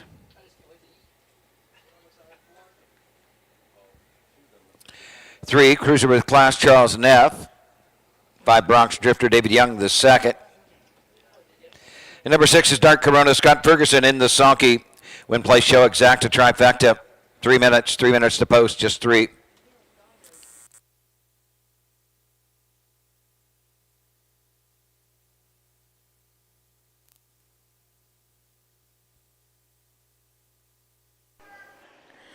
So we had just a couple of changes, and I will say I had a little hard time getting all those changes because we did not post parade in order. Right. So I had kind of have some chicken scratches all over my program. But from the rail out. Again, this is the second division for 3-year-old colt pacers. This is in memory of Brad Hanners and Luke Hanner. So son of Brad will drive the 1, My Handsome Man, for John Fitzgerald. This is a 3-year-old gelding by Racing Hill. Last start out was 2nd in 2 minutes and 3/5 at Marysville. Has had 8 seasonal starts with 2 second-place finishes, but has bankrolled $6,200 this year. You will have to help me with driver changes because I didn't catch any of them. Okay. Jason Beatty's on the 2. Okay. So McCardle's Chat. Jason Beatty will drive for Tyler Cook. Mike Feschheims from Arcanium, Ohio is the owner. This is a McCardle out of a Western Terror mare, Chat Snap. 15 starts this year, 1 win. That was just 2 starts back at Sydney. 1 in 2-2. Had Pace Mile in 58-2 and 58-3 at Lebanon and Wilmington. And then before that, race at Scioto Downs and Pace Mile in 55-2. Our 3 Cruiser with Class, trained and driven and owned by Charles Neff. This is one coming right off of a win. This is a Yankee Cruiser Colt. The last start out was a winner in 159-4 at Wapak. Very lightly raced, only 2 starts as a 2-year-old, probably did some growing up, came back and has made $32,000 this year. Start Drinking and David Ward from the 4 for Johnson Hill Jr.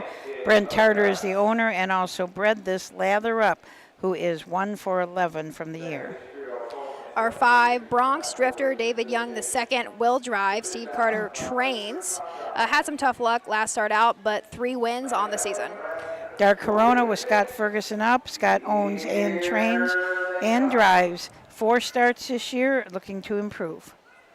Here is our field of 6. We will throw it over to Doug for the Brad Hanners Memorial.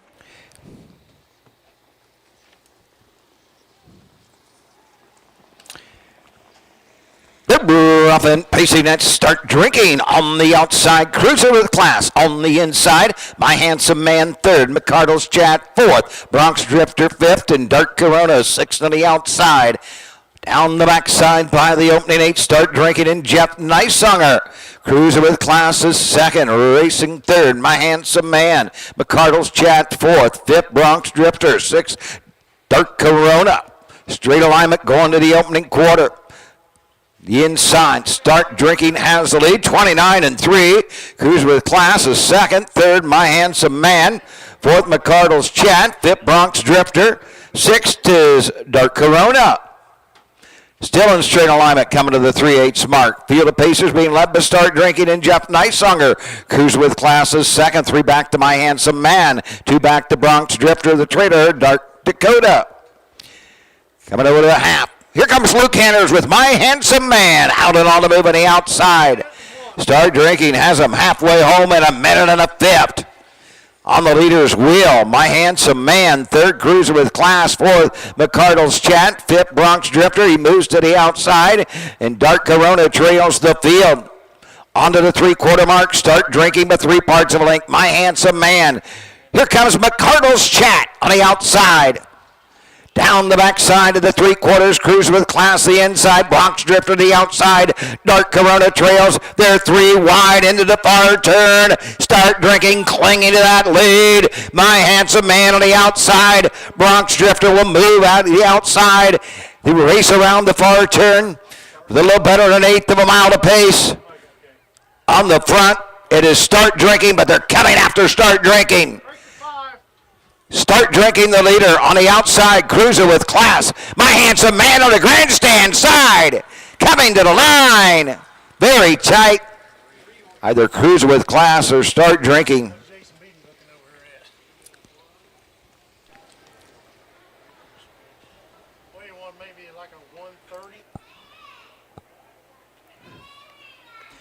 Two minutes, 4/5.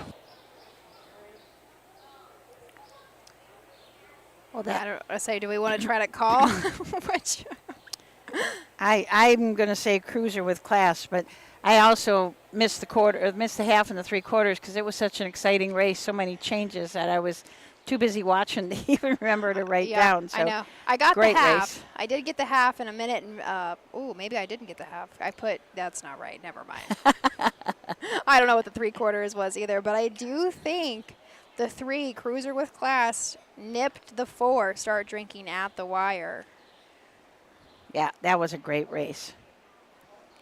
At one point, Doug said they were 3 wide. No, they were 4 wide. Bronx Drifter was 4 wide coming into that turn, but then he unfortunately made a break right about 3/4 or halfway through the turn, 3/4 of the way through the turn. But very good, exciting race. Say it is still unofficial, but Charles Neff must have a feeling because our 3-horse is starting to move back towards our grandstand, but we will wait for that official rundown.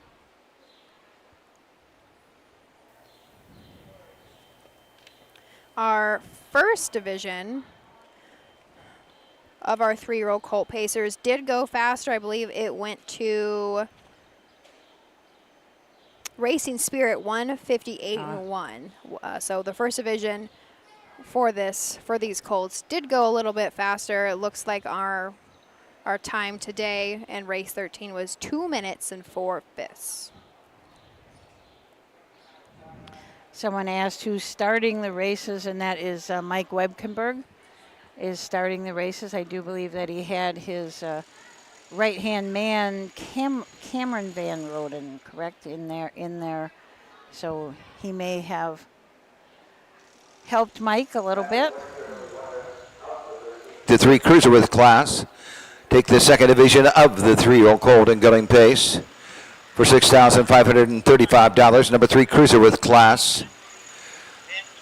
3-year-old Bay Colt, a Yankee Cruiser out of the Ponderosa mare. Classy but sassy, 4th of the season. Charles Neff, Commercial Point, Ohio. Owns Trains and Drive. Cruiser with Class, the mile today. 2 minutes, 4/5. They take the second division of the 3-year-old Colt pace. The Brad Henners Memorial goes to the 3 Cruiser with Class. Number 1, My Handsome Man, 3. 2, McCardle's Chat, 4. 3 Cruiser with Class, the winner. 4, Start Drinking, 2. 5, Bronx Drifter, 5. 6, Dark Corona, 6. The mile, 2 minutes, 4/5. 29 and 3, a minute and a fifth. 1:30 and a fifth. 3-4-1, 2-5-6 on the bottom. 14th race coming up next. Scratch the 1, Fashion Design. We only need 3. Champa Bay Hall. My First Prize winner, She's a Bee. You'll have win exact and late double. Daily double on 14 and 15. No change at this time in the 15th. So it looks like the Hanners family down in the winner's circle for the Brad Hanners Memorial, won by Cruiser with Class. So Charles Neff not only drives, trains, owns, but also bred this horse. So must be kind of a special horse, a 4th win on the season. As you said before, only 2 starts as a 2-year-old, so just got a little bit of a taste of what to do and then shut down and comes back really strong as a 3-year-old. I was going to say, that has to be a different kind of sense of pride when you have watched, even before they came out. Yeah. Before they came out of the womb, you've watched this horse. And especially to have one this nice and to make quite a bit of money. All the way back July 4th, it was 4th in a Buckeye Stallion Series too, so I'm sure a little bit of chunk of that money came from both a couple of the pari-mutuals, but looks like it races at the fairs quite a bit. Yeah, I had that dead heat for a win at Scioto, so yeah, 33,000, and now he just added another 3,250 or so. So nice start for Cruiser with Class. Nice win.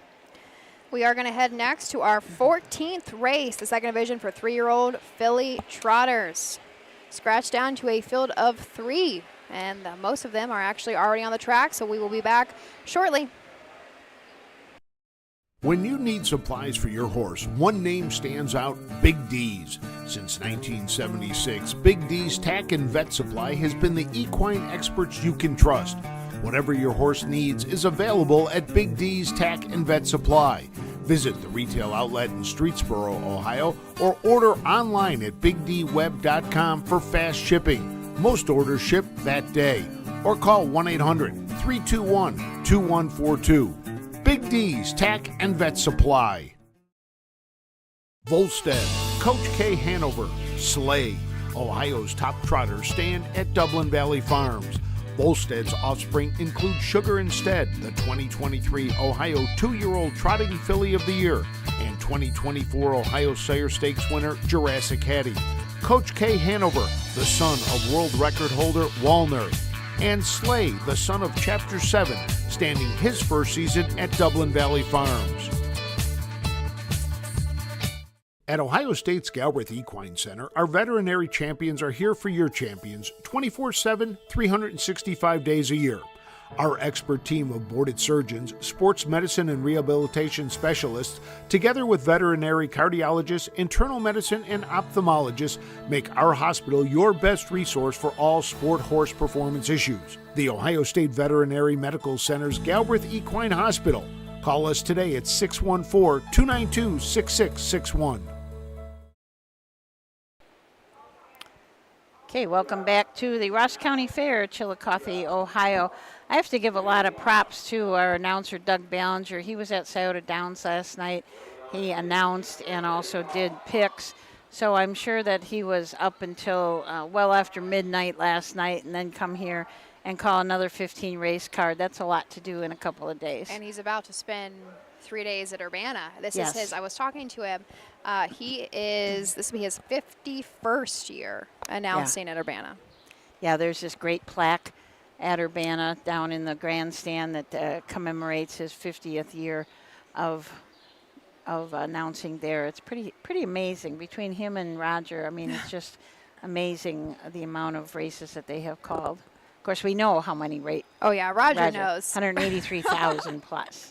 Roger knows. He's a numbers guy. He is who keeps track kind of our stats for leading driver and trainers through all of our county fair circuits. I think he just updated it yesterday. Okay. Mark St. Louis Jr. has, I don't remember the exact number, but he's got a lead on Jeff Neisonger by a few. Maybe like 4 or so races. And Betty Clegg is our current leading trainer.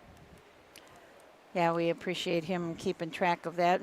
Mike Webkenberg is doing something this year that he said he's going to keep track of how many races he starts and how many horses he starts, which is going to add up to quite a bit by the end of the year. He can't go backwards, but from forward. So see what he does in a year's time. Kind of fun statistics. I say quite a bit. He has quite a few crews. Yeah. Going all over the state of Ohio. But there is our post parade. We're going to head just scratch down to a field of 3 for our second division of 3-year-old filly trotters. Filly trot, this division $6,174. Jack's Manufacturing Incorporated blanket. Scratch the 1, the 2 Champa Bay Hall, the driver David Young the second.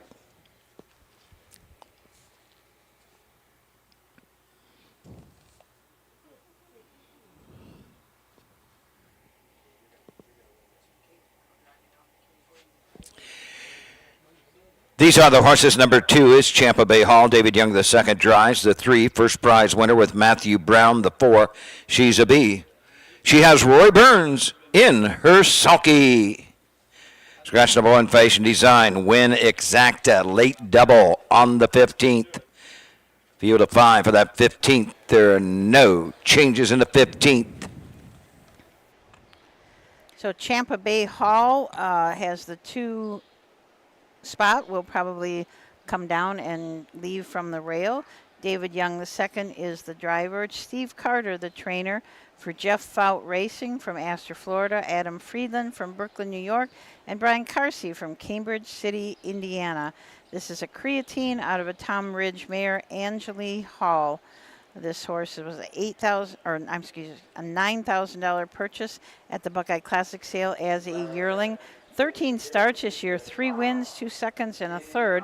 Last win was at Scioto in the Buckeye Stallion Series, and that was in 56-3. Finished second last week at Scioto in a non-winners of 6 condition claimer in 55-3, coming home in 28-2. Our 3-horse first prize winner is trained and driven by Matthew Brown, this 3-year-old filly, by Enterprise. Brown co-owns alongside Todd Carpenter out of Mount Vernon, Ohio. Last start out had a 3rd place finish at Walpock, leaving from the rail. Ended up going that mile in 2:03-3. Final quarter 31-1. Had 9 starts as a 2-year-old, but coming back much stronger as a 3-year-old. Must have done some growing kind of in that between season. 19 starts this year with 2 wins, 1 second, and 6 third place finishes. Has made $14,000 this year for $16,000 lifetime. She's Ab and Roy Burns from the 4-hole. Roy is the driver, trainer, and owner of this What the Hill filly out of a Victory Sam mare, Honey Bee. 7 starts this year, finished 3rd last 2 starts out in 2:08-2 and 2:10-2. Say this is a nice purse, $6,174. That will only go 3 ways, so everybody leaves a winner today. But there, we have our on the rail is scratch, field of 3. We'll throw it over to Doug.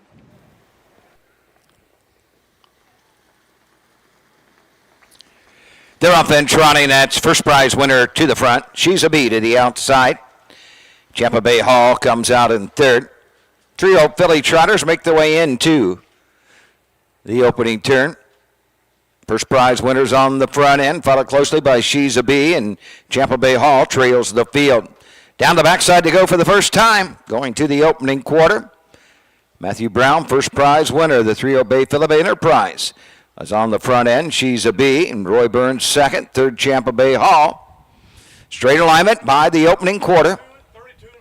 32 4/5 as they race into the turn. First prize winner is there by a length. She's a Bee next. Champa Bay Hall trails the field. Into the lane the first time, coming on over to the half.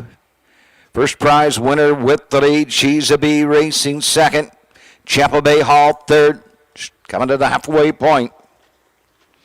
They're halfway home with first prize winner by 2. She's a Bee is second. 2 back to Champa Bay Hall. 103 3/5 to the 5/8 they go. First prize winner's got every call. She's a Bee next. Here comes Champa Bay Hall. Now 3rd and moving on the outside. Champa Bay Hall on the outside is after the leader. First prize winner. Champa Bay Hall, and that leaves She's a Bee to 3rd. Down the backside they trot. First prize winner on the inside. Here comes Champa Bay Hall on the outside. She's a Bee 3rd. They're stride for stride on the outside. Champa Bay Hall. First prize winner, She's a Bee 3rd, 134-4. They race the far turn. On the outside by a neck, Champa Bay Hall. First prize winner is next. She's a Bee is 3rd. Off stride went Champa Bay Hall. First prize winner now all alone on the front end. Champa Bay Hall jumped it off. First prize winner and Matthew Brown take the second division.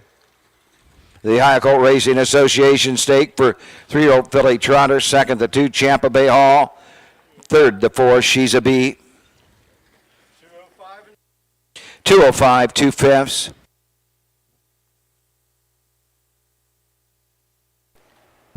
Well, there we go. Our 14th race goes to first prize winner. Trained, owned, and driven by Matthew Brown. This makes for the 3rd seasonal win for the 3-year-old filly by Enterprise. Came back really well as a 3-year-old this year. The last year had 9 starts and just 1/3. Made $1,900, but really has blossomed this year. The other division of this 3-year-old filly trot went 2, 2, and 3. So this Final race of the day. Division. And so Champa Bay Hall, I mean, just taking a look at lines, if you are following along with us in our program that is available on harnessracingohio.com, she's pretty steep. She's had, she's made quite a bit of money this year, but she, a few lines back did make a pretty nasty break and kind of tended to do that same thing today, but she had the pressure. Coming out of the gate, she stuck way back and made up quite a bit of ground, and I'm not sure if she kind of ran off her feet or how it was in that final turn, but... Yeah, I mean, you look at her last 4 starts, and she's been trotting between 55 and a piece and 56, but every last quarter, 28 and 2, 28 and 4, 28 and 3, 28 and 1. So really had been racing really well, and unfortunately made that break. And so originally Austin Hanners was down to drive. Austin left. He was here, but left earlier to head to the Sire Stakes down in Kentucky. So that might have been David Young's first set behind this filly. And sometimes that can matter. The second division of the 3-year-old filly trot for $6,174. Number 3, first prize winner. 3-year-old Bay Philip Enterprise out of the credit winner mare. Burnett, Matthew Brown, a partnership of Tad Carpenter.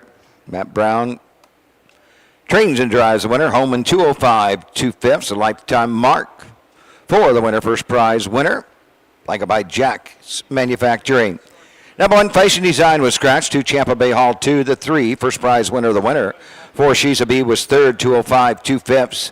32 and 4, 103 and 3, 134 and 3. Scratch 2, 1, 3 on the bottom. 15th and final up next. Number 2, Western Ready. Luke Hanners to drive. Luke Hanners, the 2, Western Ready. Win place show exact and trifecta on the 15th. Come right on for that final. So I am guessing on our 15th race we'll also need a driver on the 4 because Austin Hanners was down to drive that horse, but we will need somebody else since he went down to Kentucky. Free-for-all pace coming up. This is going to be a good one. We've got a lot of nice horses in here, and we'll come back to take a look at them right after these messages.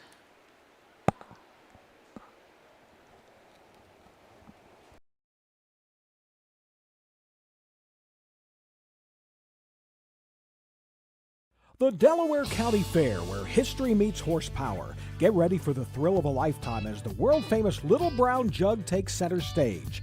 Witness the heart-pounding action, the thundering hooves, and the sheer determination of these incredible athletes compete for the coveted Little Brown Jug title. Don't miss your chance to be a part of history. For ticket and hospitality options, visit littlebrownjug.com. The Little Brown Jug, where champions are made and legends are born. Be there! For over 100 years, the values at CoverLink Insurance have been clear. Do the right thing. These values have been at the forefront of what we do, and that will never change. At CoverLink Insurance, you're a person, not a policy. We're here to get you the right coverage: home, auto, business, and farm. CoverLink covers you, your family, and your business. Trusted advice and solutions to protect what matters most. Great service from great people. CoverLink Insurance.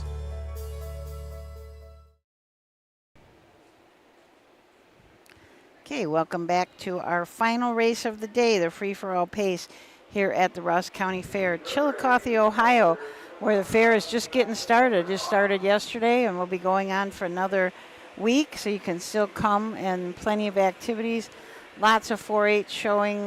They've got a big swine barn, a big sheep and goat barn, and the dairy barn. They're all big, nice new buildings.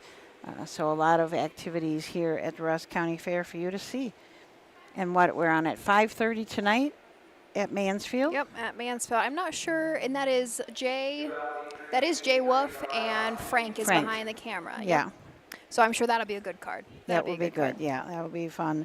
And then Urbana for 3 solid days. Got lots of BSS, lots of Buckeye Stallion Series races on Tuesday. That'll be a big night. What night is their chamber night? It is Tuesday. It so is Tuesday will Tuesday. be a huge night.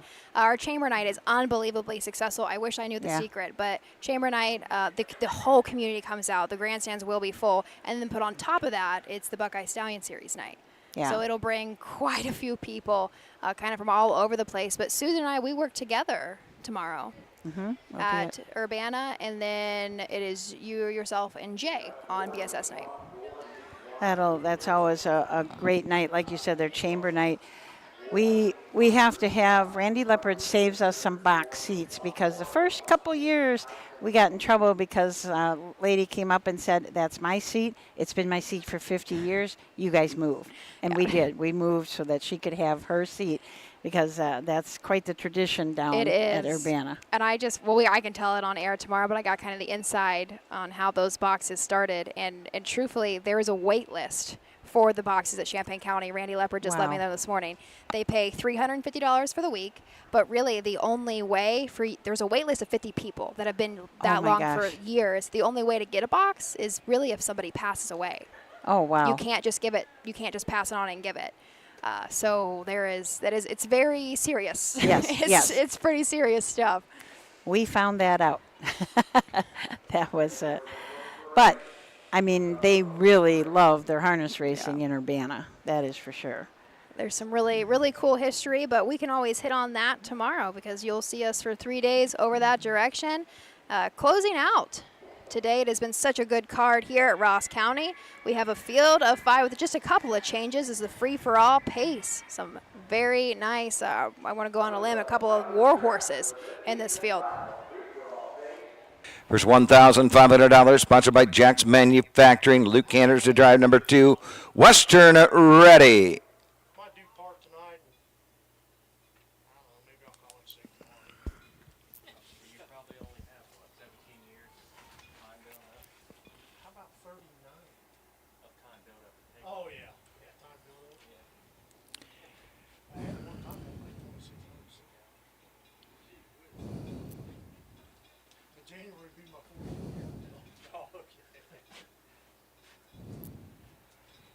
And these are the horses. Number 1 is Seeing Eye Single, the driver Devin Miller. Number 2, Western Ready, Luke Hanners drives. Number 3, Turig Seelster, Alex Hawk. Number 4, HB Napoleon with Austin Hanners. And number 5, Beaches B Cray Cray, Tim Deaton in the sulky.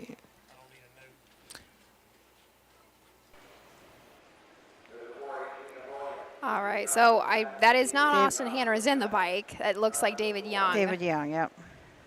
For our 4, but Susan, why don't you introduce our field, and we'll get rolling. Seeing Eye Single, Devin Miller owns, trains, and drives this 9-year-old Dragon Again.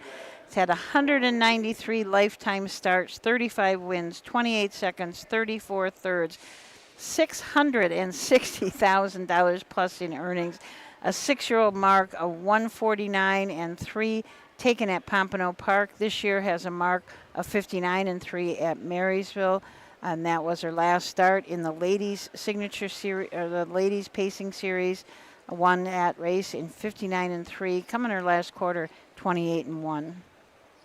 Luke Hanners will drive our 2 Western Ready, trained by Scott Ferguson. This is a relatively young gelding, only 5 years old, by Western Vintage, owned by Tube Stable out of New Carlisle, Ohio. Last start out was a win, a free-for-all pace at Eaton. David Ward was in the bike for that win, but 2 wins on the season, 18 lifetime in just 68 starts. Has hit the board, so many more times outside of that. Took a mark as a 4-year-old, so just last year at Scioto Downs and won 50-1 and has made $232,000. Tourig Seelster and Alex Hawk from the 3. Philip Groves trains and drives.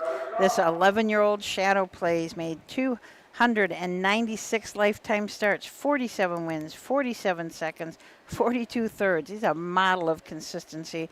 375,000 and a 5-year-old mark of 50-4 at Philadelphia.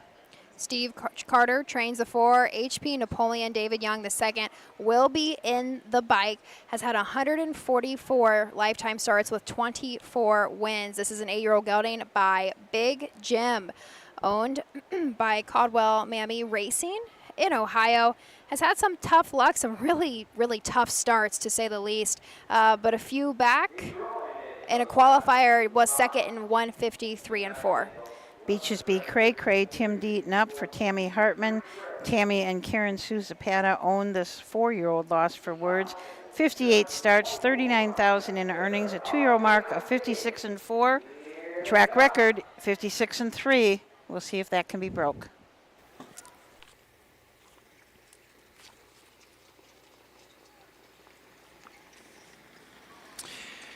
Off and pacing, that's Western Ready for the lead. Turek Seelster takes the 2-hole trip and takes the tuck. C Nice Single comes out in 3rd. HP Napoleon 4th. Beaches beat Cray Cray 5th. On over to the opening 8th they go, and Western Ready and Luke Hanners lead them by 2 with Turek Seelster right there. 5 back to C Nice Single. Then it's 2 back to HP Napoleon, and trailing the field, Beaches beat Cray Cray. Straight alignment going to the quarter. Western Ready's on the front end. Turek Seelster second. C Nice Single is next. Out and on the move on the outside. Beaches beat Cray Cray. HB Napoleon trails 28-4 for the opening quarter. Round the turn to the 3/8 they go. Luke Hanners, Western Ready. Turek Seelster, Alex Hawk second. Racing 3rd, C Nice Single and Devin Miller. Beaches beat Cray Cray and Tim Deaton on the outside, and the Traders HP Napoleon and David Young the second as they come to the half. Western Ready by a length. Turek Seelster is next. C Nice Single is 3rd. Beaches beat Cray Cray 4th. HP Napoleon 5th. 57-3 for the front half. Into the 5/8 they go. Western Ready the leader. Turek Seelster right there second. C Nice Single is next. HP Napoleon 4th. Beaches beat Cray Cray 5th. They're off the turn. They're on the back side. Western Ready still there. Turek Seelster is second. C Nice Single is 3rd. HP Napoleon on the outside. Beaches beat Cray Cray trails the field. Moving into the far turn, 3/4, 127-4. Western Ready's got every call. Turek Seelster is second. Racing 3rd, HP Napoleon. C Nice Single is next. Beaches beat Cray Cray trails. They're off the turn. They're on their way home. Here comes Turek Seelster. Western Ready. Turek Seelster on the outside. Western Ready. Turek Seelster on the line. Turek Seelster and Alex Hawk.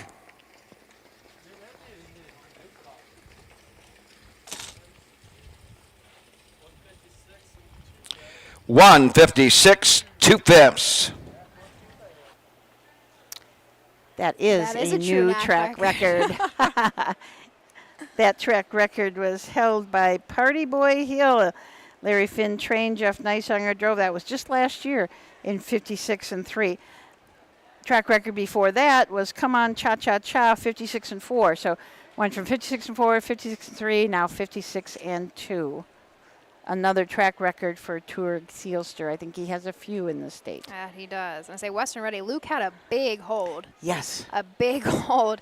He was ready to go, to say the least. Just, I think the fractions just kind of got the best of him, and Turek Seelster just got the trip. Got the trip and had a little bit more gas to go.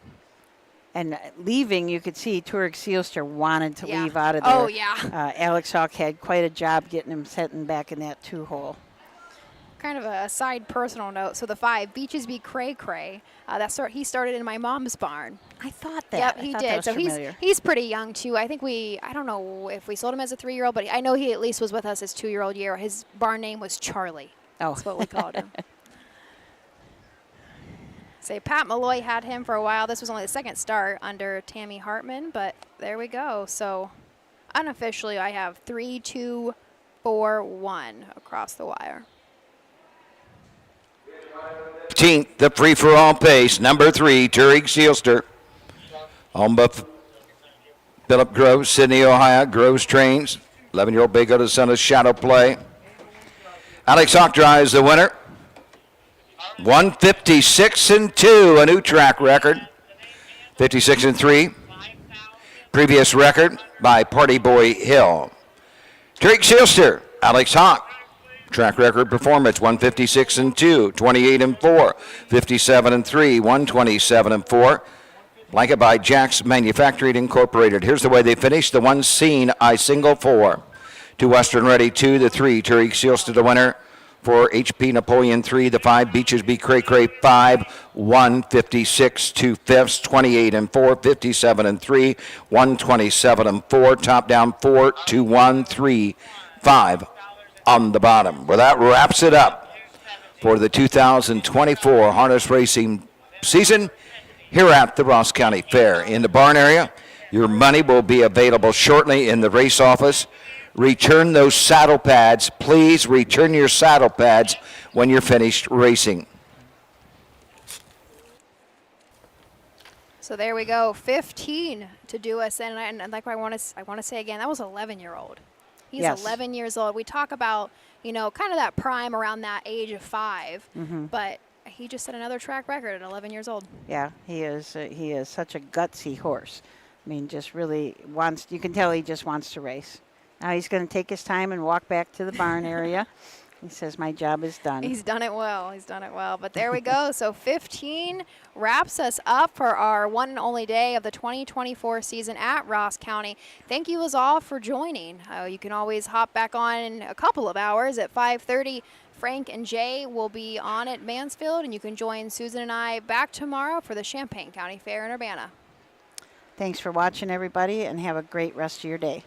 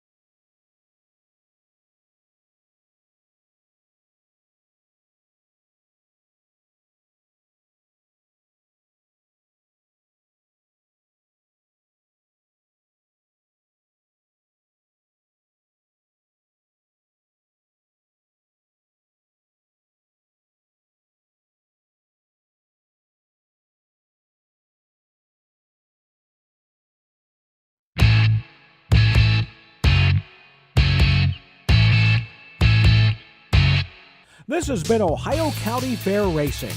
Ohio County Fair Racing has been presented by Midland Acres, thestable.ca, Dublin Valley Farms, Big D Tack and Vet Supply, and the Ohio State Veterinary Medical Center. Ohio County Fair Racing is a presentation of the Ohio Harness Horsemen's Association.